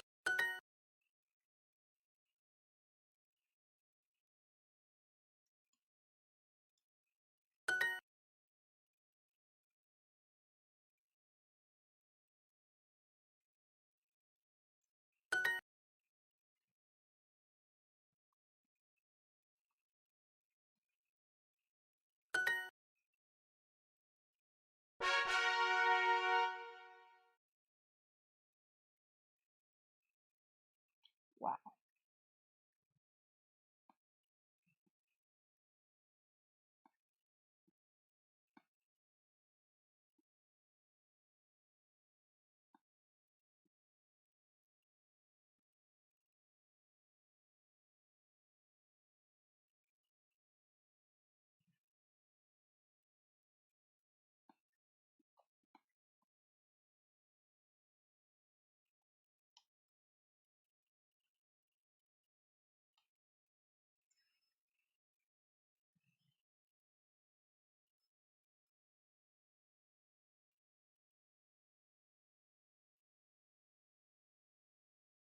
Oh.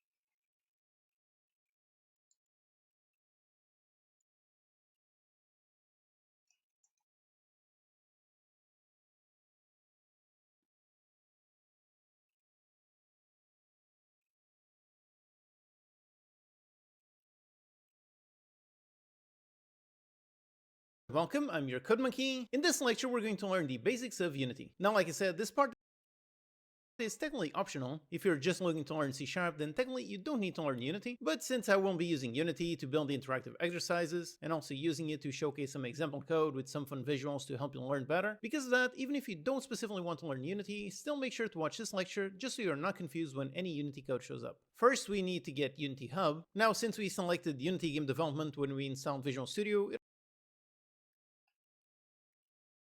already automatically installed Unity Hub. In your case, if you accidentally did not tick that box, you can just manually go to unity.com and download it, then open up Unity Hub. This is the program that manages all of the various Unity versions. In case you see something that looks like this is actually the older version of the hub. So like it says here, there's a button to update, so let's do that. And yep, here we are in the update. Okay, I guess I'll open my hub.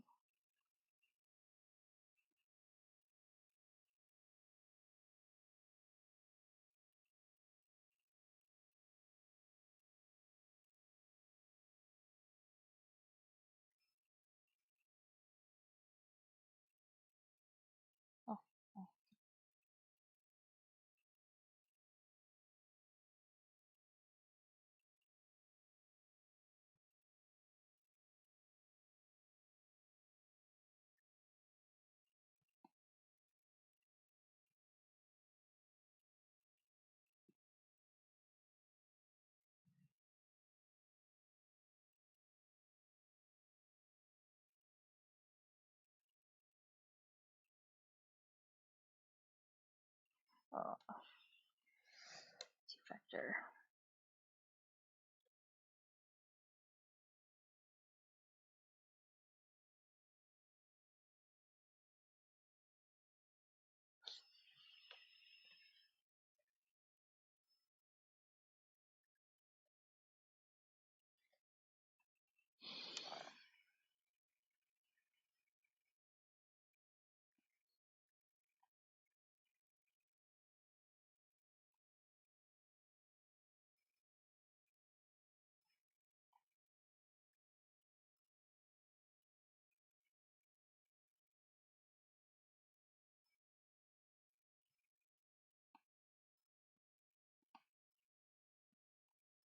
updated Unity Hub, it asks you to sign in, so go ahead and do that. If you don't have an account, Wait, what version do I have?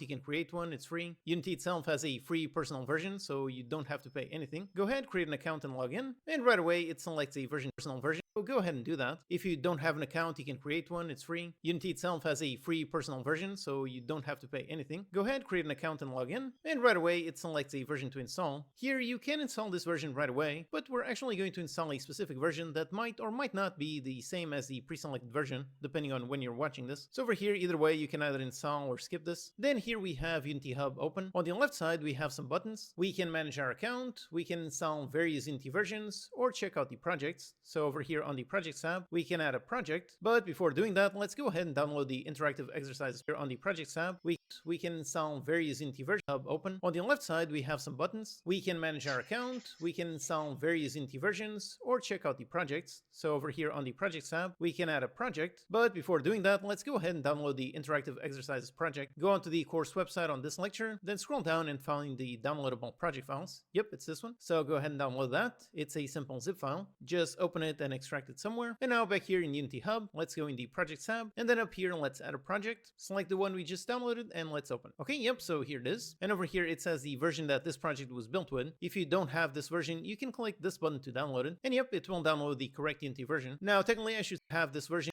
Can load the click, so here it is. And over here, it says the version that this project was built with. If you don't have this version, you can click this button to download it.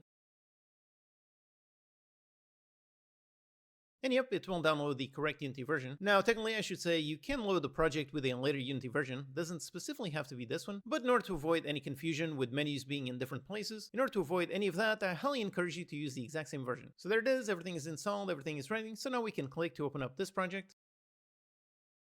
And yep, here is the project open. Now let's just do a little bit more setup. For example, let's go up top over here and let's go into edit, and then let's open up the preferences. Then over here on this window on the left side, let's scroll down into external tools. And over here for the external script editor, make sure you select your Visual Studio installation. Or if you prefer, you can obviously use a different IDE. But if you're following everything along with this course, make sure you select Visual Studio, okay? Then for the extra options, you can leave everything like this. And here's a screenshot of my general options. I believe all of this is the default. So now we can close this window. And now if we have correctly set the external editor, if we go up here into assets and then click on open C# project, yep.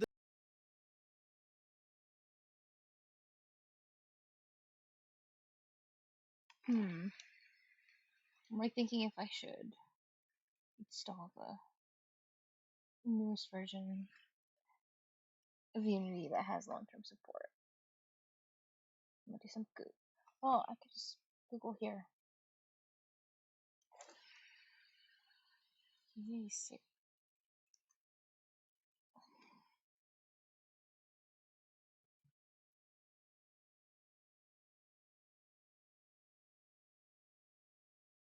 Oh, just from search.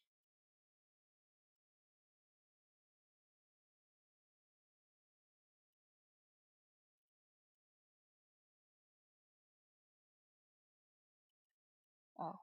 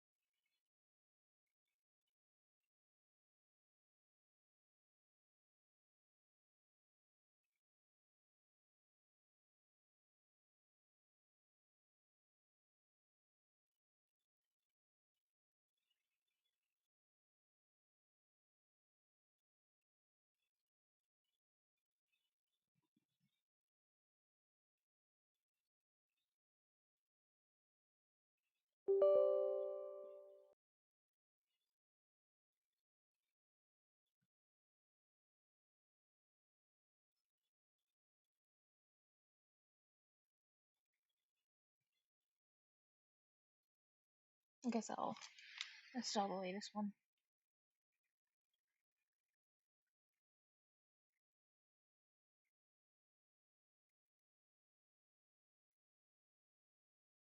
Oh, I didn't even realize there's like a new version of the hub as well.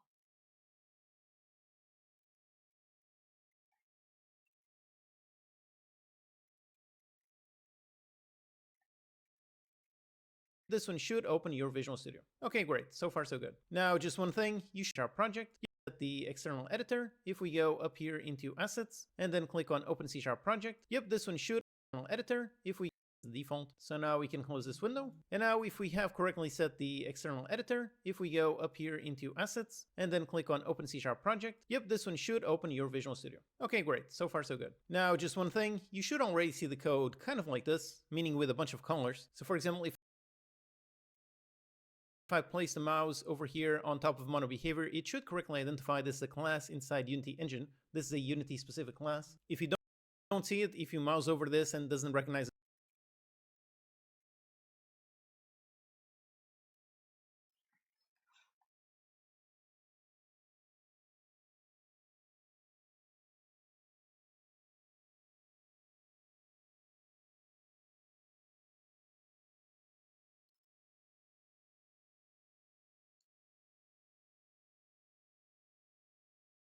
assets window, and now if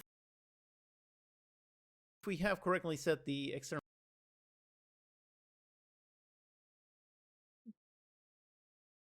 editor, if we go up here into Assets and then click on Open C# Project. Yep, this one should open your Visual Studio. Okay, great. So far, so good. Now, just one thing. You should already see the code kind of like this, meaning with a bunch of colors. So for example, if I place the mouse over here on top of mono behavior, it should correctly identify this as a class inside Unity Engine. This is a Unity specific class. If you don't see it, if you mouse over this and doesn't recognize this type,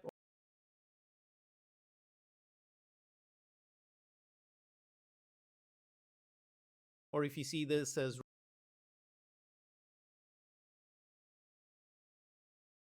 written in Camille Gray. If so, then perhaps something went wrong during installation, so you might need to manually install the Visual Studio Camille Gray. Don't see it if you mouse over this and doesn't recognize this type, or if you see this as written in Camille Gray. If so, then perhaps something went wrong during installation. Recognize this type, or if you see this as written in Camille Gray.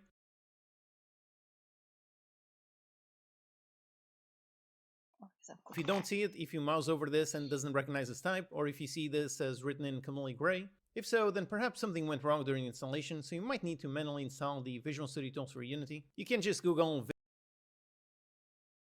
Visual Studio Tools for Unity, you'll be able to find this page and you can download it. But if you followed everything, then everything should be working correctly. Okay, great. Okay, so here we have the default Unity layout. Now, first things first, let's just familiarize ourselves with the various Unity windows and create our custom layout. You can see there's a lot of tabs everywhere, like for example, the Scene tab, the Game tab, and so on. You can click and drag and move these tabs anywhere. You can make them into separate places, or you can dock them into various kinds of places. So you can basically set up the editor in any way you want, but it's separate places, or you can Game tab and so on. You can click and drag and move these tabs anywhere. You can make them into separate places, or you can dock them into various kinds of places. So you can basically set up the editor in any way you want, but it will be easier to follow this course if you're following the same layout as me. So let's see the layout that I normally use. First is over here, the inspector on the right side. This way we always have a nice view of the select object and whatever scripts it has. Then for the hierarchy, this way we always have a nice view of the select object and whatever scripts it has. Then for the hierarchy, personally I prefer that instead of here, I click and drag and I put it right here next to this one. I like having the hierarchy over here on this lower left corner. We're going to make sure our scene is always organized, so we don't need the hierarchy to take up tons of space. Then with the project files next to it,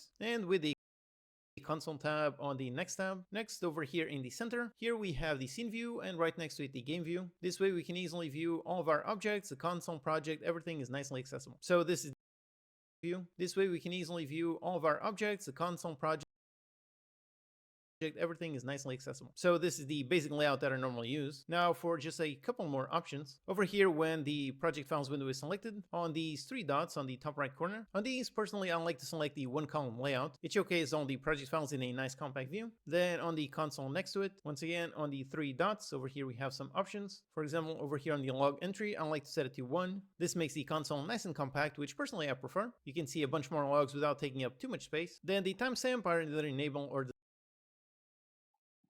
disable, doesn't really matter. One very important logs without taking up too much space. Then the timestamp are either enable or disable, doesn't really matter. One very important thing are these three buttons over here. These are the type of messages that are going to appear on the console. So the left one, this one is for regular messages. We're going to use this quite a lot. The second one is for warnings, and finally for errors. This one is for regular messages. We're going to use this quite a lot. The second one is for warnings, and finally for errors. Basically, if you untoggle any of these, then those types of messages will not show up over here on the console. So if you I didn't know you could toggle that.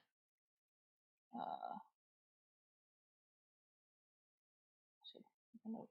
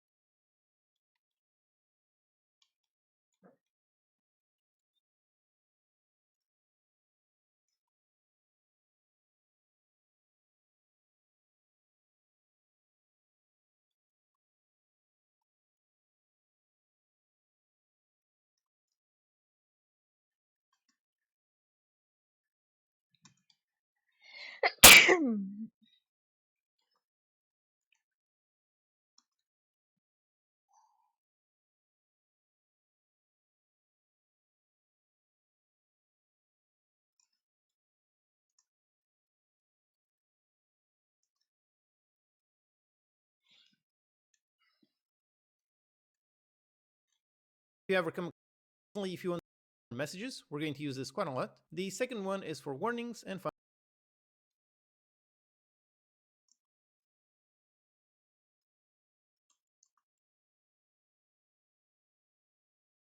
finally for errors. Basically, if you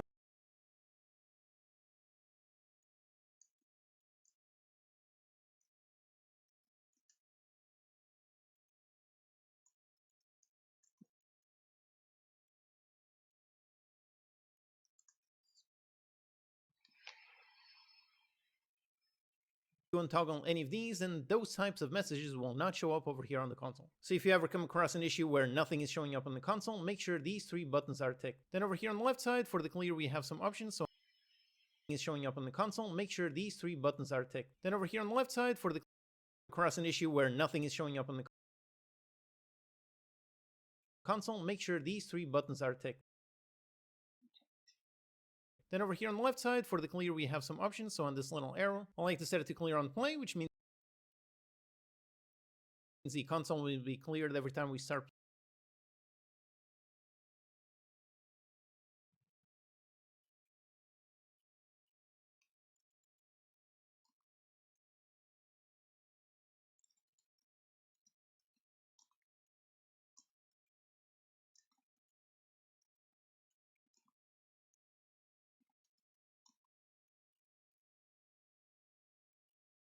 playing our game. Then for the collapse, this one clear on play, which means the console will be cleared every time we start playing our game. Then for the collapse, this one basically collapses messages that are exactly the same into just one entry. Personally, I do not like this. I think this is very confusing. I want to be able to see every single message as it comes out, even if it's identical to a previous one. I've also seen this lead to a lot of confusion for a lot of beginners. They think their code is just firing one message, when in reality it's actually firing hundreds. So to avoid any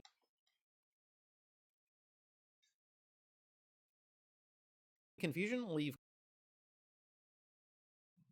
collapse untoggled. And then for the error pause, this will automatically pause the game when some kind of error occurs. So for this one, you should definitely have this toggle. If there is an error, you want to know about it. You want to know when it happens so you can actually fix it. Okay, so that's it for the console, and now on the game view up here, about it. You want to know when it happens so you can actually fix it. Okay, so that's it for the console, and now on the game view up here, and over here on the button that says free aspect, let's select full HD.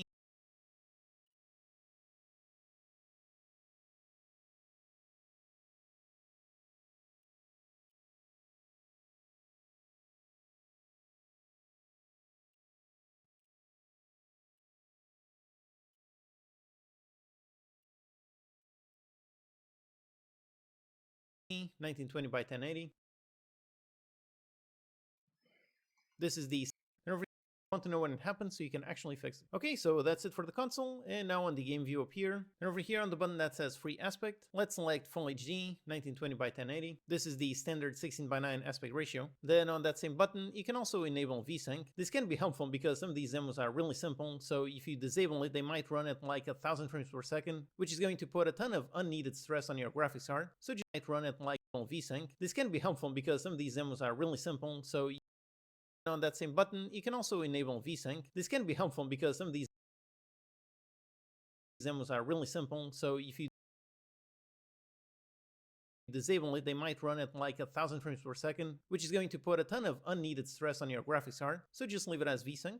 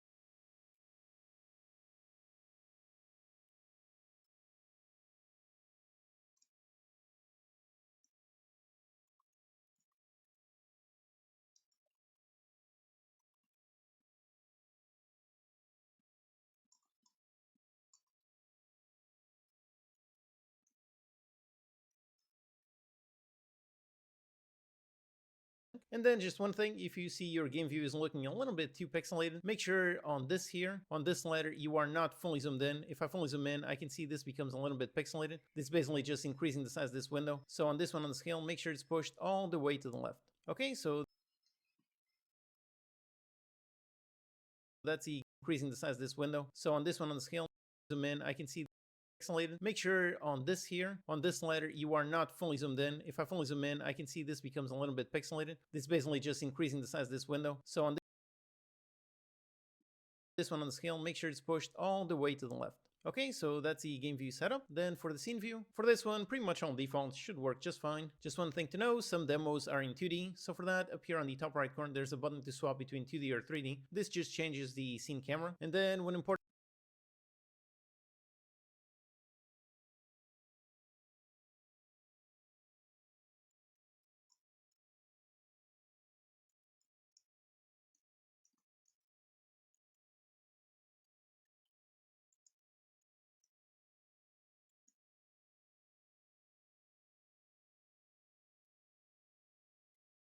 important thing is on the top left corner, over here there's these two buttons. This impacts where the handles are actually going to show up. Usually you want to keep them just like this, meaning this one on pivot and this one on local. These are actually going to show. Important thing is on the top left corner, over here there's these two buttons. This impacts where the handles are actually going to show up. Usually you want to keep them just like this, meaning this one on pivot and this one on local. If you have actually going to show up, usually you want to keep them just like this, meaning this one on pivot and this impacts the scene camera. And then one important thing is on the top left corner, over here there's these two buttons. This impacts where the handles are actually going to show up. Usually you want to keep them just like this, meaning this one on pivot and this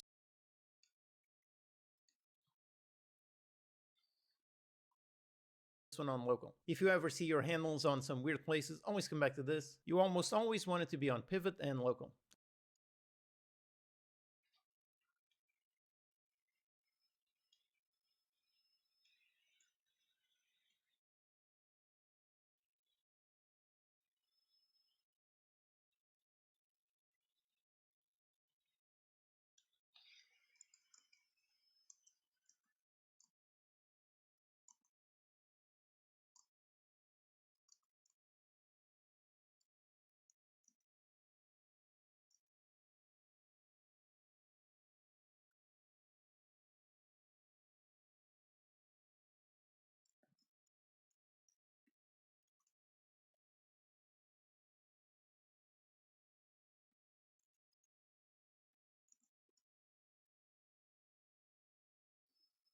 Your handle up. Usually you want to keep them over here. There's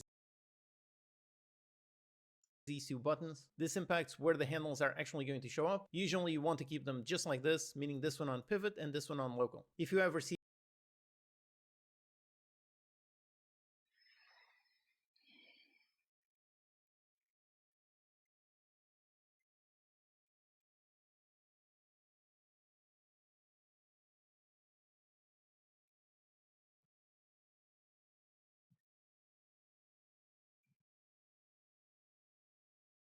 your handles on some weird places, always come back to this. You almost always want it to be on pivot and local. Okay, so here we have our basic layout. It will be easier to follow the course if you're using the exact same layout as me, so ideally you should be using this. But again, all the windows are customizable, so if there's something you absolutely prefer differently, then go ahead. You can drag your windows and place them anywhere. Once you have a layout you're happy with, you can go on the top right corner, and over here where it says default, you can click on it, and we can basically save a layout. So you can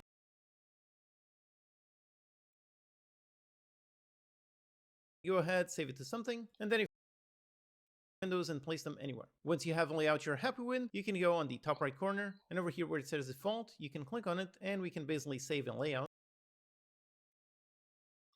So you can go top right corner,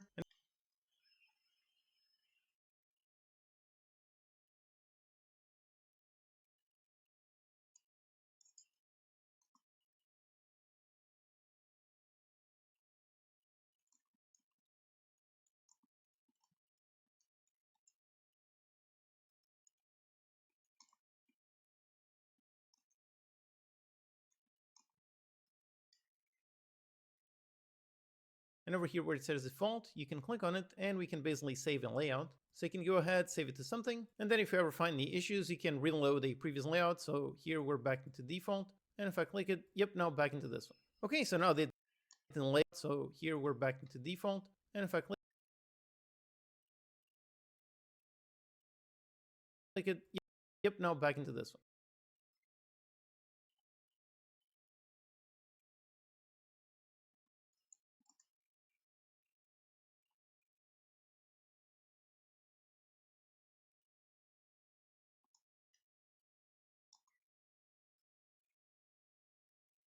Okay, so now that the layout is all set up, let's go through the basics of the Unity editor. So far it's just some basic controls. Over here with the scene view selected, this is where we can move around and view the entire game world. You can hold the right mouse button in order to look around. Then if you're holding the right mouse button, you can press WAS and D in order to move around. If you press on shift, it increases the speed. While holding the mouse button, you can the entire game world. You can hold the right mouse button in order to look around.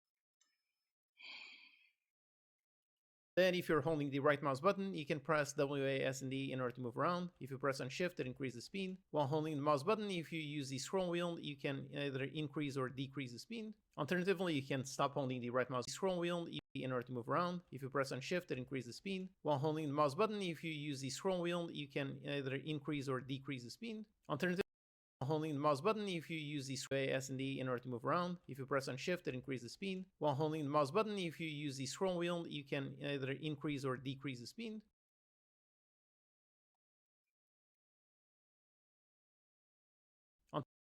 While holding the mouse button, if you use the scroll wheel,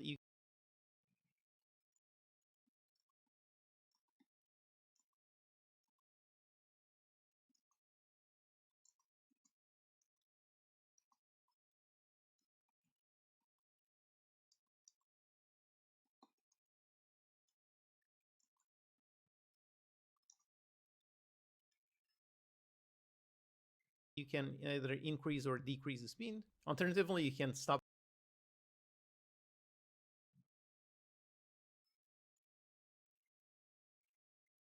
holding the right mouse button and just press the middle mouse button in order to pan around, or hold Alt and left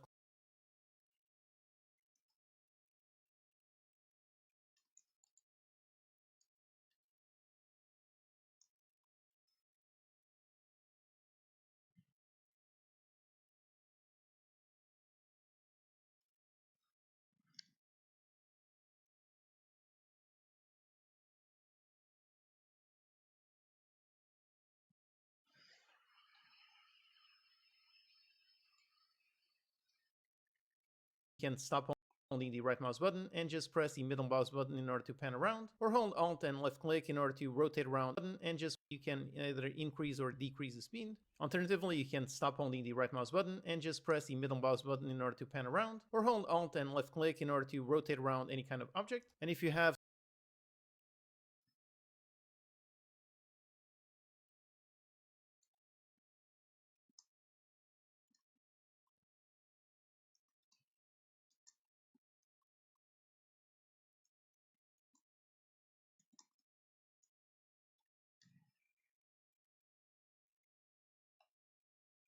button in order to pan around, or hold Alt and left click in order to rotate around any kind of object. And if you have some kind of object over here on the hierarchy, if you get lost, like for example you're moving way far away and you have no idea where the object is, you can just select it and then press the F key and it's automatically going to focus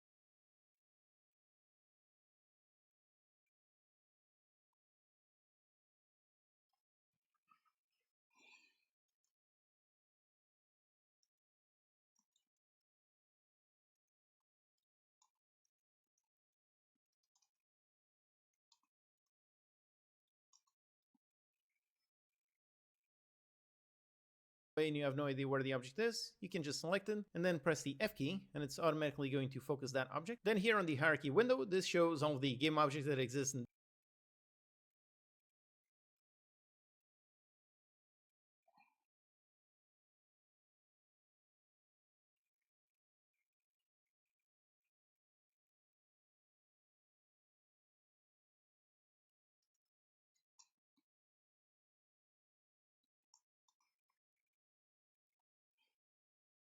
this scene. A game object is really that object. Then here on the hierarchy window, this shows all of the game objects that exist in this scene. A game object is really just a name for an object in Unity. So each one of these, each one is a separate game object. To create a game object, we can simply click on the plus icon. And over here, we got a bunch of presets. Like for example, inside the 3D object, let's create the 3D cube. Let's press F in order to zoom in onto it. Yep, there you go. There's the basic cube. When an object is selected, we can see the various gizmos, the various handles that we can move our object. So over here, by clicking and dragging on these arrows, we can move our object in any way. Then on the left side, we see the various tools. So the first one is just for panning around. The second one is the move tool, so we can use it to move our object. Third one is for rotating in any way. Then we've got the scale tool, we can scale in any direction. Then the rect tool, this one is mostly used for one is then on the left side we move our object. So over here by clicking and dragging on these arrows, we can move our object in any way. Then on the left side we see the various tools. So the first one is just for panning around. The second one is the move tool, so we can use it to move our object. Third one is for rotating in any way. Then we've got the scale tool, we can scale in any direction. Then the rect tool, this one is mostly used for 2D and UI stuff. But yeah, pretty much also does some scaling. And then the multi-tool, which contains pretty much everything. Another similar one for editing the bounce volume. Although this one only affects contains pretty much everything. Another similar one for editing the bounce volume. Although the multi-tool, which What did he say? Contains pretty much everything. Another similar one for editing the bounce volume. Although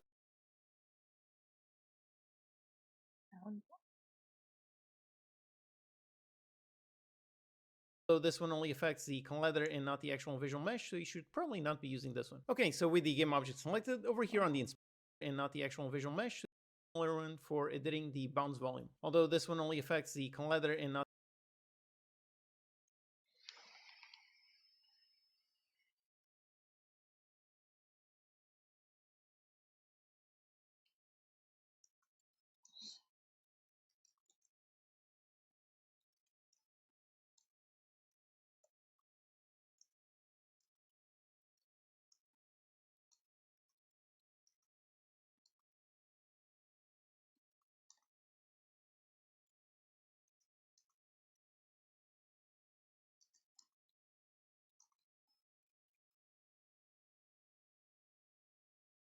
the actual visual mesh, so you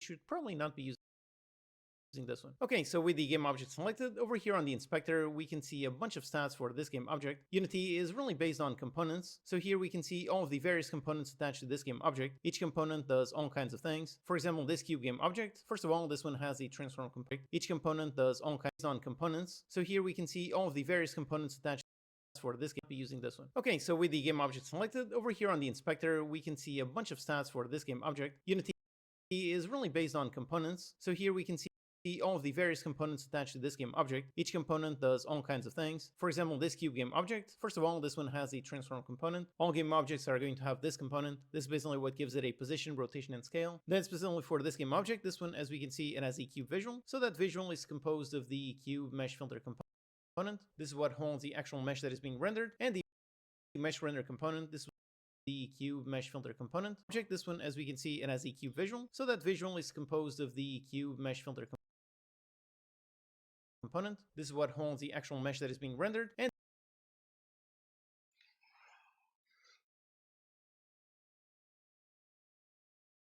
the mesh render component. This is what actually renders that mesh. And finally,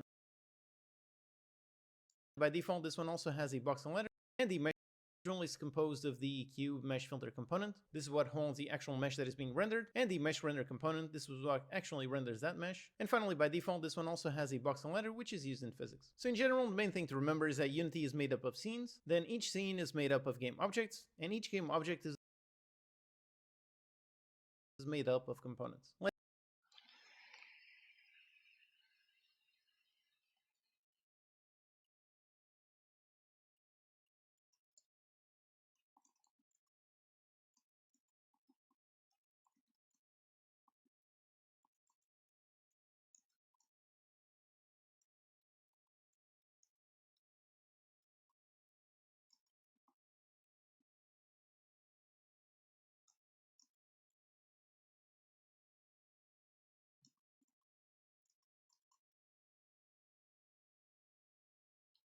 Let's see an example. Then each scene is made up of game objects, and each game object is made up of components. Let's see an example.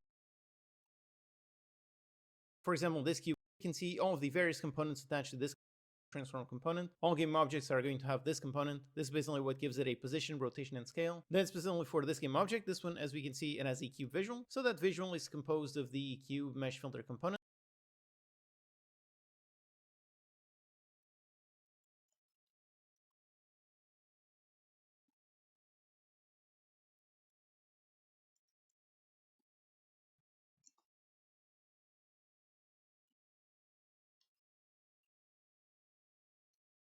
Object, this one, as we can see, it has a cube visual. So that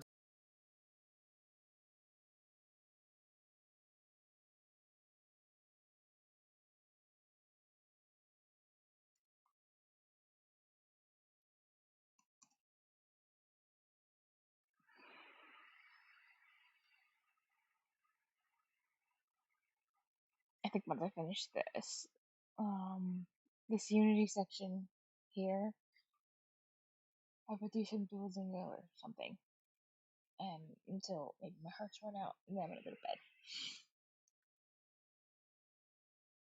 and keep everything else for the next time.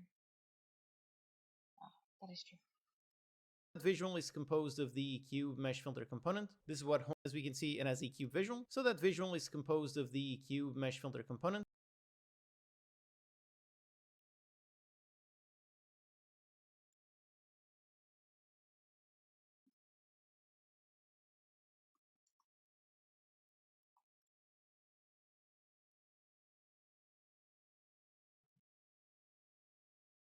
Object, this one, as we can see, an component. This is basically what gives it a position. All this one, rotation, and scale. Then specifically for this game object, this one, as we can see, it has a cube visual.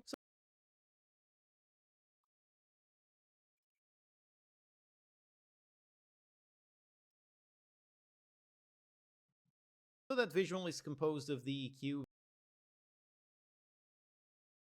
mesh filter component. This is what holds the actual mesh that is being rendered, and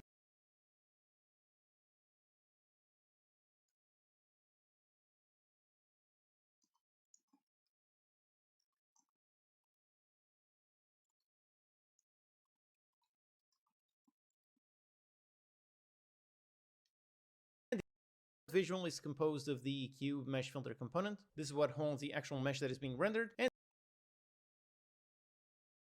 the mesh render component. This was what actually renders that mesh.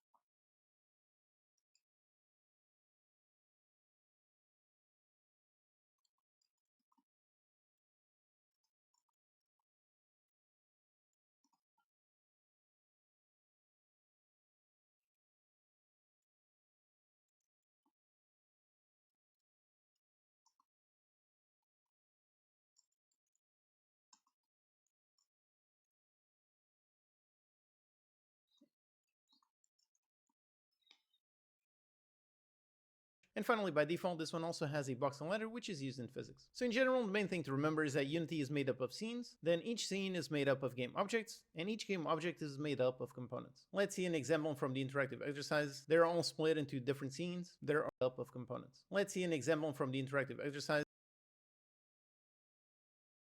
They're all split into different scenes. They're organized by folders. So for example, let's go inside the lecture teaching all about if conditions, and let's open up this one for the distance. The way we open a scene is just with a double click, and we can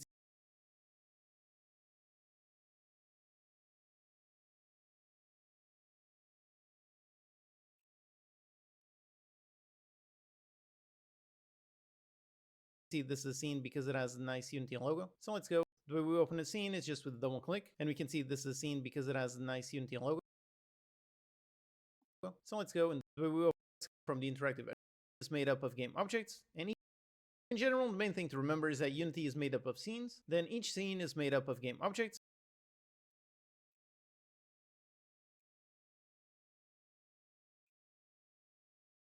and each game object is made up of components. Let's see an example from the interactive exercise.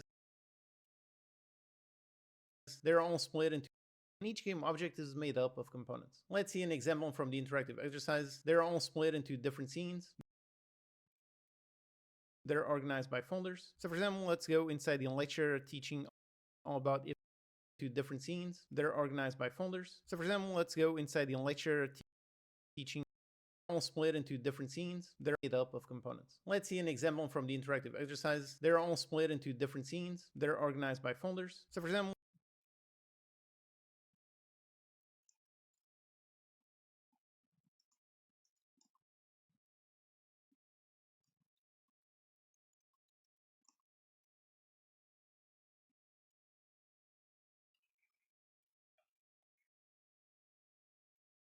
let's go inside the lecture teaching all about if conditions, and let's open up this one for the distance. The way we open a scene is just with a double click, and we can see this is a scene because it has a nice Unity logo.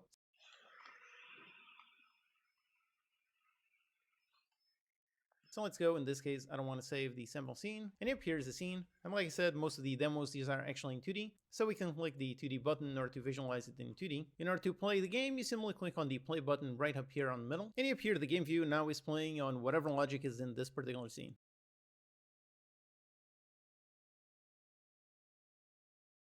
This one is on the lecture talking about ifs, and if I click to move and showcase how doing a simple if in order to test the distance. So in this case, for example, let's inspect the player move and showcase whatever logic is in this particular scene. This one is on the lecture talking about ifs, and if I click to move and showcase how doing a simple if in order to test the distance. So in this case, for example, let's inspect the player component. So select the player game object on the hierarchy, and over here on the inspector, we can see it as the player script. So we can double click in order to open it. And yep, it opens up Visual Studio and opens up to the player script. So here we can see a bunch of code. Again, don't worry too much about what exactly this is saying, what exactly this is doing. This course will teach you everything about C#, so everything that we're seeing here, we're going to learn about through the entirety of this course. Right now, the only thing that I want you to learn with regards to Unity and C# is that Unity scripts have some default functions. Now the only thing that I want you to learn, so everything that we're seeing here, we're going to learn about through the entirety of this course. Right now, the only thing that I want you to learn with regards to Unity and C# is that Unity scripts have some default functions. They've got an awake function and an update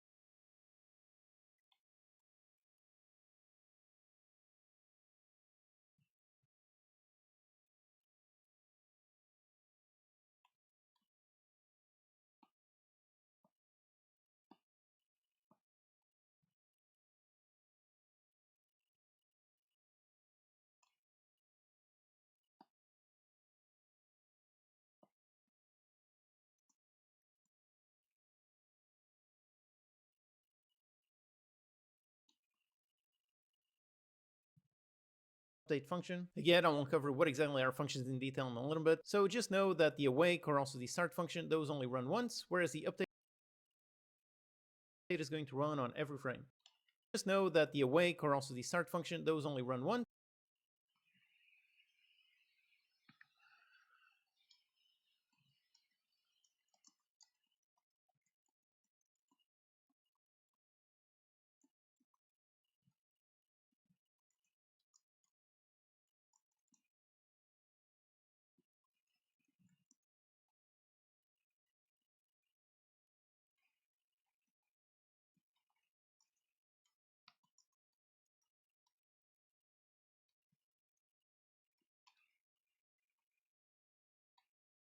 Whereas the update is going to run on every frame. So if our Unity window is running on 60 frames per second, then this code will execute 60 times per second. Then for some Unity specific things, in order for a script to be attached as a component, it needs 60 times per second. Then for some Unity specific things, in order for a script to be attached, this code will execute 60 times per second. Then for some Unity specific things, in order order for a script to be attached as a component, it needs to extend this monoBehavior class.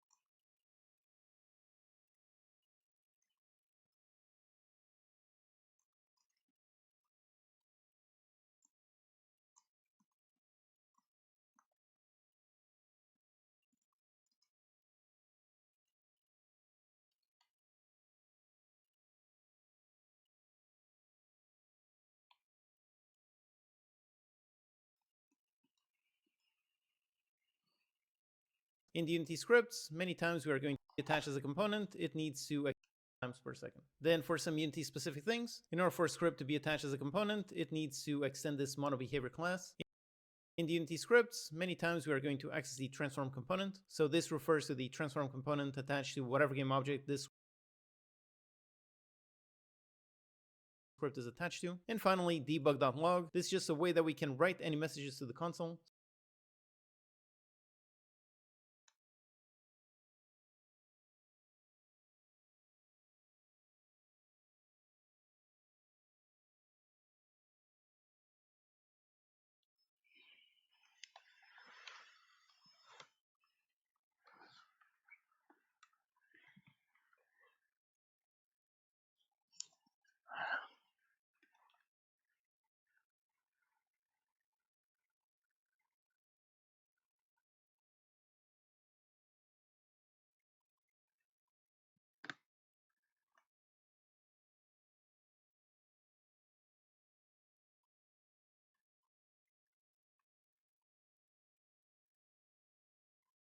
So pretty much the same thing as the console write line that we're going to see in a little bit. Okay, so that's the absolute basics of console. So pretty much the same thing as the console write line .log. This is just the transform component attached to whatever game object this script is attached to. And finally, debug.log. This is just a way that we can write any messages to the console. So pretty much the same thing as the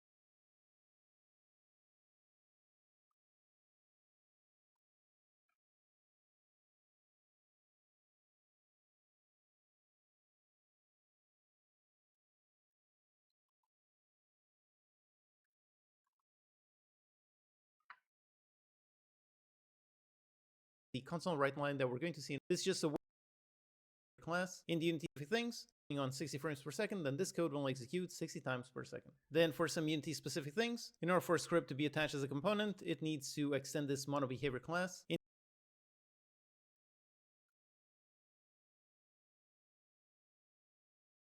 the Unity scripts, many times we are going to access the transform component. So this refers to the transform component attached to whatever game object this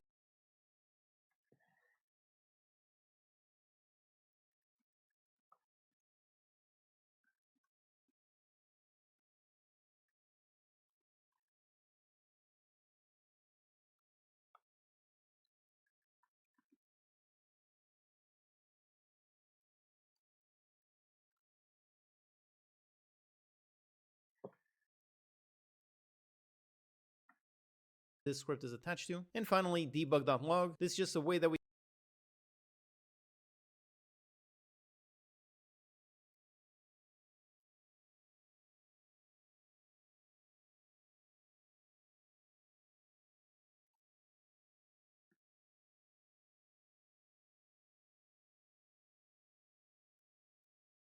we can write any messages to the console. So pretty much the same thing as the console write line that we're going to see in a little bit. Okay, so that's the absolute basics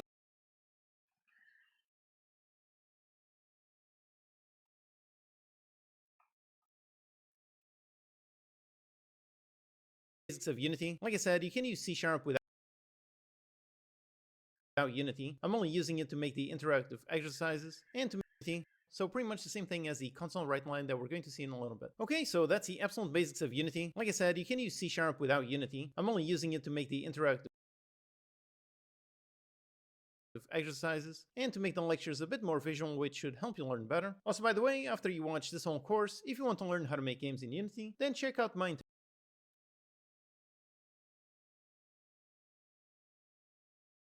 entire course on making the game Kitchen Chaos. It's a beginner course on learn how to make games in Unity, then check out my entire course on making the game. After you watch this whole course, if you want to learn how to make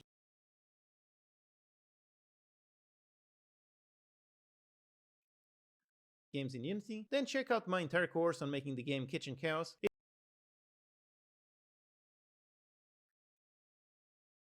It's a beginner course starting from the absolute basics of Unity and game development, and it takes you step by step until we have a nice, complete, fun game. If you fully understand everything in this course, you won't be able to easily understand everything in that one. Okay, so in this lecture, we installed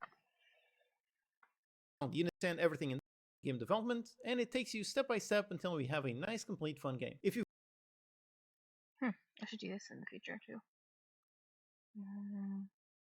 Let me take note of it.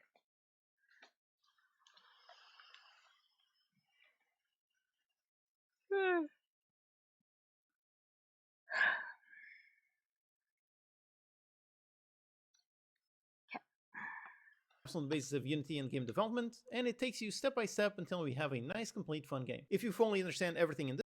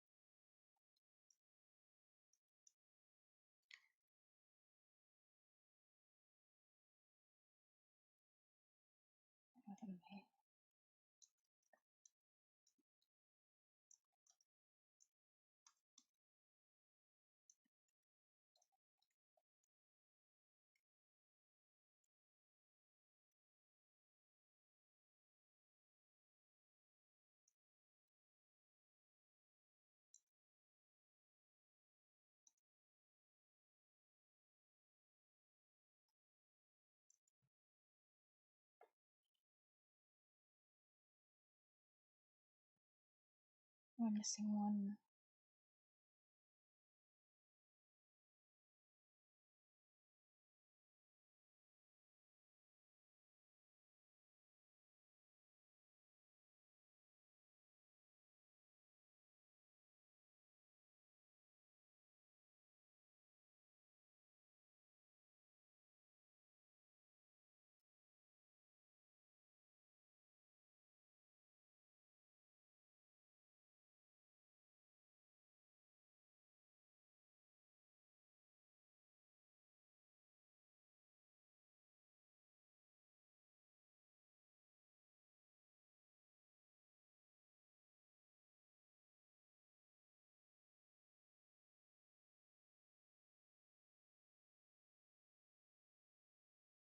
this course, you won't be able to easily understand everything in that one. Okay, so in this lecture, we installed Unity and learned the basics. Now we are ready to learn how the interactive exercises work, which we're going to see in the next lecture.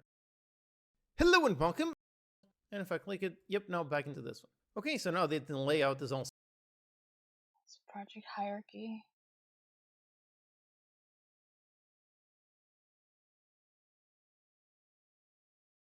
Oh yeah, that's one for console.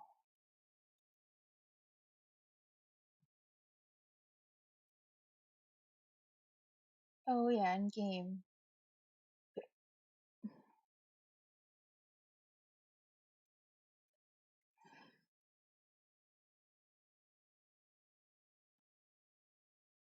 We can see it as a player script, so we can double click in order to open it. And yep, it opens up Visual Studio and opens up to the player script. So here we can see a bunch of code. Again, don't worry too much about what exactly this is saying, what exactly this is doing. This course will teach you everything about C#, so everything that we're seeing here, we're going to learn about through the entirety of this course. Right now, the only thing that I want you to learn with regards to Unity and C# is that Unity scripts have some default functions. They've got an awake function and an update function. Again, I won't cover what exactly are functions in detail a little bit. So just know that the awake or also the start function, those only run once, whereas the update is going to run on every frame. So if our Unity window is running on 60 frames per second, then this code will execute 60 times per second.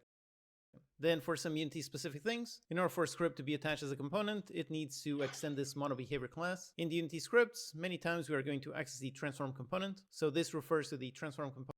So that this whole, it's a having. Okay, so in this lecture, we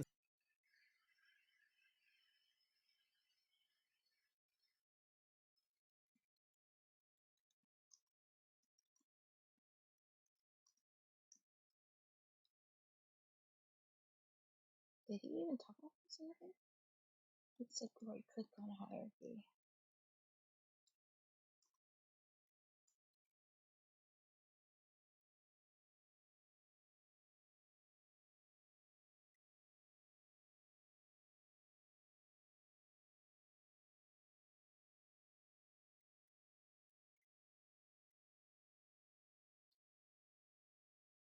I don't even think he created a object. These tabs anywhere. You can. I mean, there was a cube. Seen this on and with the next to it. So this project on over here messages any options. So personal apps untoggle, and then for the error pause, this one object to create 3D object. Let's create. We can simply click on the plus icon. Oh, he did. These each one is a separate game object. To create a game object, we can simply click. So each one of these, each.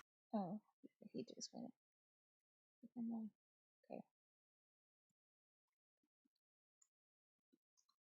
Also,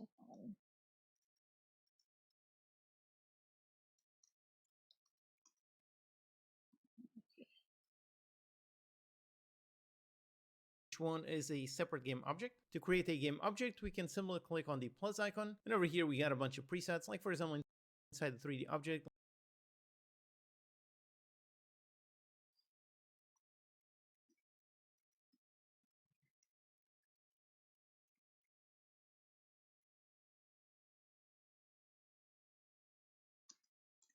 options.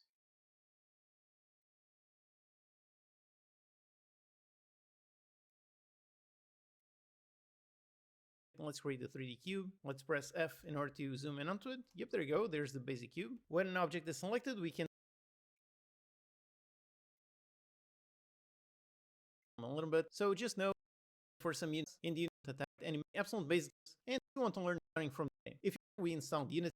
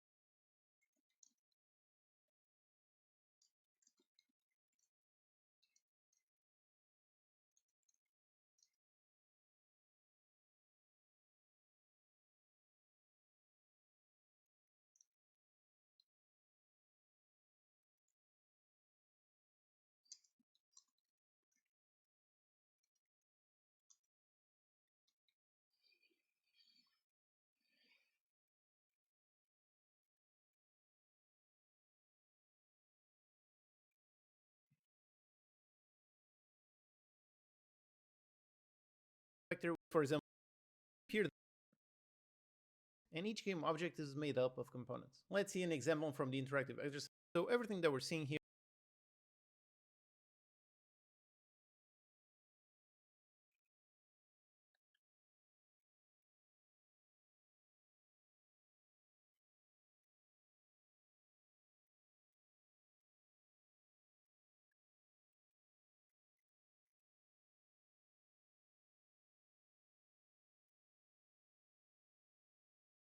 object. So the first one is just rotate.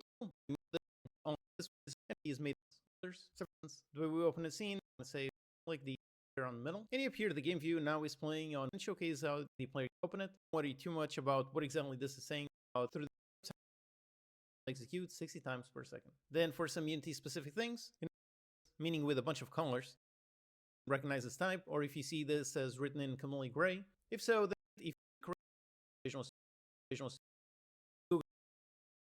see the layout, select the object, and I put it for scripts it has. Then for the hierarchy, personally, I prefer that instead of corner. On these, personally, I like to select the one column layout. It showcases all the project files in a nice compact view. Then make sure these three buttons are ticked. Means the columns that are to be able to confusion. So to a button that says aspect ratio. So if you disable it, make sure on this here, only just in the game view demos, just the where they have local and local. So ideally, you should be using this, but your windows and place them anywhere. Once you and we can basically save and layout. So here we're back to default, and if I click it, yep.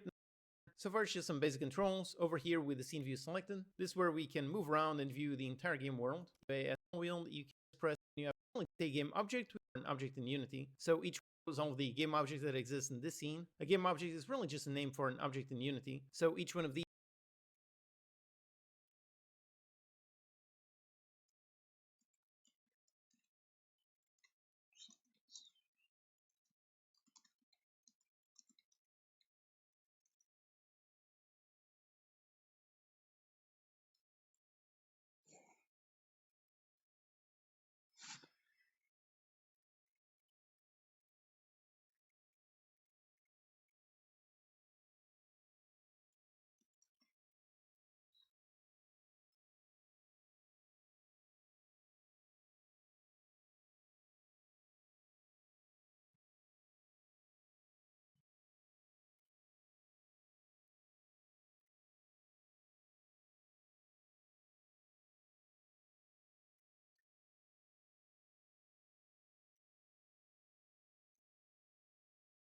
Oh, hi. Hi, Vin. I'm Line just wrapping up. 137 says good afternoon. Afternoon. Good night, because it's like almost 12 for me.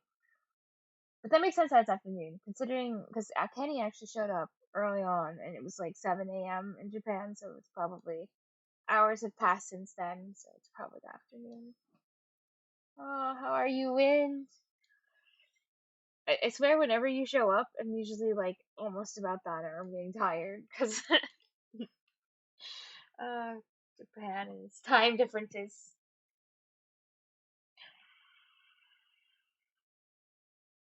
But yeah, afternoon to you too. Nice. How have you Line been? 137 says I'm good. I heard a article popped up in my feed a few days ago, my news feed. Line 137 says I know what a game object is. It's an object in a game. Great, good job. Difficult to guess. Impossible. Oh, I got an article that said that Japan had like its highest temperature ever a few days ago or something. Has it been hot?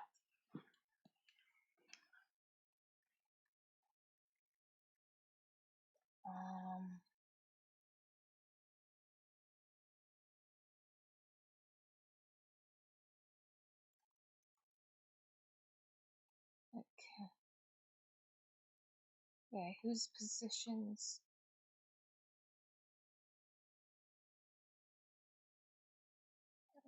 Paris? Line 137 says oh yeah, it was almost 42 degrees Celsius. Yeah, that's what I remember seeing in the article. It's crazy.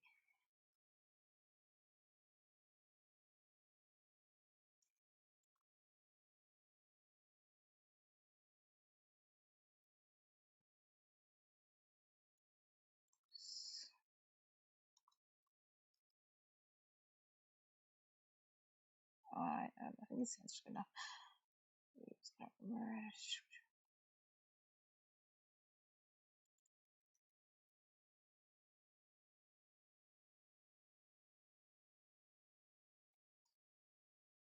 See, this is written.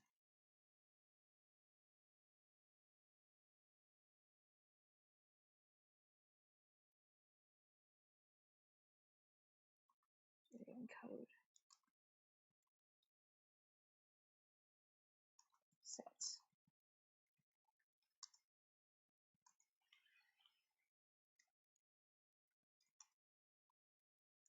Line 137 says I guess it's common knowledge, but I didn't know until recently that temperatures reported on weather forecasts are usually done in the shaded grassy areas above the ground. Didn't know it was such a short. No way, I didn't know that. That's not why would you call that common knowledge? I don't think anyone knows that. Actual temperature is much higher. That's horrible. Line 137 says so the actual temperature we experience in summer is much higher. Okay, that makes me feel way worse. Wow. I almost wish I didn't know this information. That's crazy.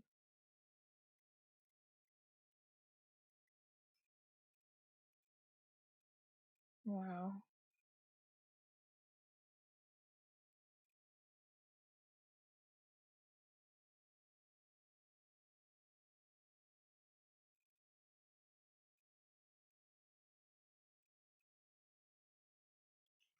Well, I haven't written. Line 137 says how is programming coming along? Mountains. I haven't written a single line today because I didn't realize that they would ask, like, I'll show you, at the end of every section.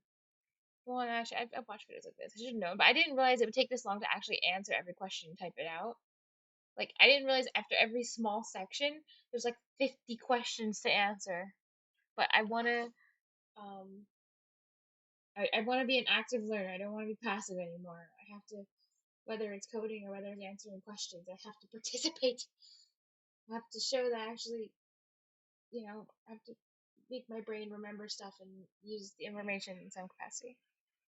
Maybe we need to play that typing game again. Am I typing Line that slow? 137 says maybe we need to play that typing game again. Honestly, I feel like you're right. I actually had a lot of fun playing that typing game with you. And we totally should, because it was, one, it was just fun. And two, like, yeah, I'm kind of, I don't know if you can I haven't really been touch typing. Well, not properly. Yeah, you're right. Yeah. God damn it. Is a, I don't know how to describe it though.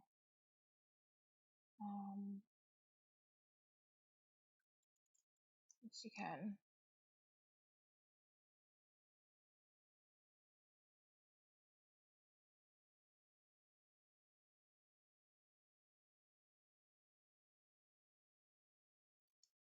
What's the play button?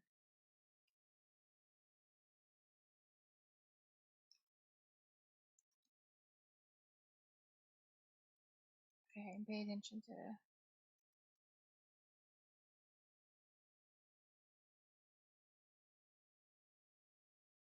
Okay, messages.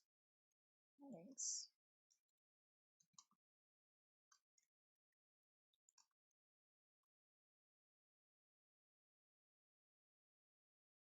What you call it?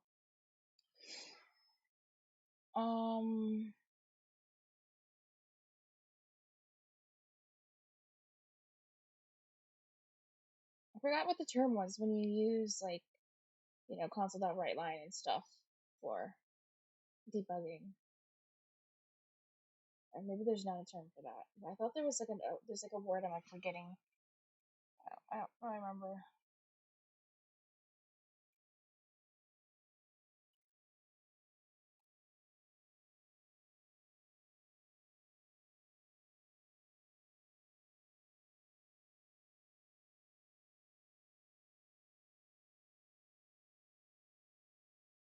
Oh, by the way, if you ever see anything that's wrong or questionable or you just don't think it's a good answer, feel free to just tell me. Because I'm just doing my best, okay? I don't know if any of this is right.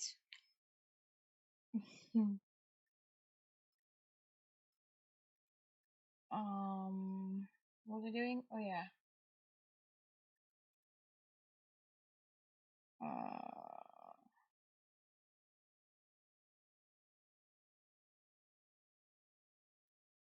Didn't I write something about it? Or did I not? Am I crazy? Oh no, I think I did it here.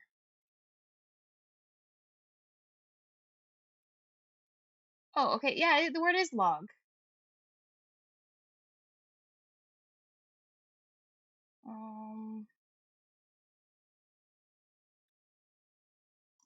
Okay. 2.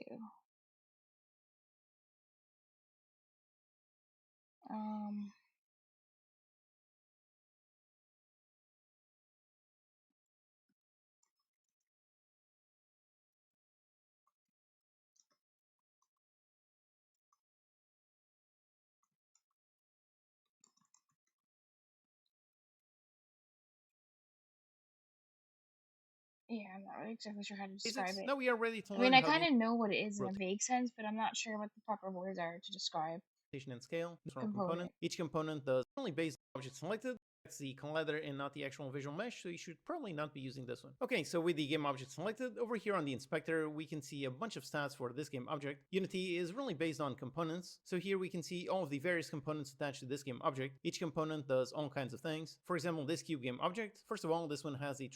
So it doesn't really explain it. I mean, a component is... I'm going to describe it like this.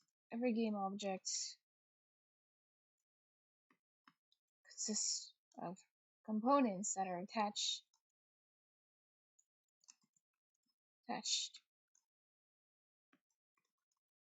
to it, which do various things,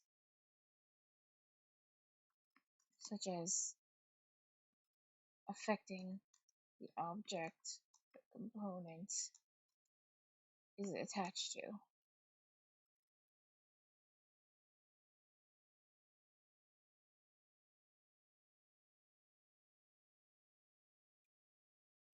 Then specifically filter. There's that. There's a I don't think by this was folder. talked about attaching the script So in this key button is on specifically. this here to do and opens up. You can see it as a player script, so we can double click in order to... Oh, unless... But it says create... It says attach a script, not open a script, so I mean... open it. I mean, And yep, it opens up never Visual actually Studio and attached opens the up script. the player script. They've got... So just... I don't actually remember exactly what you do. So... And I have to install the new version of Unity. I have to actually restart my computer, but I'm streaming, so I can't do that right now. So I can't just open Unity myself. So, Google.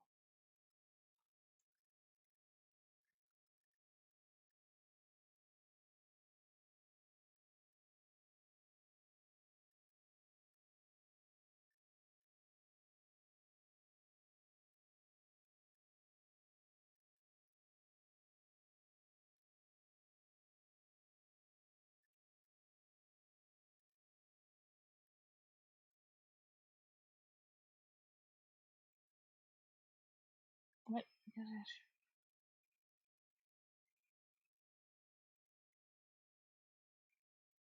Okay, so drop your script. There's also another way too.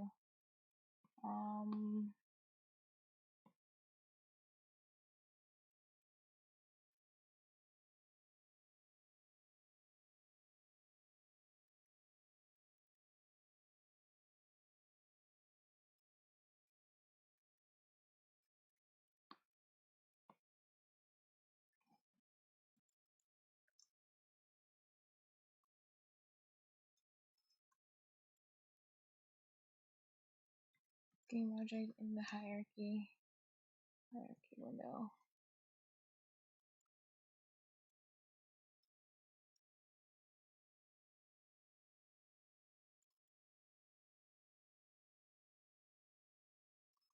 use a select a game object.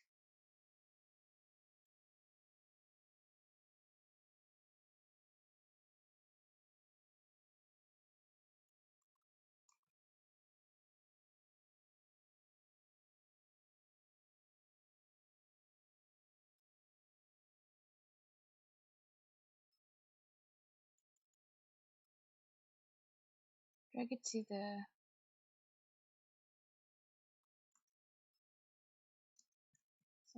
hierarchy. Game objects. Inspector.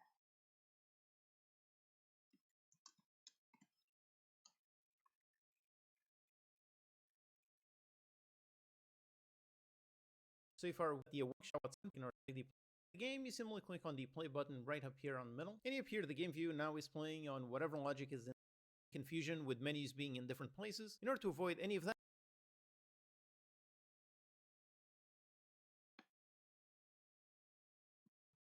I definitely have the project file exercises project. Go onto the course website, project on the project, but it's a simple.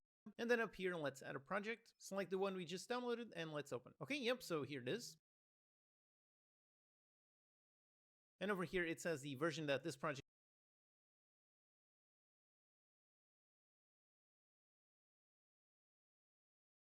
2.3.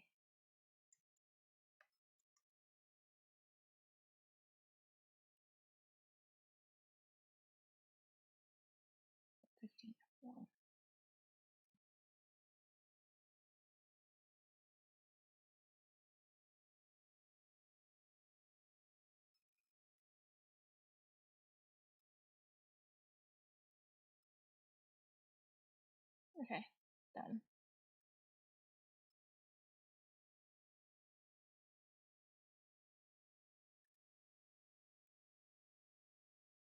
Oh, hi, Snowy.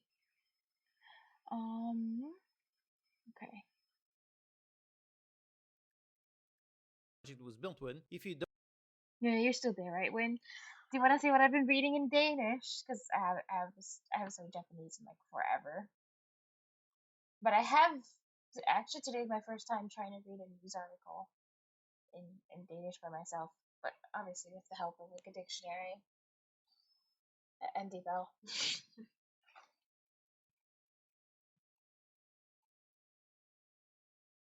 I think we'll just finish off here and here. For us, it is entirely natural. The church has to be. Oh yeah, wait. Since I'm done the coding stuff, I can actually switch my category. To.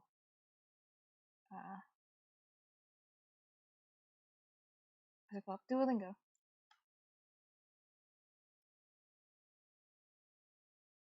That's what I'll be doing for the rest of the time.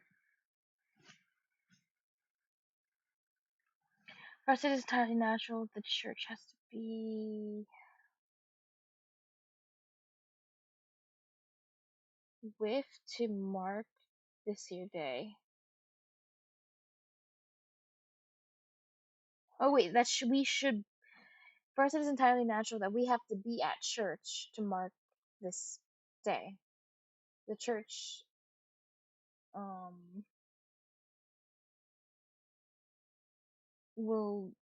is used in all of the church should be used in all of the same something there that means something for life, for one's life, for living.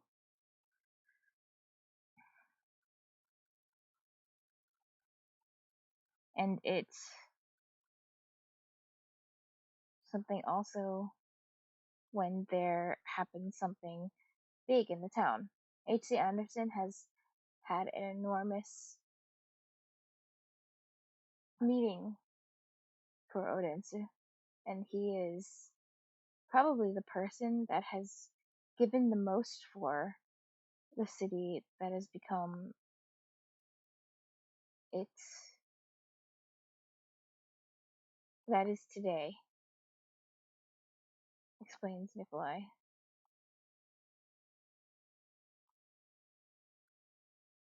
I need this word.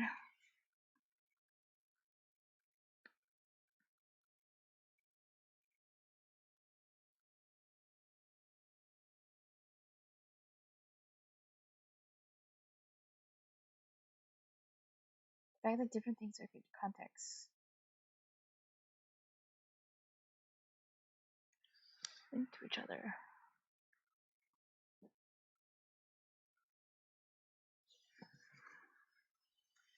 Conditions.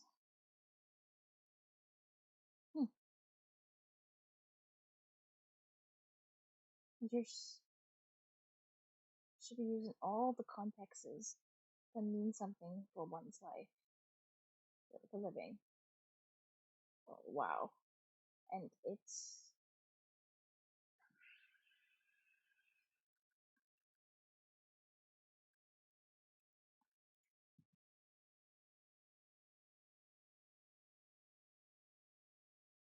to be valid heavily applies.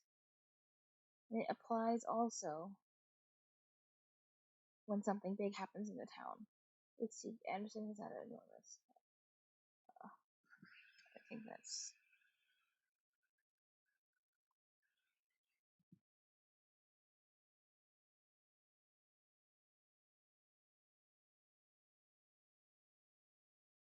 importance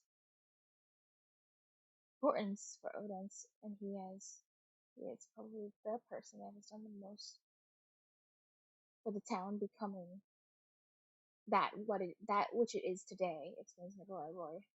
Yeah.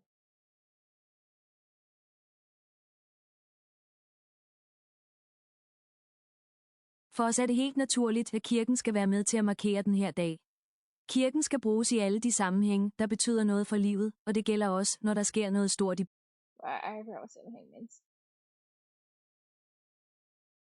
I just looked up this word. Ugh. Is it context? Yeah. Oops. Line 137 says, oh, how is your Danish now, BTW? Bad, but I can, I'm trying to read news articles now, which at least that's an improvement over what Line I learned. 137 says, have you ascended yet? No, I've never ascended. I never even ascended in Japanese. What do you mean ascension? No. No, but I'm working on reading. And I will say, when I studied Japanese, it took me like 8 years to start reading anything, because that's how slow I went. But at least it's only been like 7 or 8 months the most, and I'm actually trying to read stuff now. So I guess that's good. But I didn't have to learn a weird character system. There's just weird pronunciation. So normal weird stuff that you would expect, not like crazy moon runes in addition to weird grammar and stuff. But then again, I mean, the benefits. Well, I don't know. Is it really a benefit? Japanese is easy to pronounce, but like honestly, all the words sound the same because they're the limited palette of sounds. So that's actually kind of annoying as well. So I don't know. What was it doing? Oh yes. Kirken skal bruges i alle de sammenhænge, der betyder noget for livet, og det gælder også, når der sker noget stort i byen.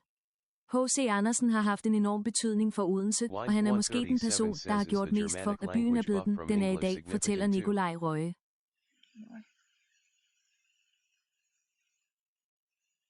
Is the Germanic language buff from English significant too? I don't really think so. I don't know. I think it's different enough that it doesn't really help that much. It occasionally does, but it barely matters. Like, unless you're speaking like Old English or something, and then maybe that would be particularly helpful for this. It's really like modern English is not particularly that helpful for learning Danish. opinion. Starved Guitars says hello. Hello. How are you, Starved Guitars? Wait, remind me, Starved Guitars. You're a coder, right? Were you someone who was in school or studying? I don't remember. Starved Guitars says how are you? I'm good. How are you? Oh, okay. Do you? Oh, okay. Study languages? Ah, okay, cool. What is it that you study? Starved Guitars says I study languages. Nice. I want to listen to this part one again. This part's, I don't know, this part's hard to process in real time. Kirken skal bruges i alle de sammenhænge, der betyder noget for livet, og det gælder også, når der sker noget stort i byen.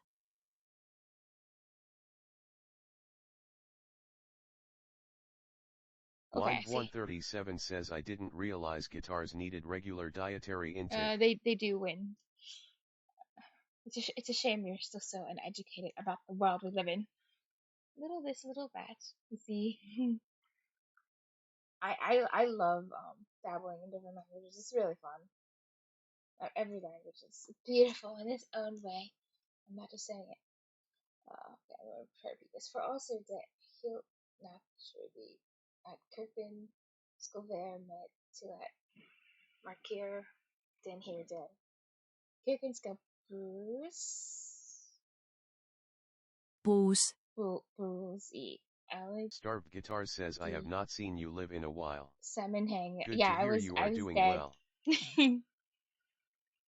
Yes, but don't worry, I made a deal with the devil to come back.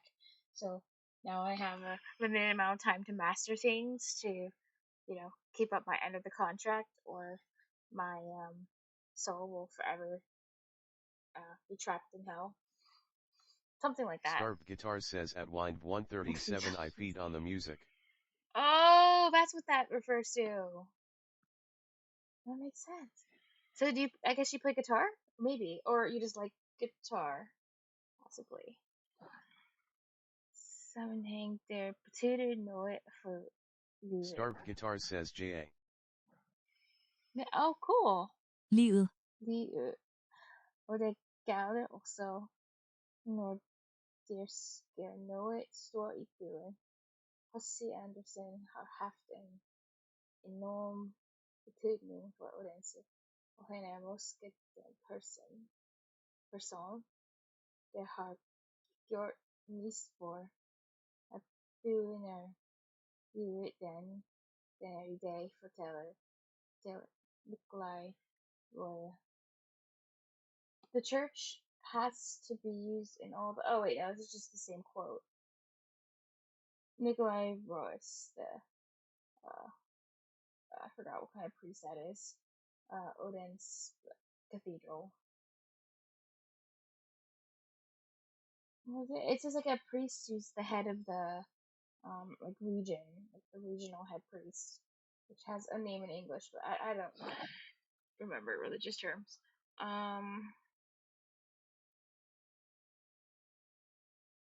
This is kind of fun. Honestly, I want to read. I want to finish it, actually. Why not? Let's do it. So I will lurk. Nice. Thank you, Starved Guitars. Starved Guitars says I'm a little tired, so I will lurk. Hey, wait, Starved Keep Guitars. up the good work. Have you learned Spanish? Wait, Starved Guitars, were you the one that was like the person who liked Anki? Was that you? Were you the one who also streams? I think you were. I think it's coming back to me now. Maybe. I could just be wrong, and then just tell me if I'm wrong.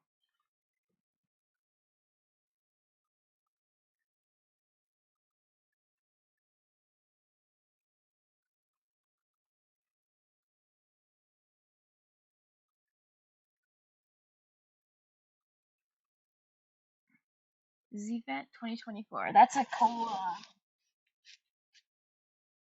That's a cool badge. Oh, I do look okay. I do stream. Founder channel through a raid. Yeah, Guitar yeah, says I know. Like Anki and I do stream. Yeah. Found your channel through a raid. Good, good. I remember exactly who you are now. Cause I remember I came to your stream and now I remember you.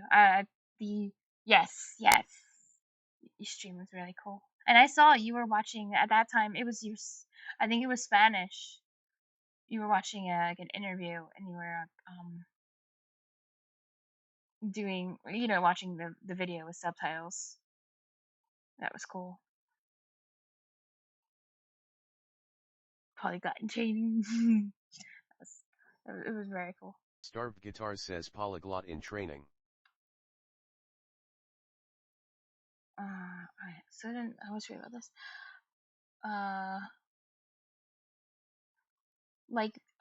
In this way, it becomes the 150 years. Starved Guitar says Starved 9 salute. 150th anniversary for H.C. Andersen's Wind dead 137 says death wow Spanish. being marked. Oh yeah, and Starved Guitars is really good at it too. I was very impressed. You're the one that inspired me to use Anki again, because after I went to your stream, I went through a period of like 3 or 4 weeks where I was addicted to Anki again. Now I'm just trying to do a lot of reading, so I haven't been using Anki. but yeah, I went into you brought me into another Anki phase. Which honestly, I think the good thing about it is I feel like going through that Anki phase got me like excited about reading, because it's like eventually it's like, I just want to read something, or I don't know, not do flashcards.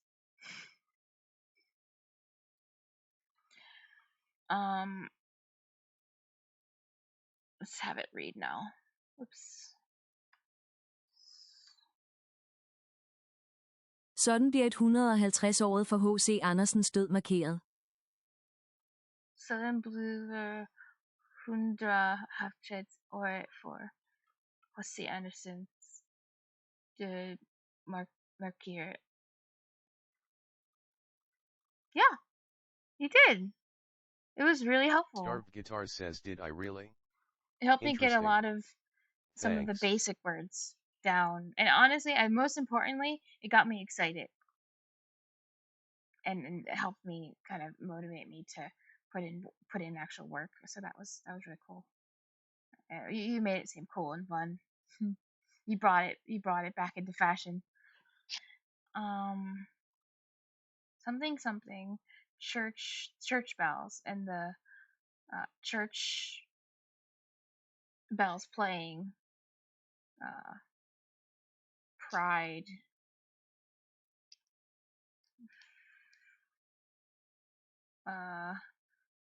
was included or something, and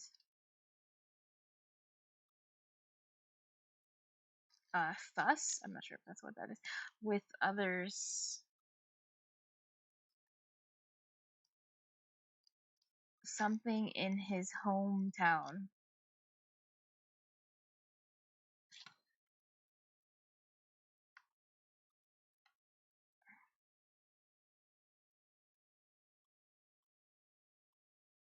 What we got? This is adverb.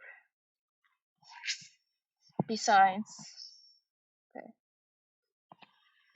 the church bells and this was, I think it's just pride.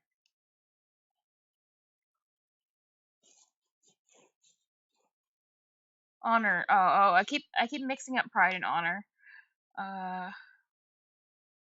Okay. And this is the name of that with the instrument, that the bells, like it's like the weird, I don't remember the English word when I looked this up last time. It was like, oh,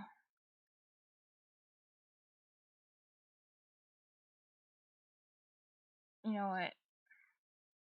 Wait, where's the bell? Oh.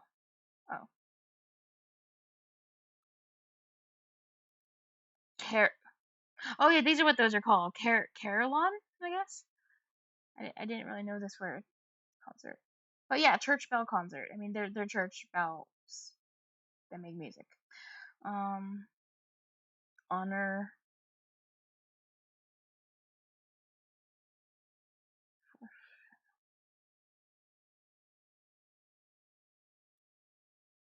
Person who I keep forgetting this word. Author. Church bells honors author. Church bell honors the author. Yeah. Besides the church bells ringing and the church bell music honors the author. And oh, you did? Wind137 says I saw a video by Rob Scallon about that instrument. Oh, that's cool. So you recognize that word if you just saw it randomly, the Carolyn. The poet. Wind137 says a guitarist.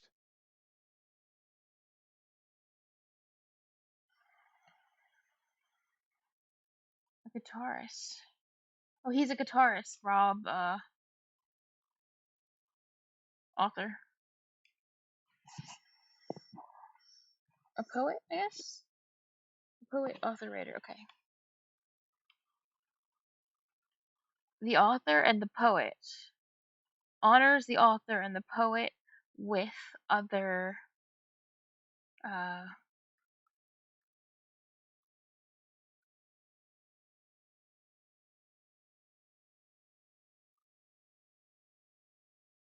events. Oh, okay. With other events in his hometown. Okay.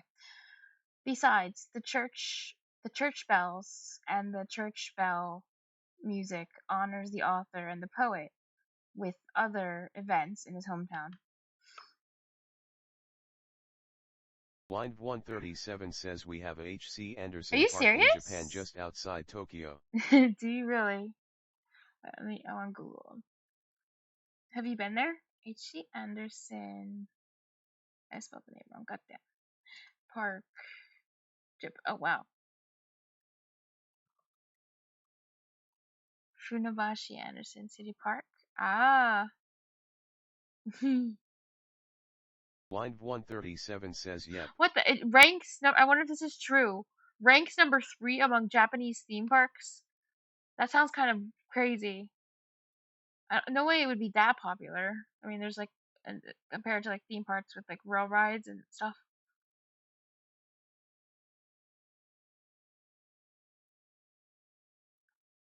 Oh, Odense is a sister city of Funabashi.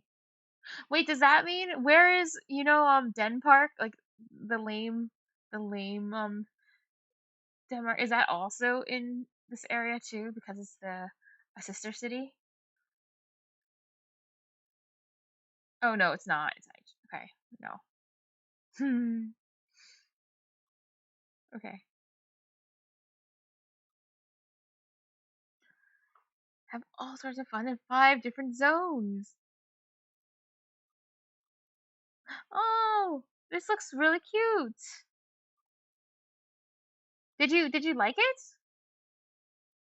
Was there like a good amount of things to see and do? Was it? Oh, what is this?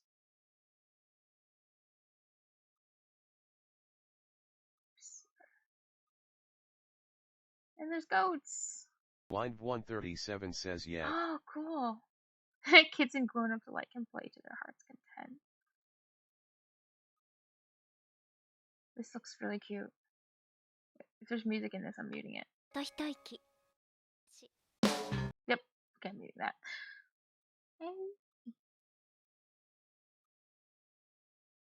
Oh, that looks fun. Why are they camping at okay, in the park? Oh,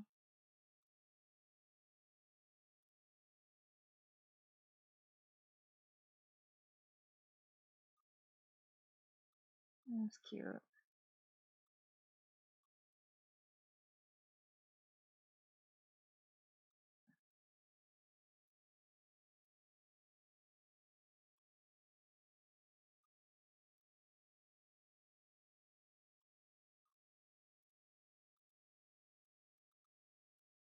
Oh, you get free admission if you're 65 years older. So you could just, like, live there. If you're 65 years older.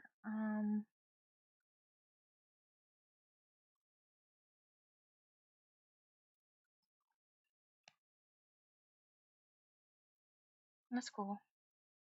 How big is this park?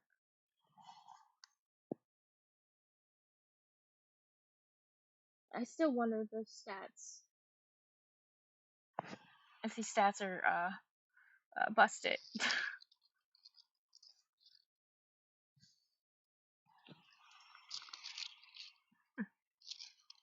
It's pretty huge. Oh wow.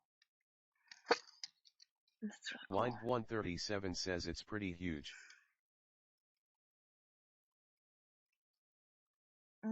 This kind of style building, but in a different color scheme.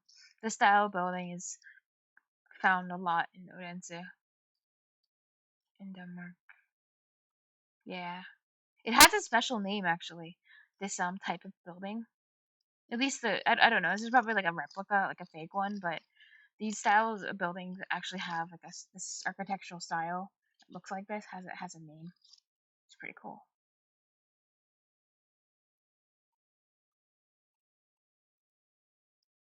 And I'll be honest, like you can't have Denmark unless you have like naked statues, like random naked statues everywhere. Just saying. They have no shame. It's like the Netherlands. The Netherlands also has no shame. Pretty.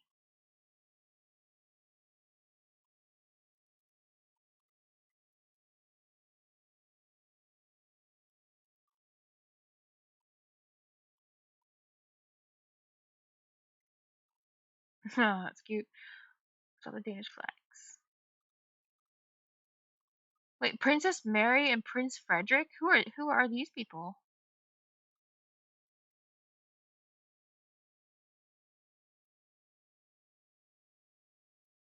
Who was Princess Mary? Is she Japanese?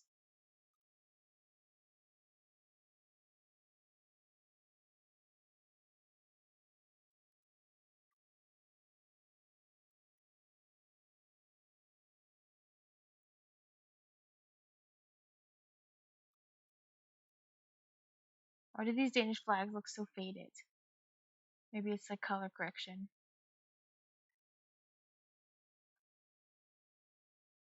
Maybe they're British.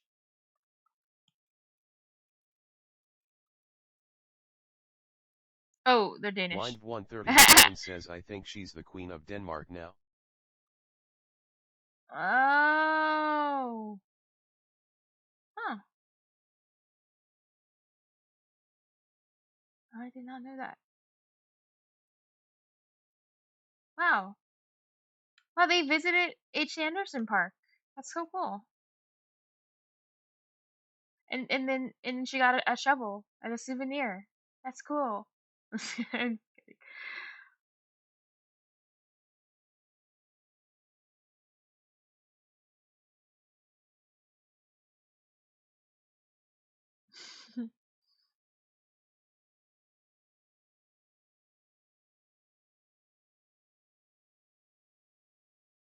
I'm not sure what these ribbons are for exactly.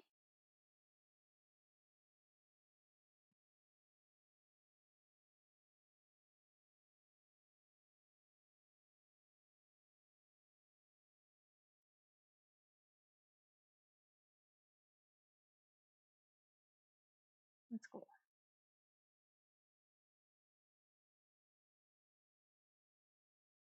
Oh wow. Okay.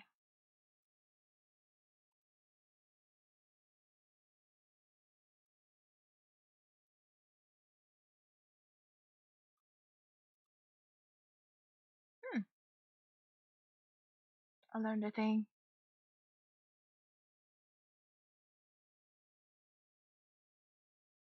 Hey, nice. They got a H.C. Anderson statue.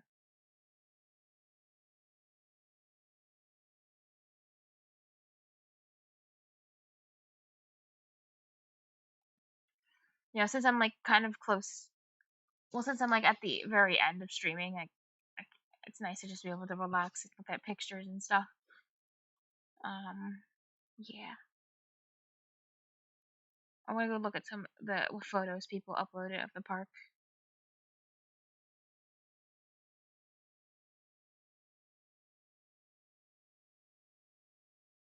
Cool. Let's see. Woo.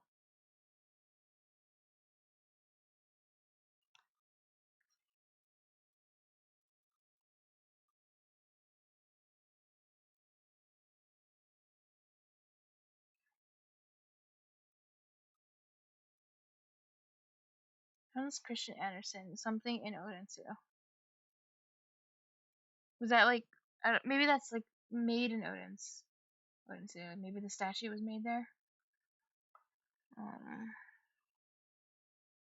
me switch my keyboard.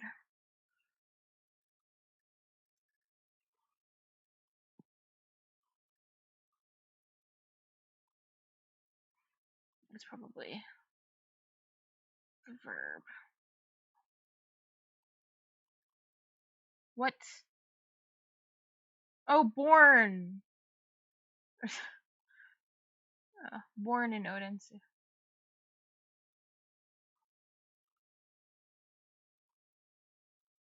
Wind 137 says in Norwegian fode means to be born. Oh, nice. When's the last time you studied Norwegian, Win?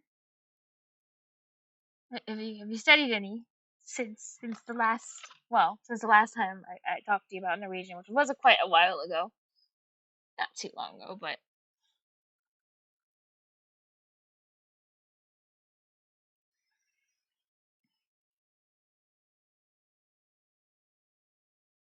not really. Okay. Wind 137 says Well, not really. Have you Sad studied face. any other languages other than Japanese as of late, just for fun? Or dabbled in any out of curiosity? I think at one point you were studying a little bit of Wind Spanish. 137 says I've been interested in Spanish and Portuguese, and Korean a little. And Portuguese too. That's cool. Ooh, and Korean. What interests you about Spanish?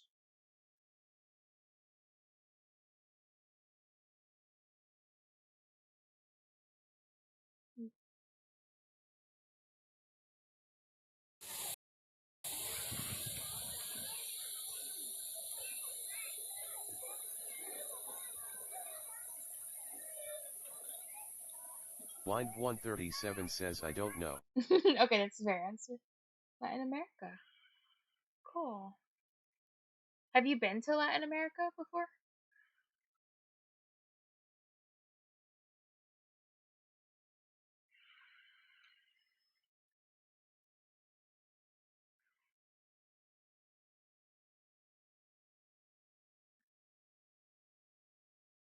Wind 137 says and I've been listening to a lot of Brazilian music so I got interested in Portuguese. 2 times someone says that. I see. Really cool.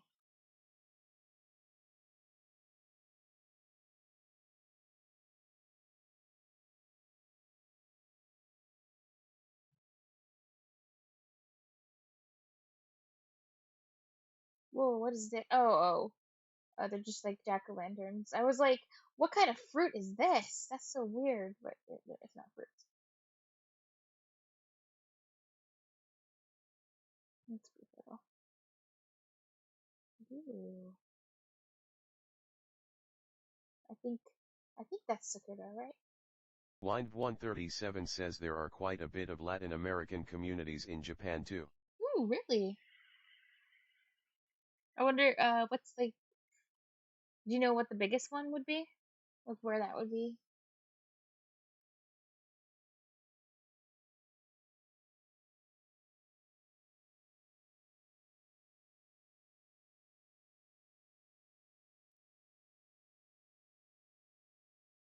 Hmm.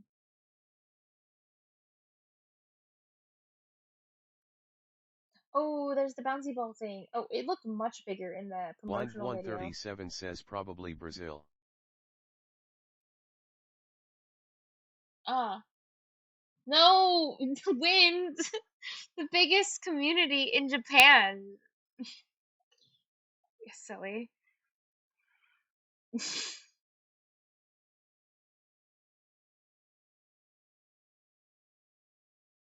is this? And what is this? What is that? Like some kind of. I don't know what this is. Do you know what this object is, Wind? What is its purpose? Is it like for sitting or playing? Blind 137 says yeah, there are a lot of Brazilians working in the Japanese automotive industry. Oh, you mean as laborers, like factory workers, essentially? Or, I don't know. Nice. Blind 137 says I don't know lol. Yeah, this is not very Danish, this statue. Just saying. But Blind 137 says yeah. it's breaking immersion.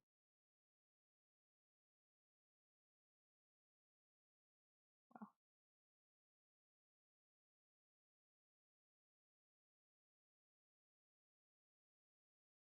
This looks fun. Did you walk on this when you visit it? Just out of curiosity, did you do it?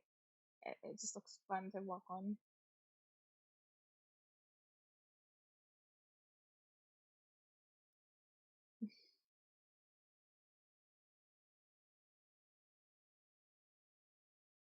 Oh wow. Wow. Blind 137 says no, I think I'm probably too old for it. Okay.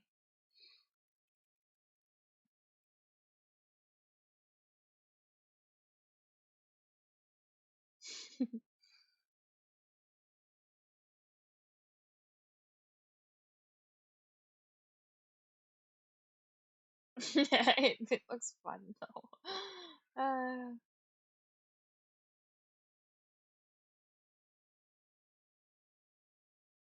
Oh, that's actually really pretty at night. Wow. Oh, there we go. Here's a statue that's very Danish.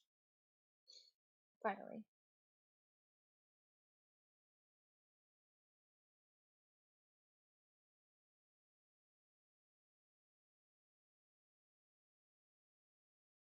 Ooh.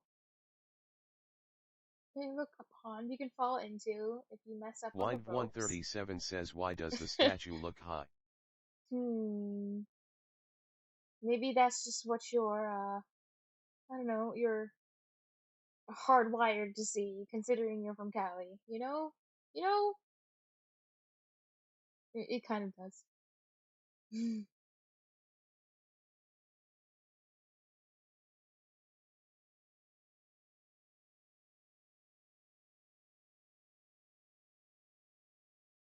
Ooh. Oh, is this the gift shop?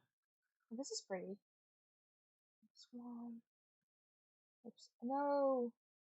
No. I lost the photo. Okay. Well, it's fine. Like the anglerfish crane.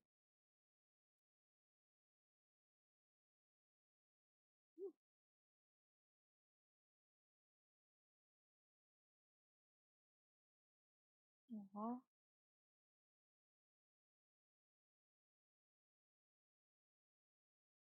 Ooh, what is... This must be from the gift shop.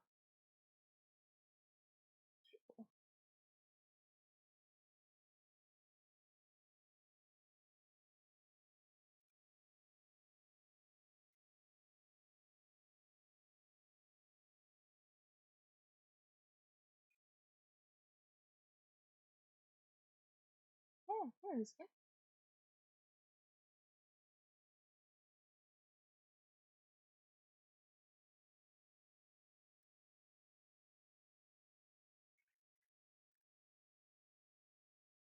This is like kind of like, I don't know, this looks almost like the set of a movie.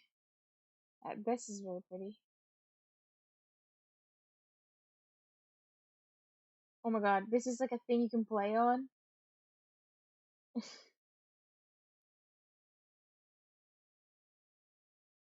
I wonder if people actually fall into the water sometimes. Well, there is a bar to hold. Wind 137 says, what kind of places did you see in Denmark?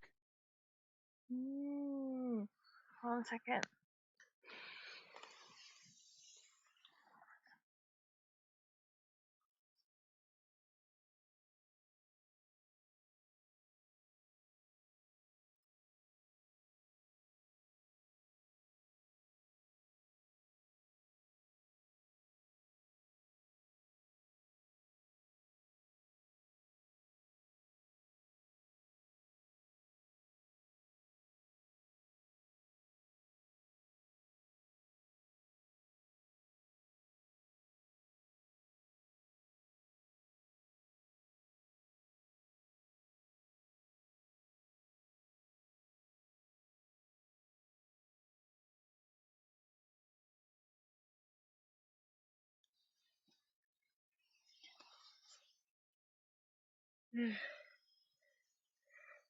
I just got procrastinating.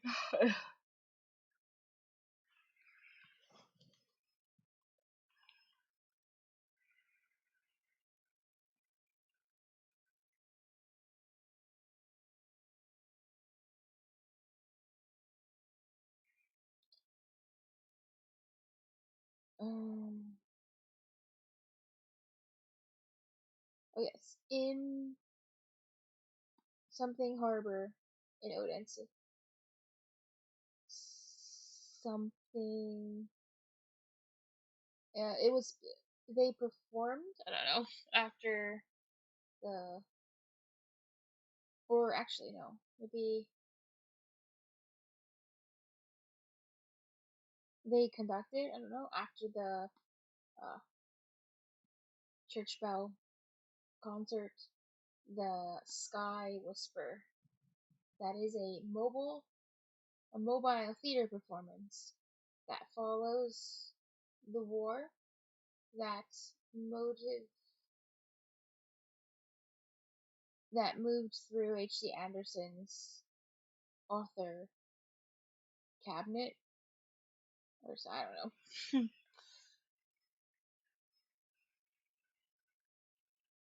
I think this is performed like a theater troupe performs a play. But I'm guessing from context. Or build. Constructed the Sky Whisper. That is a mobile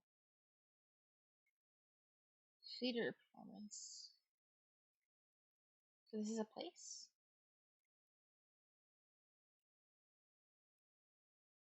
Oh, to perform a musical or theatrical play. They use the word build for that. Okay. That follows the war that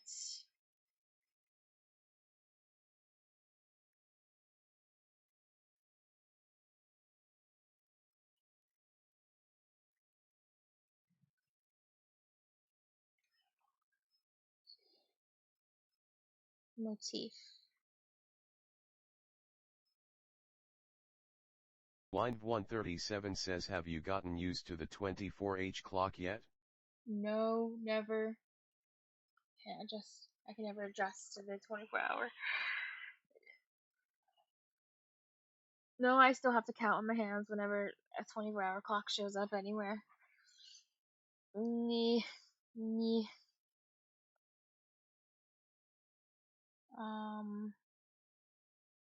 Follows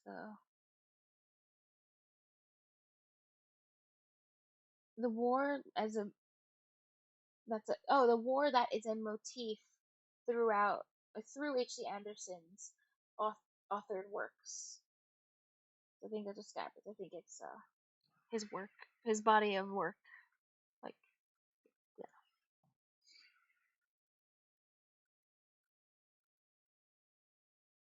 authorship. Yeah, basically. Oh, his authorship. But his authorship. I mean, your authorship is your work. So I mean, that's like the same thing. I think. And I wonder if this has a meaning. Curiosity. I know it's a name of a place, but I'm just curious. Fleck. Large, flat, sandy ground in the sea.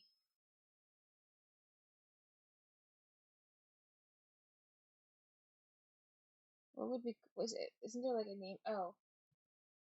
Bottom bar.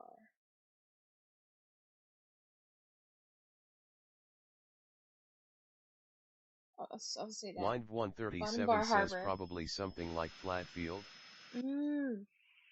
Yeah. Sandy Bottom Harbor.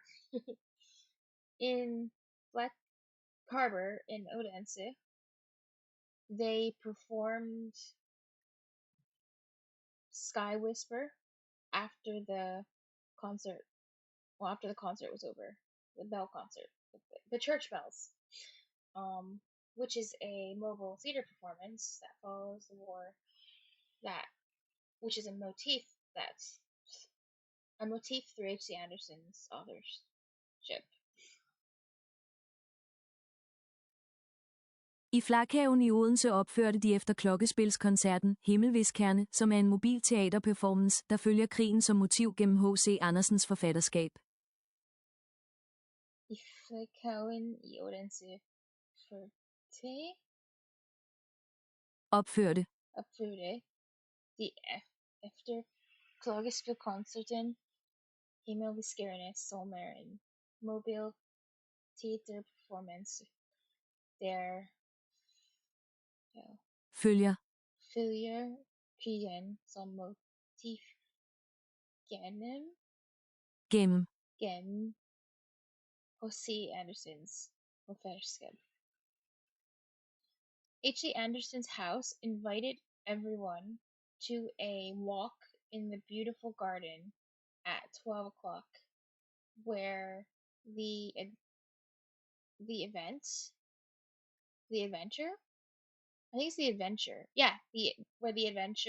the old something became, I don't know, famous. Well, I don't know.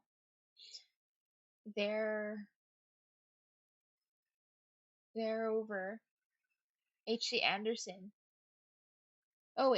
Thereover became H.C. Andersen's original. Gravestone. The old gravestone became something. Thereover, H.C. Andersen's original gravestone became a little. Just now.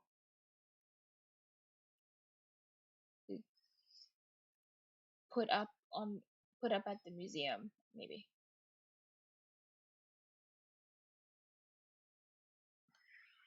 I need this.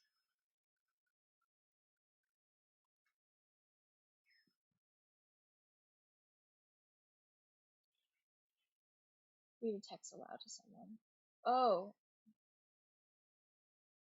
Where it was read aloud. H.C. Andersen's house invited everyone for a walk in the beautiful garden at 12, where the adventure, the old gravestone, was read aloud. And over there, H.C. Andersen's original gravestone was put out for display at the museum. I think that's what that means, but let me check. Where's...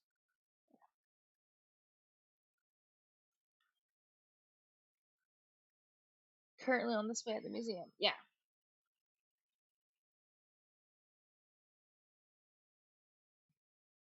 H.C. Andersens hus inviterede alle til en tur i den smukke have kl. 12, hvor eventyret, den gamle gravsten, bliver oplæst. Derudover bliver H.C. Andersens originale gravsten lige nu udstillet på museet. H.C. Andersens hus inviterede alle til en tur i den smukke have kl. 12.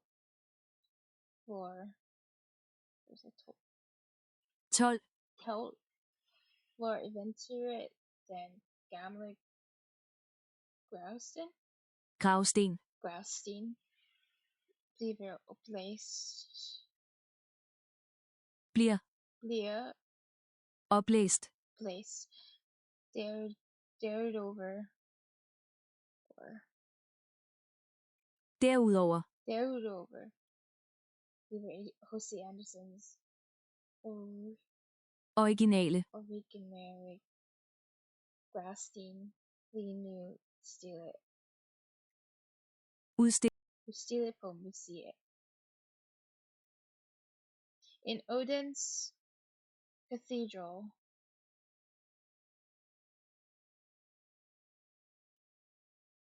I'm not sure. I think it's some kind of tour. It's something tour is being held at 24 the 24-hour clock. Oh no. At 2 p.m. The arrangement has sold so far over 300 bought tickets.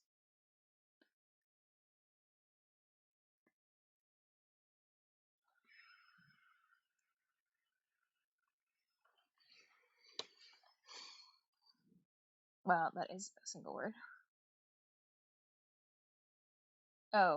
Oh, it's memorial service.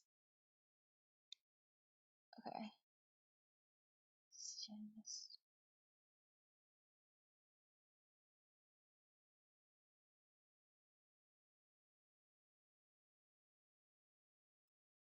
Okay, in Odense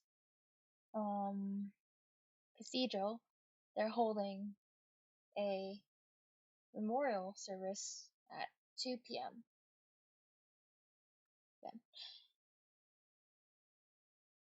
I Odense Domkirke afholdte de mindegudstjeneste kl. 14.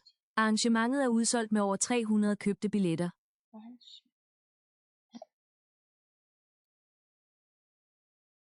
Arrangementet er udsolgt med over 300. Oh wait, why is it reading like that? Oh my god. Arrangementet. Arrangement? Is that actually what that sounds like? Why? Oh no, it actually. Arrangement. Arrangement? Oh, it's probably coming from French or something. That's horrible. Arrangement. Arrangementet. Arrangement. Udsolgt. Arrangement er udsolgt med over 300? 300. 300. 300. 300. This is for friends. Oh, wow, that is. Line 137 says yet it says fra France. Oh, yeah, is that not cursed? That is very cursed pronunciation. French is cursed. Arrangement. Arrangement. It's horrible. I hate it. There's another word that comes from French as well, which sounds really bad. It's juggle. Juggler.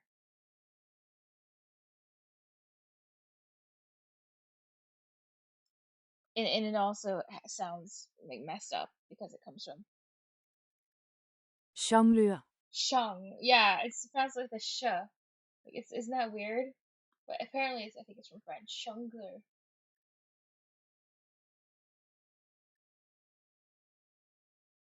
Let's see if it also says for France in the dictionary.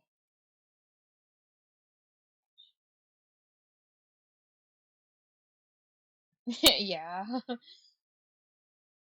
Jonglør. Very, very, very cursed. Line 137 says jongler. Yeah.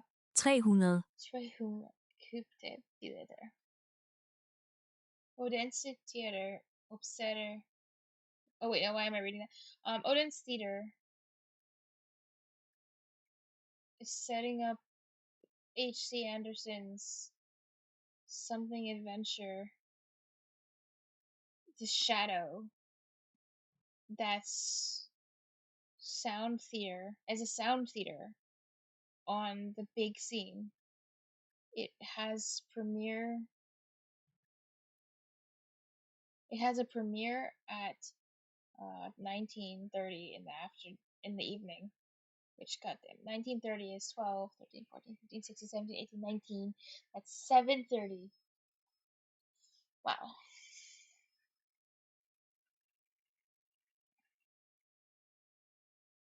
Oh, this is probably famous. Just context.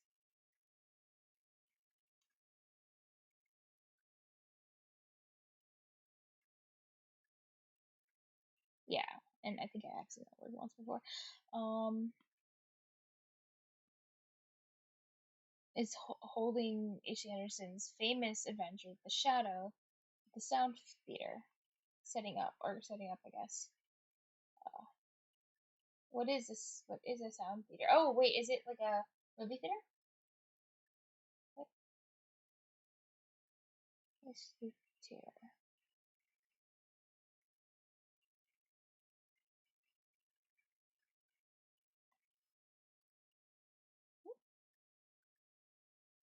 Is this an actual name of a theater? What is this? I think that's just what the name of the theater itself is. This particular theater calls itself that. The theater in Denmark's. Wait, what? What?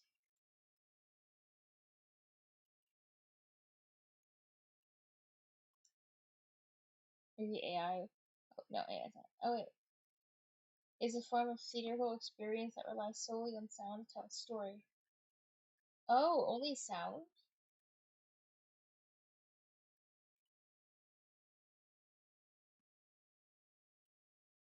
Oh.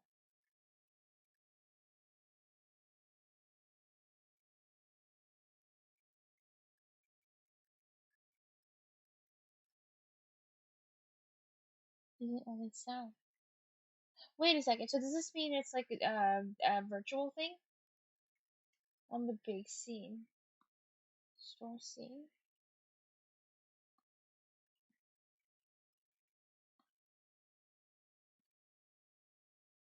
but Odense Theater is like a real theater. Okay.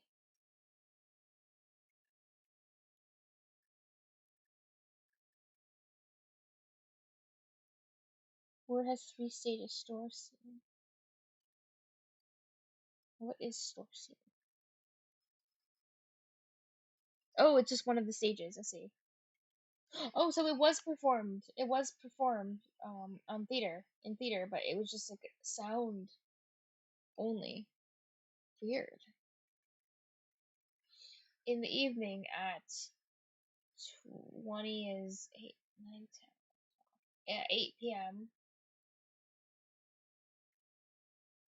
the Museum Odense invited the festival people and the travelers with the poetic live performance something flowers. What that is Line a 137 says found something. www.sens-1.com/copy-af-ly-land-lidi-university-sirs-til. Thank you. Let's see. I'll put it in. Oops.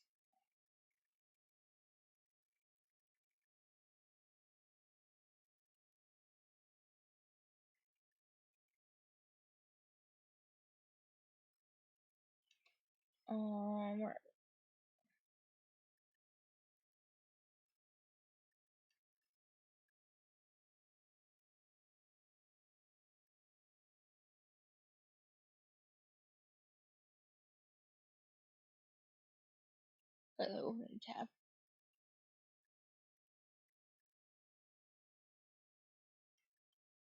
Oh, leave tutor. Leave tutor is a new mode to go to the in the theater on. That goes in the what? A new mode to go in the theater on. Okay, what? Anyway, here you have to make yourself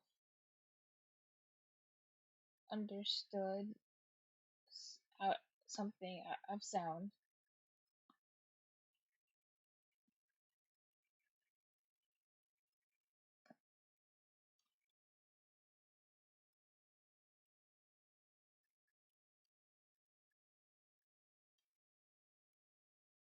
Exclusively.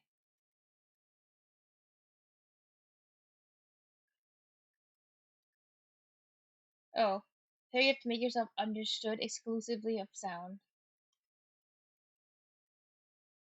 What the heck? Why are they standing with headphones? What is this? This is weird. what is, what is this? Is this the audience? That's what I can't tell. Are these the actors?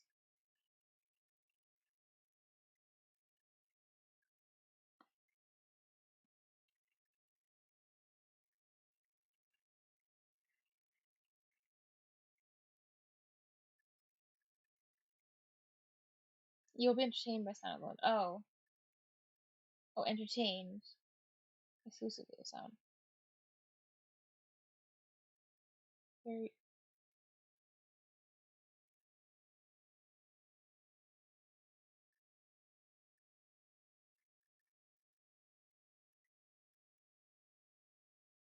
Maybe there's a new way to go to the theater. That's.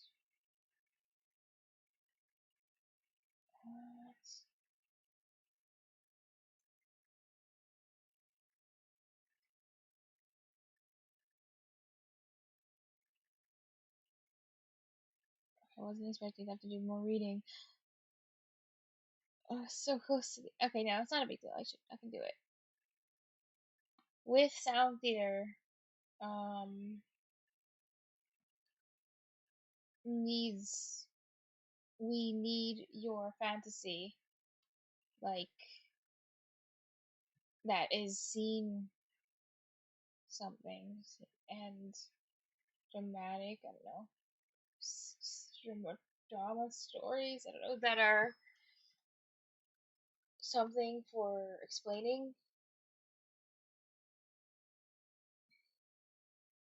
We need your fantasy that is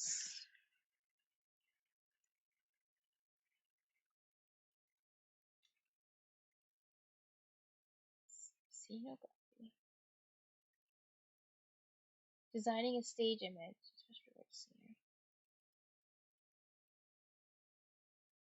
Okay. We need your fantasy that is the picture, the image of this scene. Oh, you need your imagination. We need your imagination, which is the image of the scene, and whatever that is.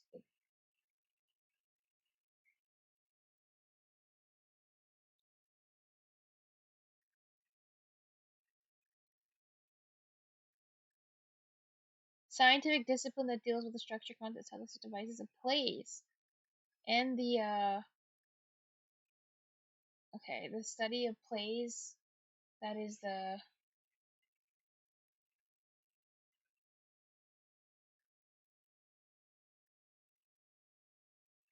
oh wait, there's more.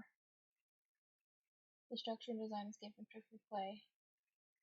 Okay, the structure of the play, I'll call it that. I think that looks appropriate. We need your imagination, that is the picture of the scene and the structure of the play, which is the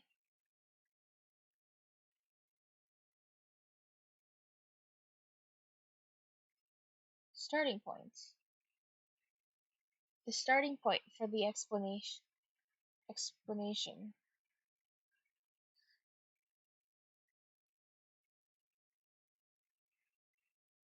Okay, I'm just gonna make sure that's that's really is like a noun. Oh wait, oh no.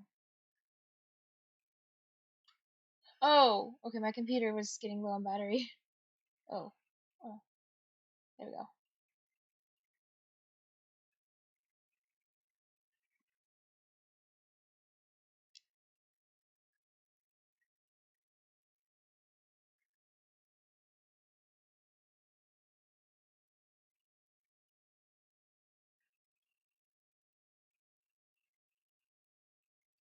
Oh wait, so this is a compound noun. So it's more than just explanation. It's what is this? Oh wait, what?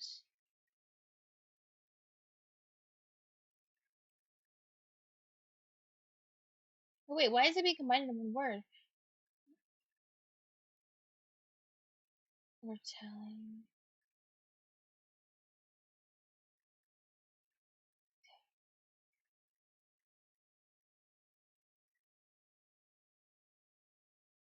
I guess this is like for wanting to explain,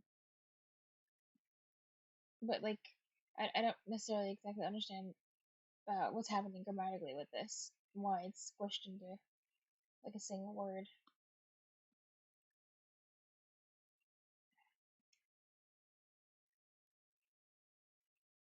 We use your imagination. Oh, okay. As a sex sign, and the dramaturgy as the starting point for the stories. That's just stories. Oh, it's I know what's happening. It's just the conjugation. So this should be. Oh, okay. I'm just done. Um.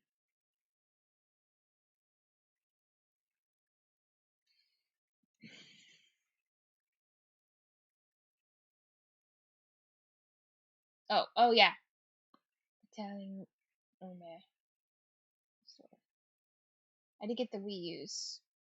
We use your fantasy as a scene.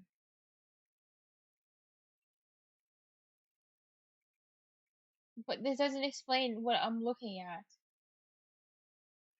This has to be the audience. Why? So you have to stand up during the whole play? That sounds horrible. I don't see why the actors should be wearing headphones.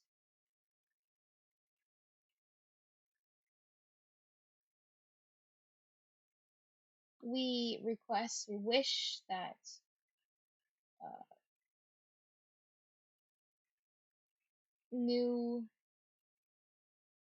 something for our public together. Something for what is theater, what theater can and should in our something. Maybe it's the communities.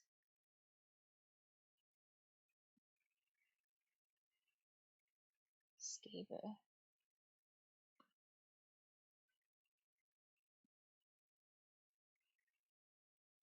I'm planning on skipping the biographies or whatever.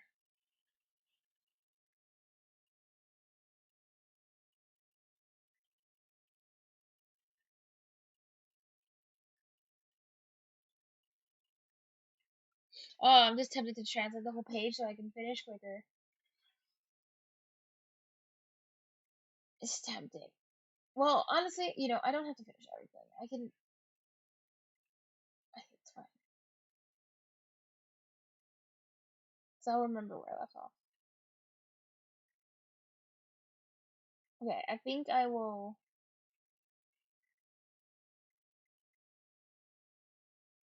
Because I was going to write example sentences, pick a few words from here to write example sentences with.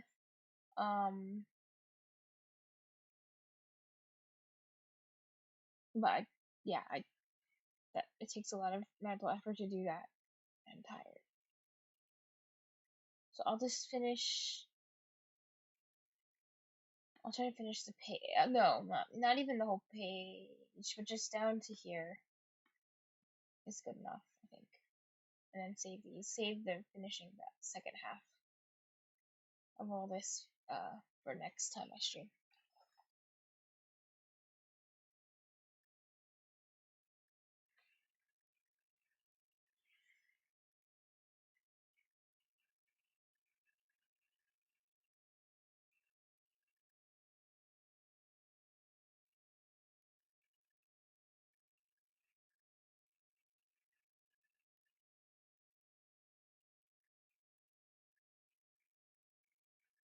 To give. Oh, create.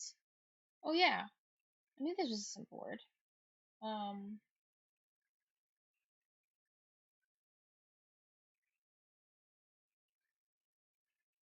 we desire to create new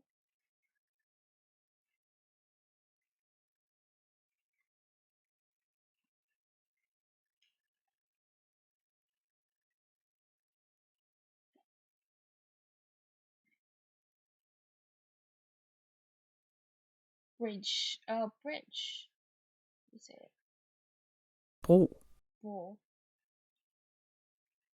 New bridges for our public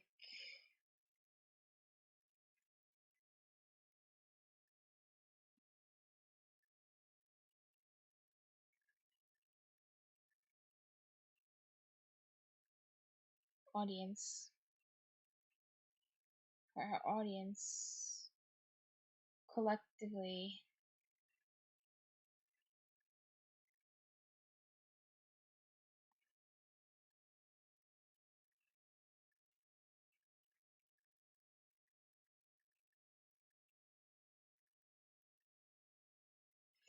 push. Oh yeah, collectively push.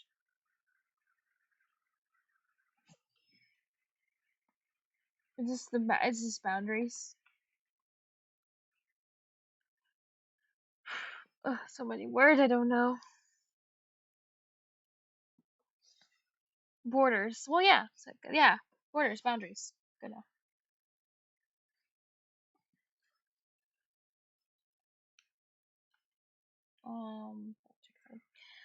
Collectively push borders for what a theater can and should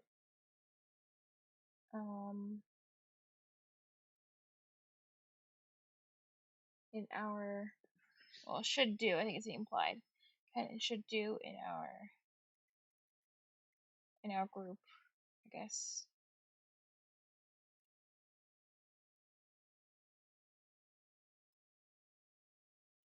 Society. In our society. The imagination is one of the most important, one of the, yeah, most important, importantest, I guess that's what it is. Most important, something. We, something, and with the sound theater, can we actually, can we really train the muscle, I guess? This is one of the most important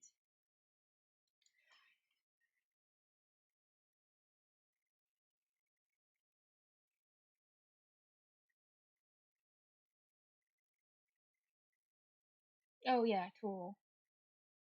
Important tools we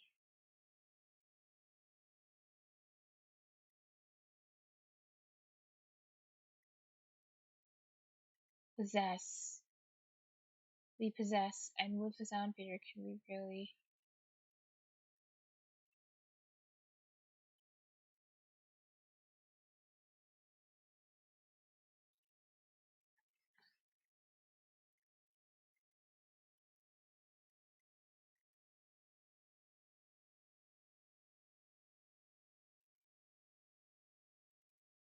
I think this is muscle. Like they're referring to the imagination as a muscle. Muscle.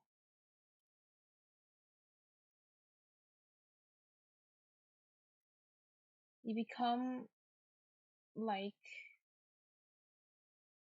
an audience by yourself, an active player in the telling, in the story, I guess.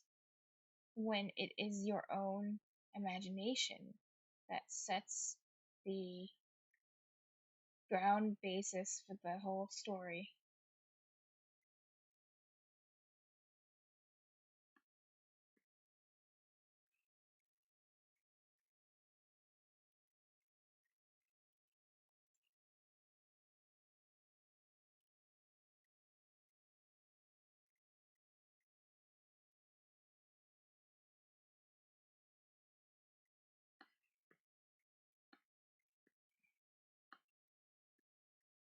this one, particularly 1 through default.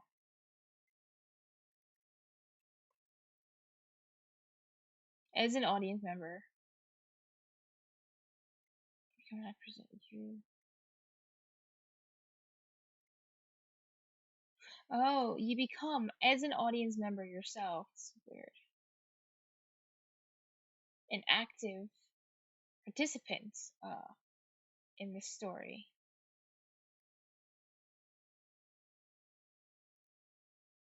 It is your own imagination that sets foundation for the whole story, the entire story. So that's the point of this.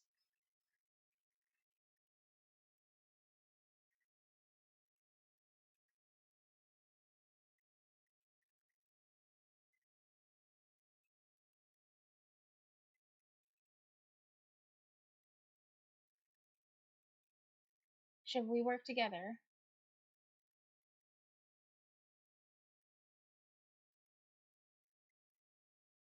If you wish to work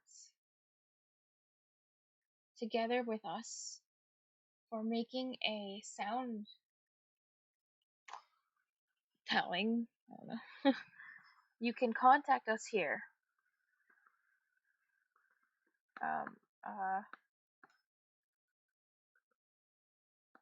There we go. I'm trying to select this. It's difficult. This formatting is weird. It's not letting me highlight. It's not letting me highlight what I want. It's fine. So we will take a. Oh my god. Something. Conversation about your wish.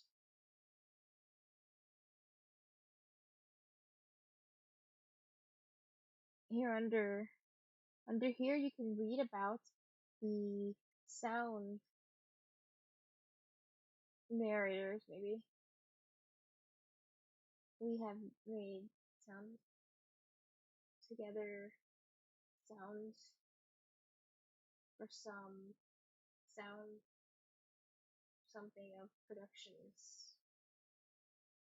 Oh, they made, I think, productions for like companies or other people who hired them. Okay, I'm gonna start it all to default because I couldn't even select the words I wanted. Audio performance. We'll have a no obligation chat.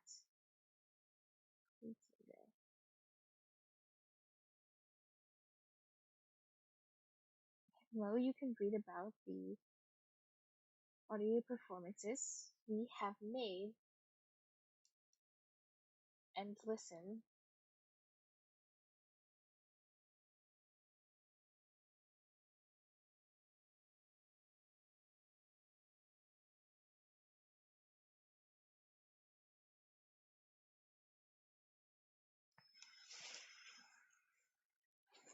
Okay, can listen to some of the sound bites of the productions. Okay.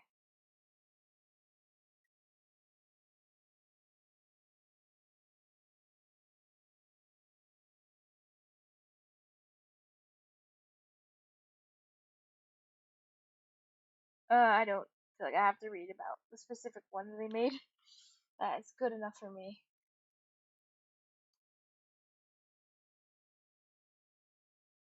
You know what? I am so close to finishing. I should just stick with it and do the last part, and then go back to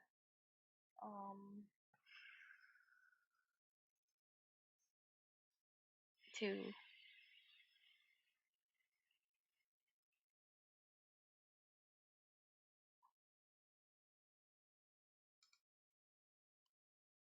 go back here and just make my sentences.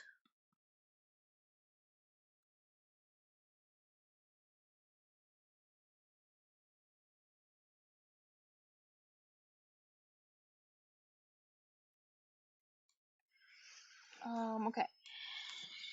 Okay, in the evening at 8. Oh, I read this.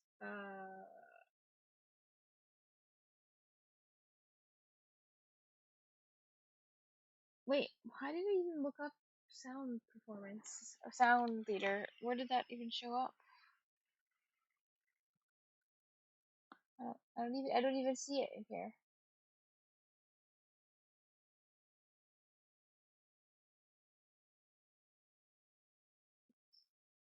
Okay, in the afternoon. Did I read that? What? What's happening? Wait, what? I did this. Yeah, okay, whatever. In the evening. How did we even start talking about sound theater? Where? That's why I'm confused right now. Where did that even show up? Oh wait, no. I thought this was the end, but no, there's a little more. That's fine. No, is it? Yeah, it is. In the evening at 8, Museum Odense invites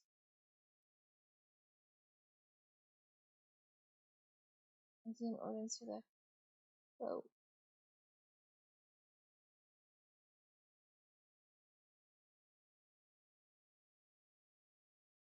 Inviter the invitations? Maybe is this a noun actually?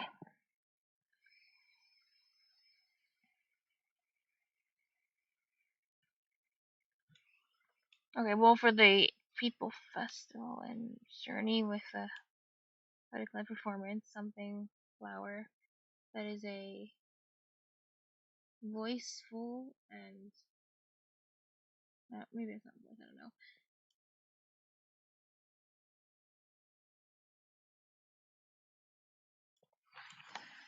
Okay. And something through H.C. Andersen's house and H.C. Andersen's garden with music, dance, storytelling, and something, I think.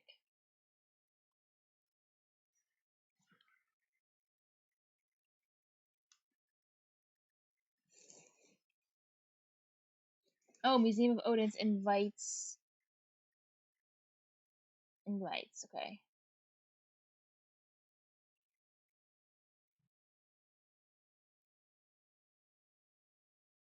I just want to look at the forms of this word. Maybe it's here. Oh, okay. It just looks very weird with double E-R. So the U is implied in the sentence. Okay, invites you to a folk festival. Oh, and journey. A celebration. Right. Yeah. Poetic live performance. Flowers of memory. Oh.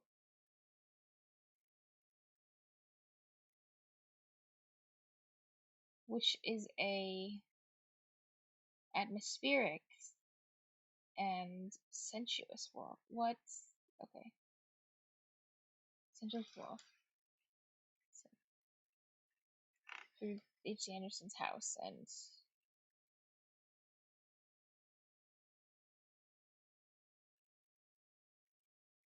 H.C. Andersen's garden. Stories and arts. Oh, arts. That's what that word is.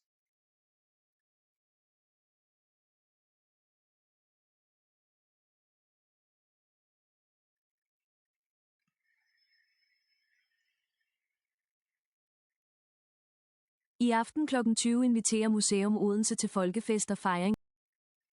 What's this word is? 20. 2? 20. Is that really like that?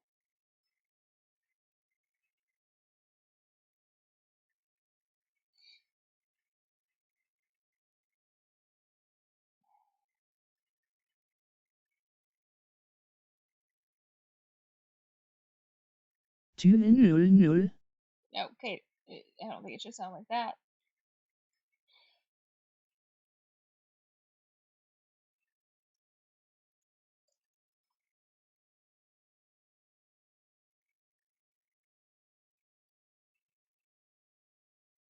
$20.00. 20.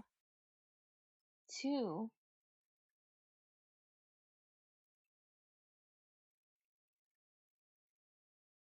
20. Oh, 2. Oh, yeah. I'm being dumb right now. 2. And 2 here.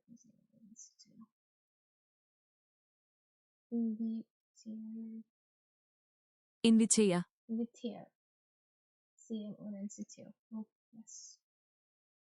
Folkefest. Right, actually. I aften kl. 20 inviterer Museum Odense til folkefest og fejring med den poetiske live performance Erindringsblomster, som er en stemningsfuld og sanselig vandring gennem H.C. Andersens hus og H.C. Andersen haven med musik, dans, fortællinger og kunst. Program 2 inviterer Museum Odense til folkefest. Fest og fejring.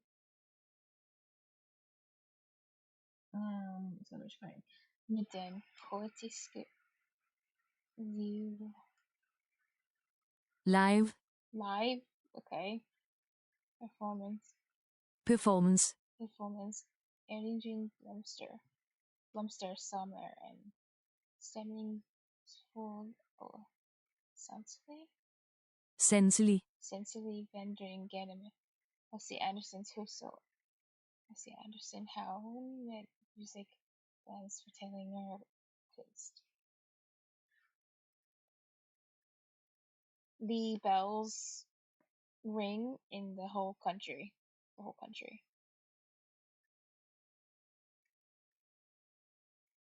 Klokkerne ringer i hele landet. But for a underlining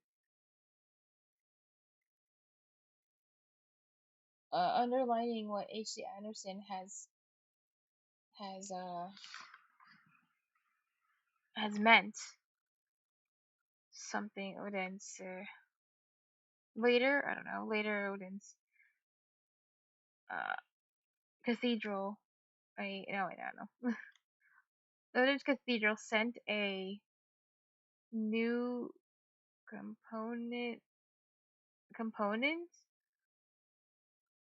a new composition, bell music out to the churches in all of Denmark and the north. Oh, nice, it's defined. Norden. The north is Denmark, Norway, Sweden, Finland, and Iceland, with a Fordringen. A Fordring is a okay. And following to do something. And befalling.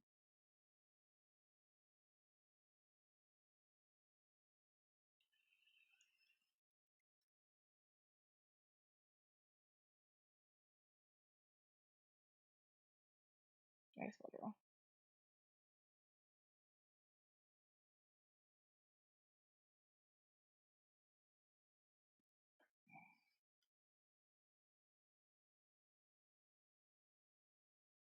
Recommendation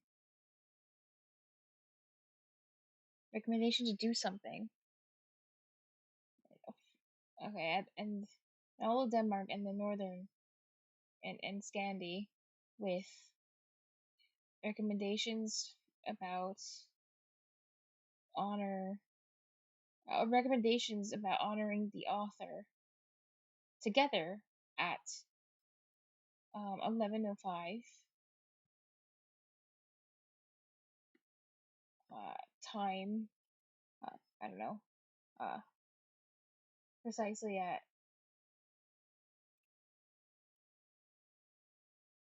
like punctual, maybe punctually.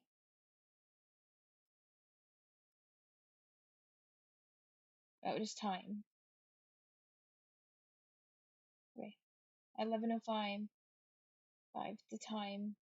Oh, the time H.C. Anderson's death.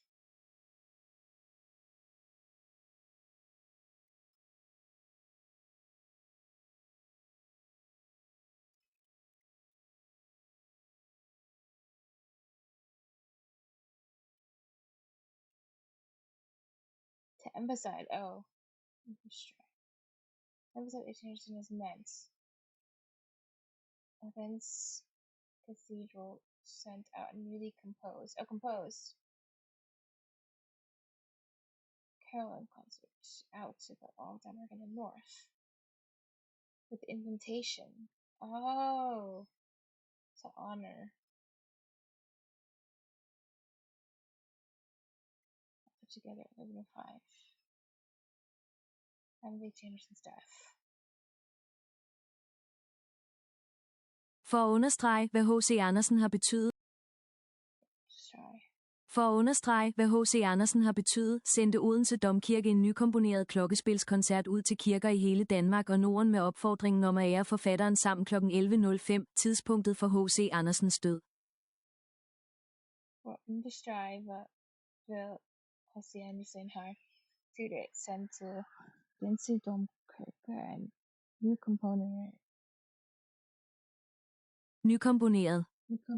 en nykomponeret klokkespilskoncert ud til kirker i hele Danmark og Norden med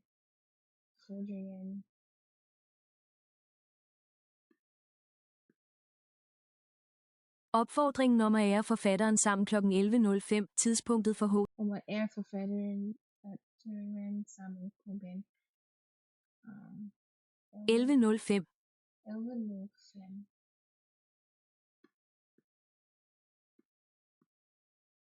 11:05. Tidspunktet. Tidspunktet for H.C. Andersens død. So then in this way, the bell concerts were led, I don't know, in Odense, played in Odense Cathedral, Holstebro Church, and Lefrauser's Church in Copenhagen.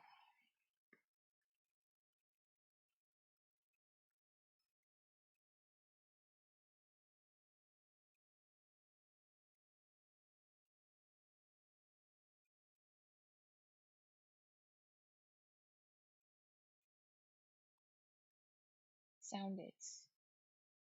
Bells. The concert bells sounded. Sådan lød klokkespilskoncerten i Odense Domkirke, Holstebro Kirke og Vor Frelsers Kirke i København. Sådan lød klokkespilskoncerten i Odense Domkirke, Holstebro Kirke og Vor Frelsers Kirke i København. Many towns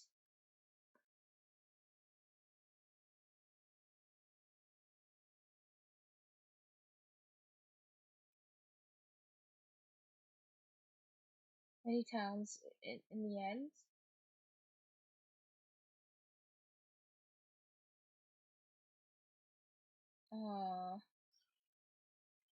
many towns equipped themselves, I don't know, with an arrangement and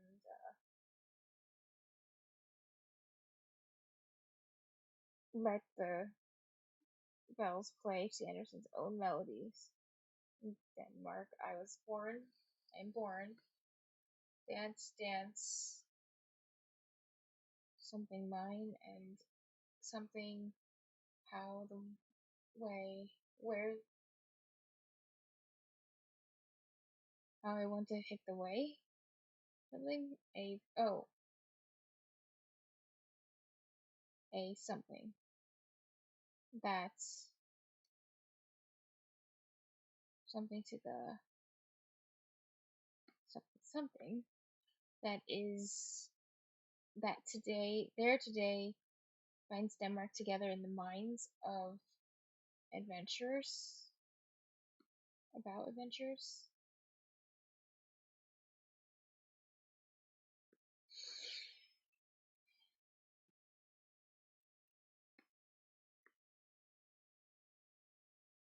I'll make the text go quicker. Several cities joined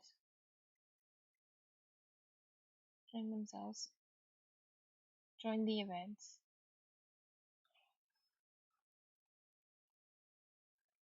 and let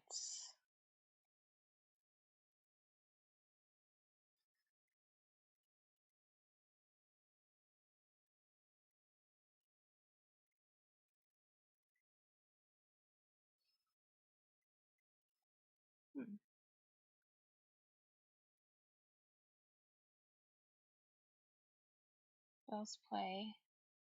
C Anderson's. Oh no, it's in Denmark was born. My doll. Oh, doll. And okay, what's this mean?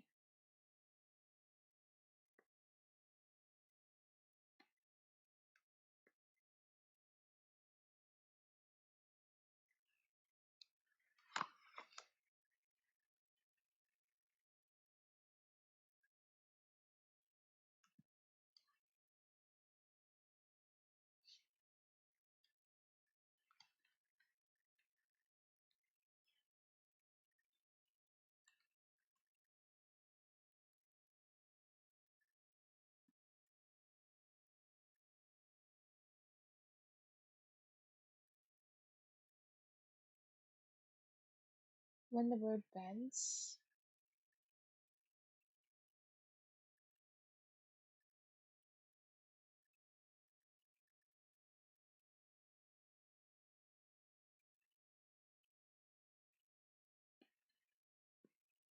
Okay.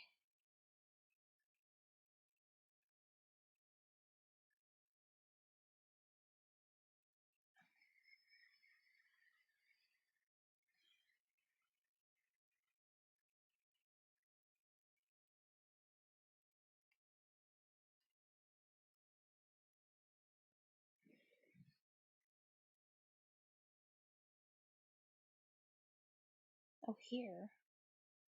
Okay.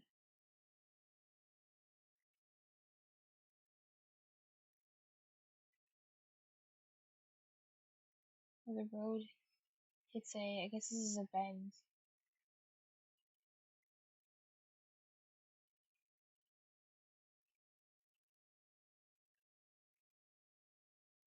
Oh wait, oh. Verb shape movement.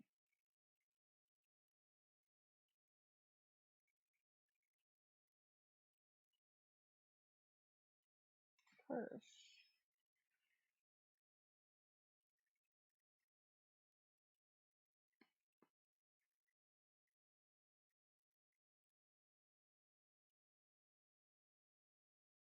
Which contributed to the common soundscape.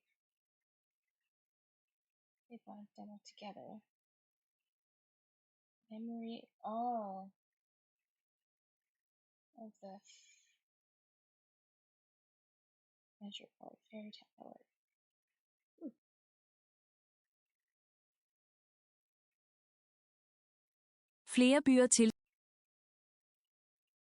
Flere byer tilsluttede sig arrangementet og lod klokkerne spille H.C. Andersens egne melodier. I Danmark er jeg født, danse dukkemin og hist, hvor vejen slår en bugt, som bidrog til den fælles lydkulisse, der i dag...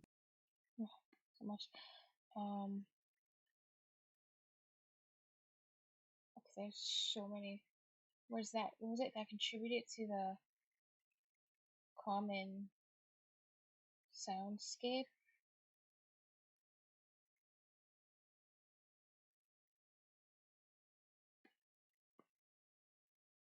Som bidrog til den fælles lydkulisse, der i dag binder Danmark sammen i... Som bidrog til den fælles lydkulisse, der i dag binder Danmark sammen i mindet om eventyrdigteren.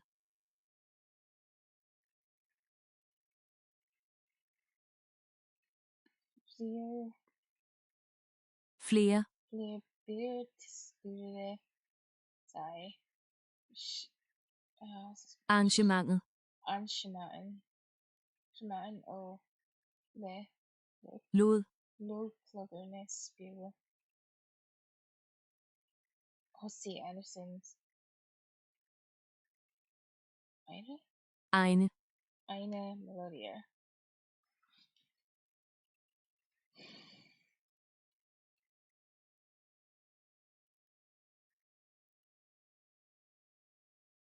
I Danmark er jeg født. I Danmark er jeg født. Jeg er født. Den standstykke 1 og hist hvor vejen slår en ud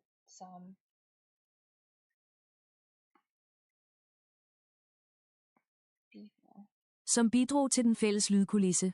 Bidrog til den fælles lydkulisse, der i dag biler i Danmark sammenlignet om eventyrditoren.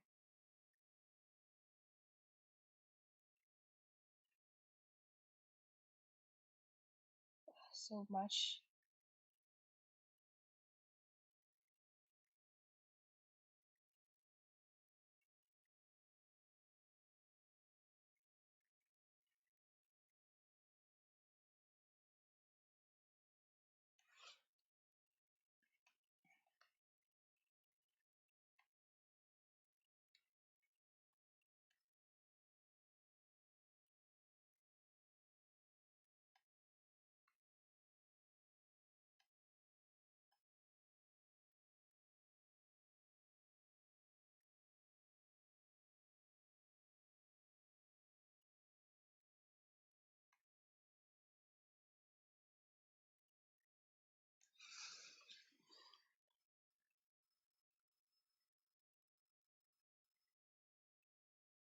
I want to see if this could use this gesture like a hand gesture.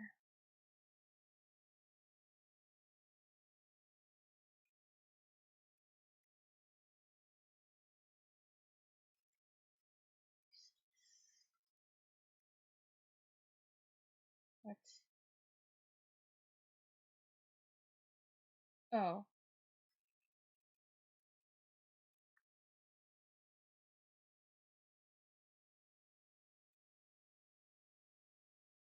Yeah, okay, I can use it for that.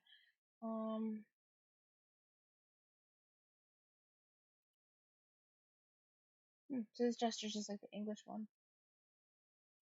Kisses.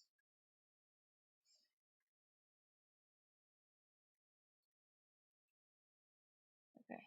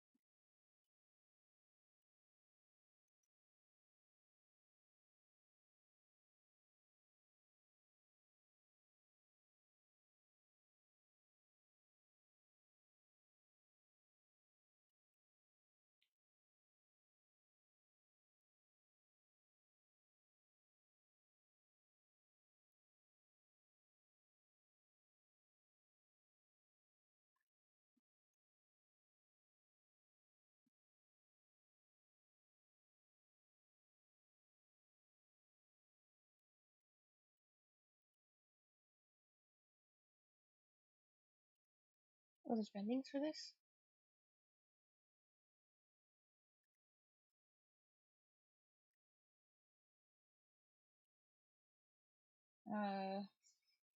No regular plural.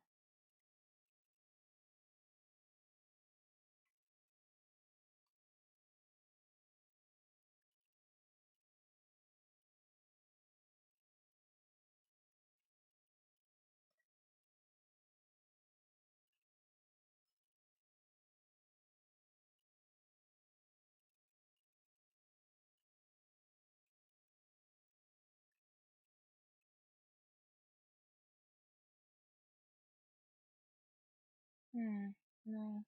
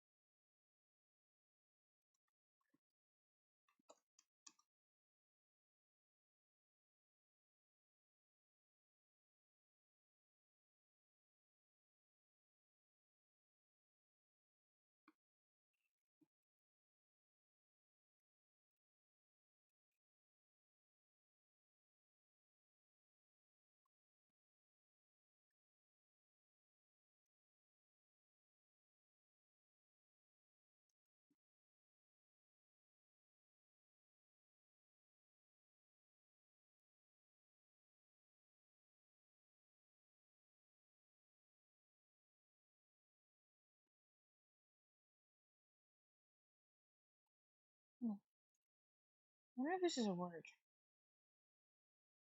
Pieces. Okay. Silva? That's a noun though. I was wondering if they have this for here, what's the their version of it?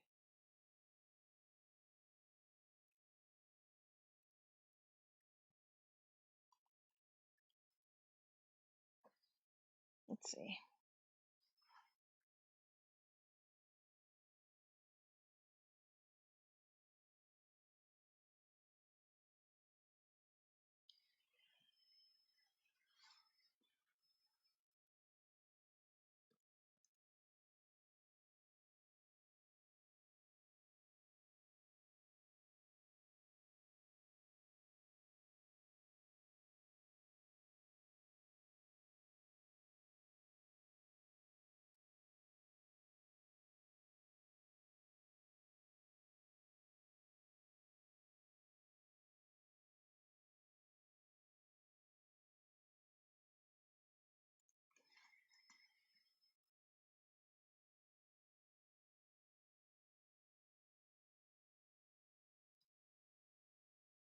Something's inside, right?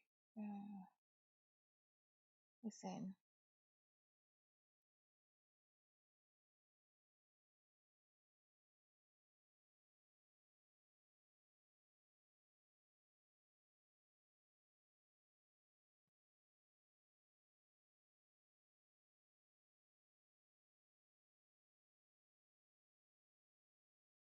Oh wait, no, that's not me what I thought it meant. Okay, never mind. What thing? Castle?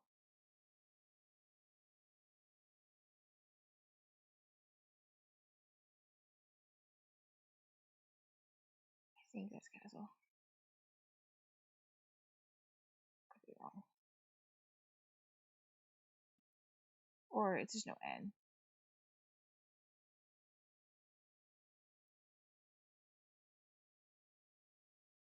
Oh my god, what is it? Slot?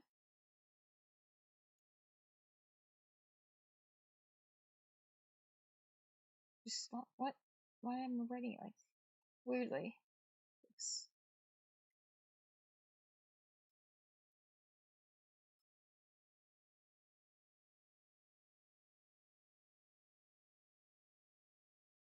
System, that is.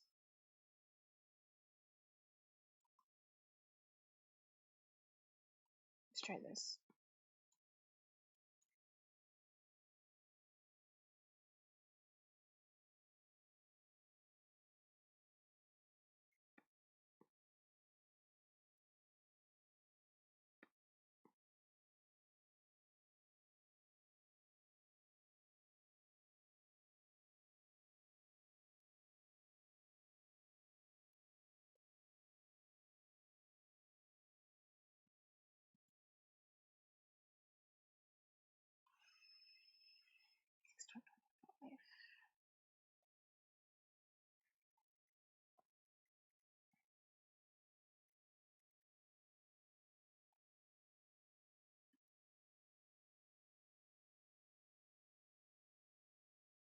Let me put this here. And why not? I'll put this here too.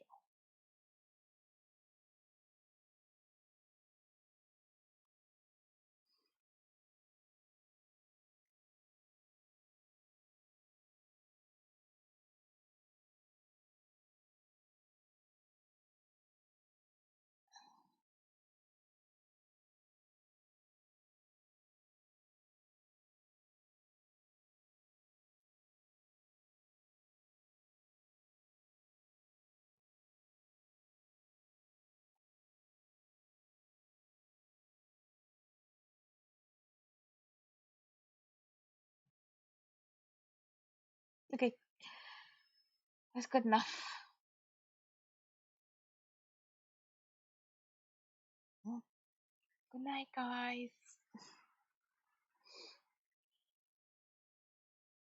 For anyone that's still wait. Oh wait, what's wrong with my Oh no, what's wrong with the Chat, why is the chat showing that? I have to fix it.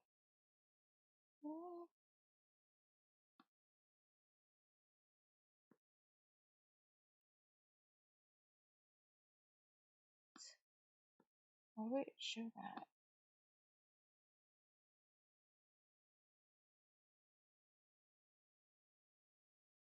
It's weird.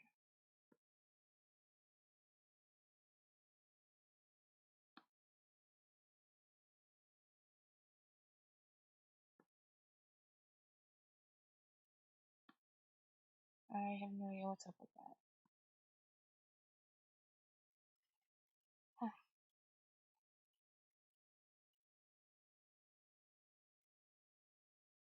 Anyway. Night.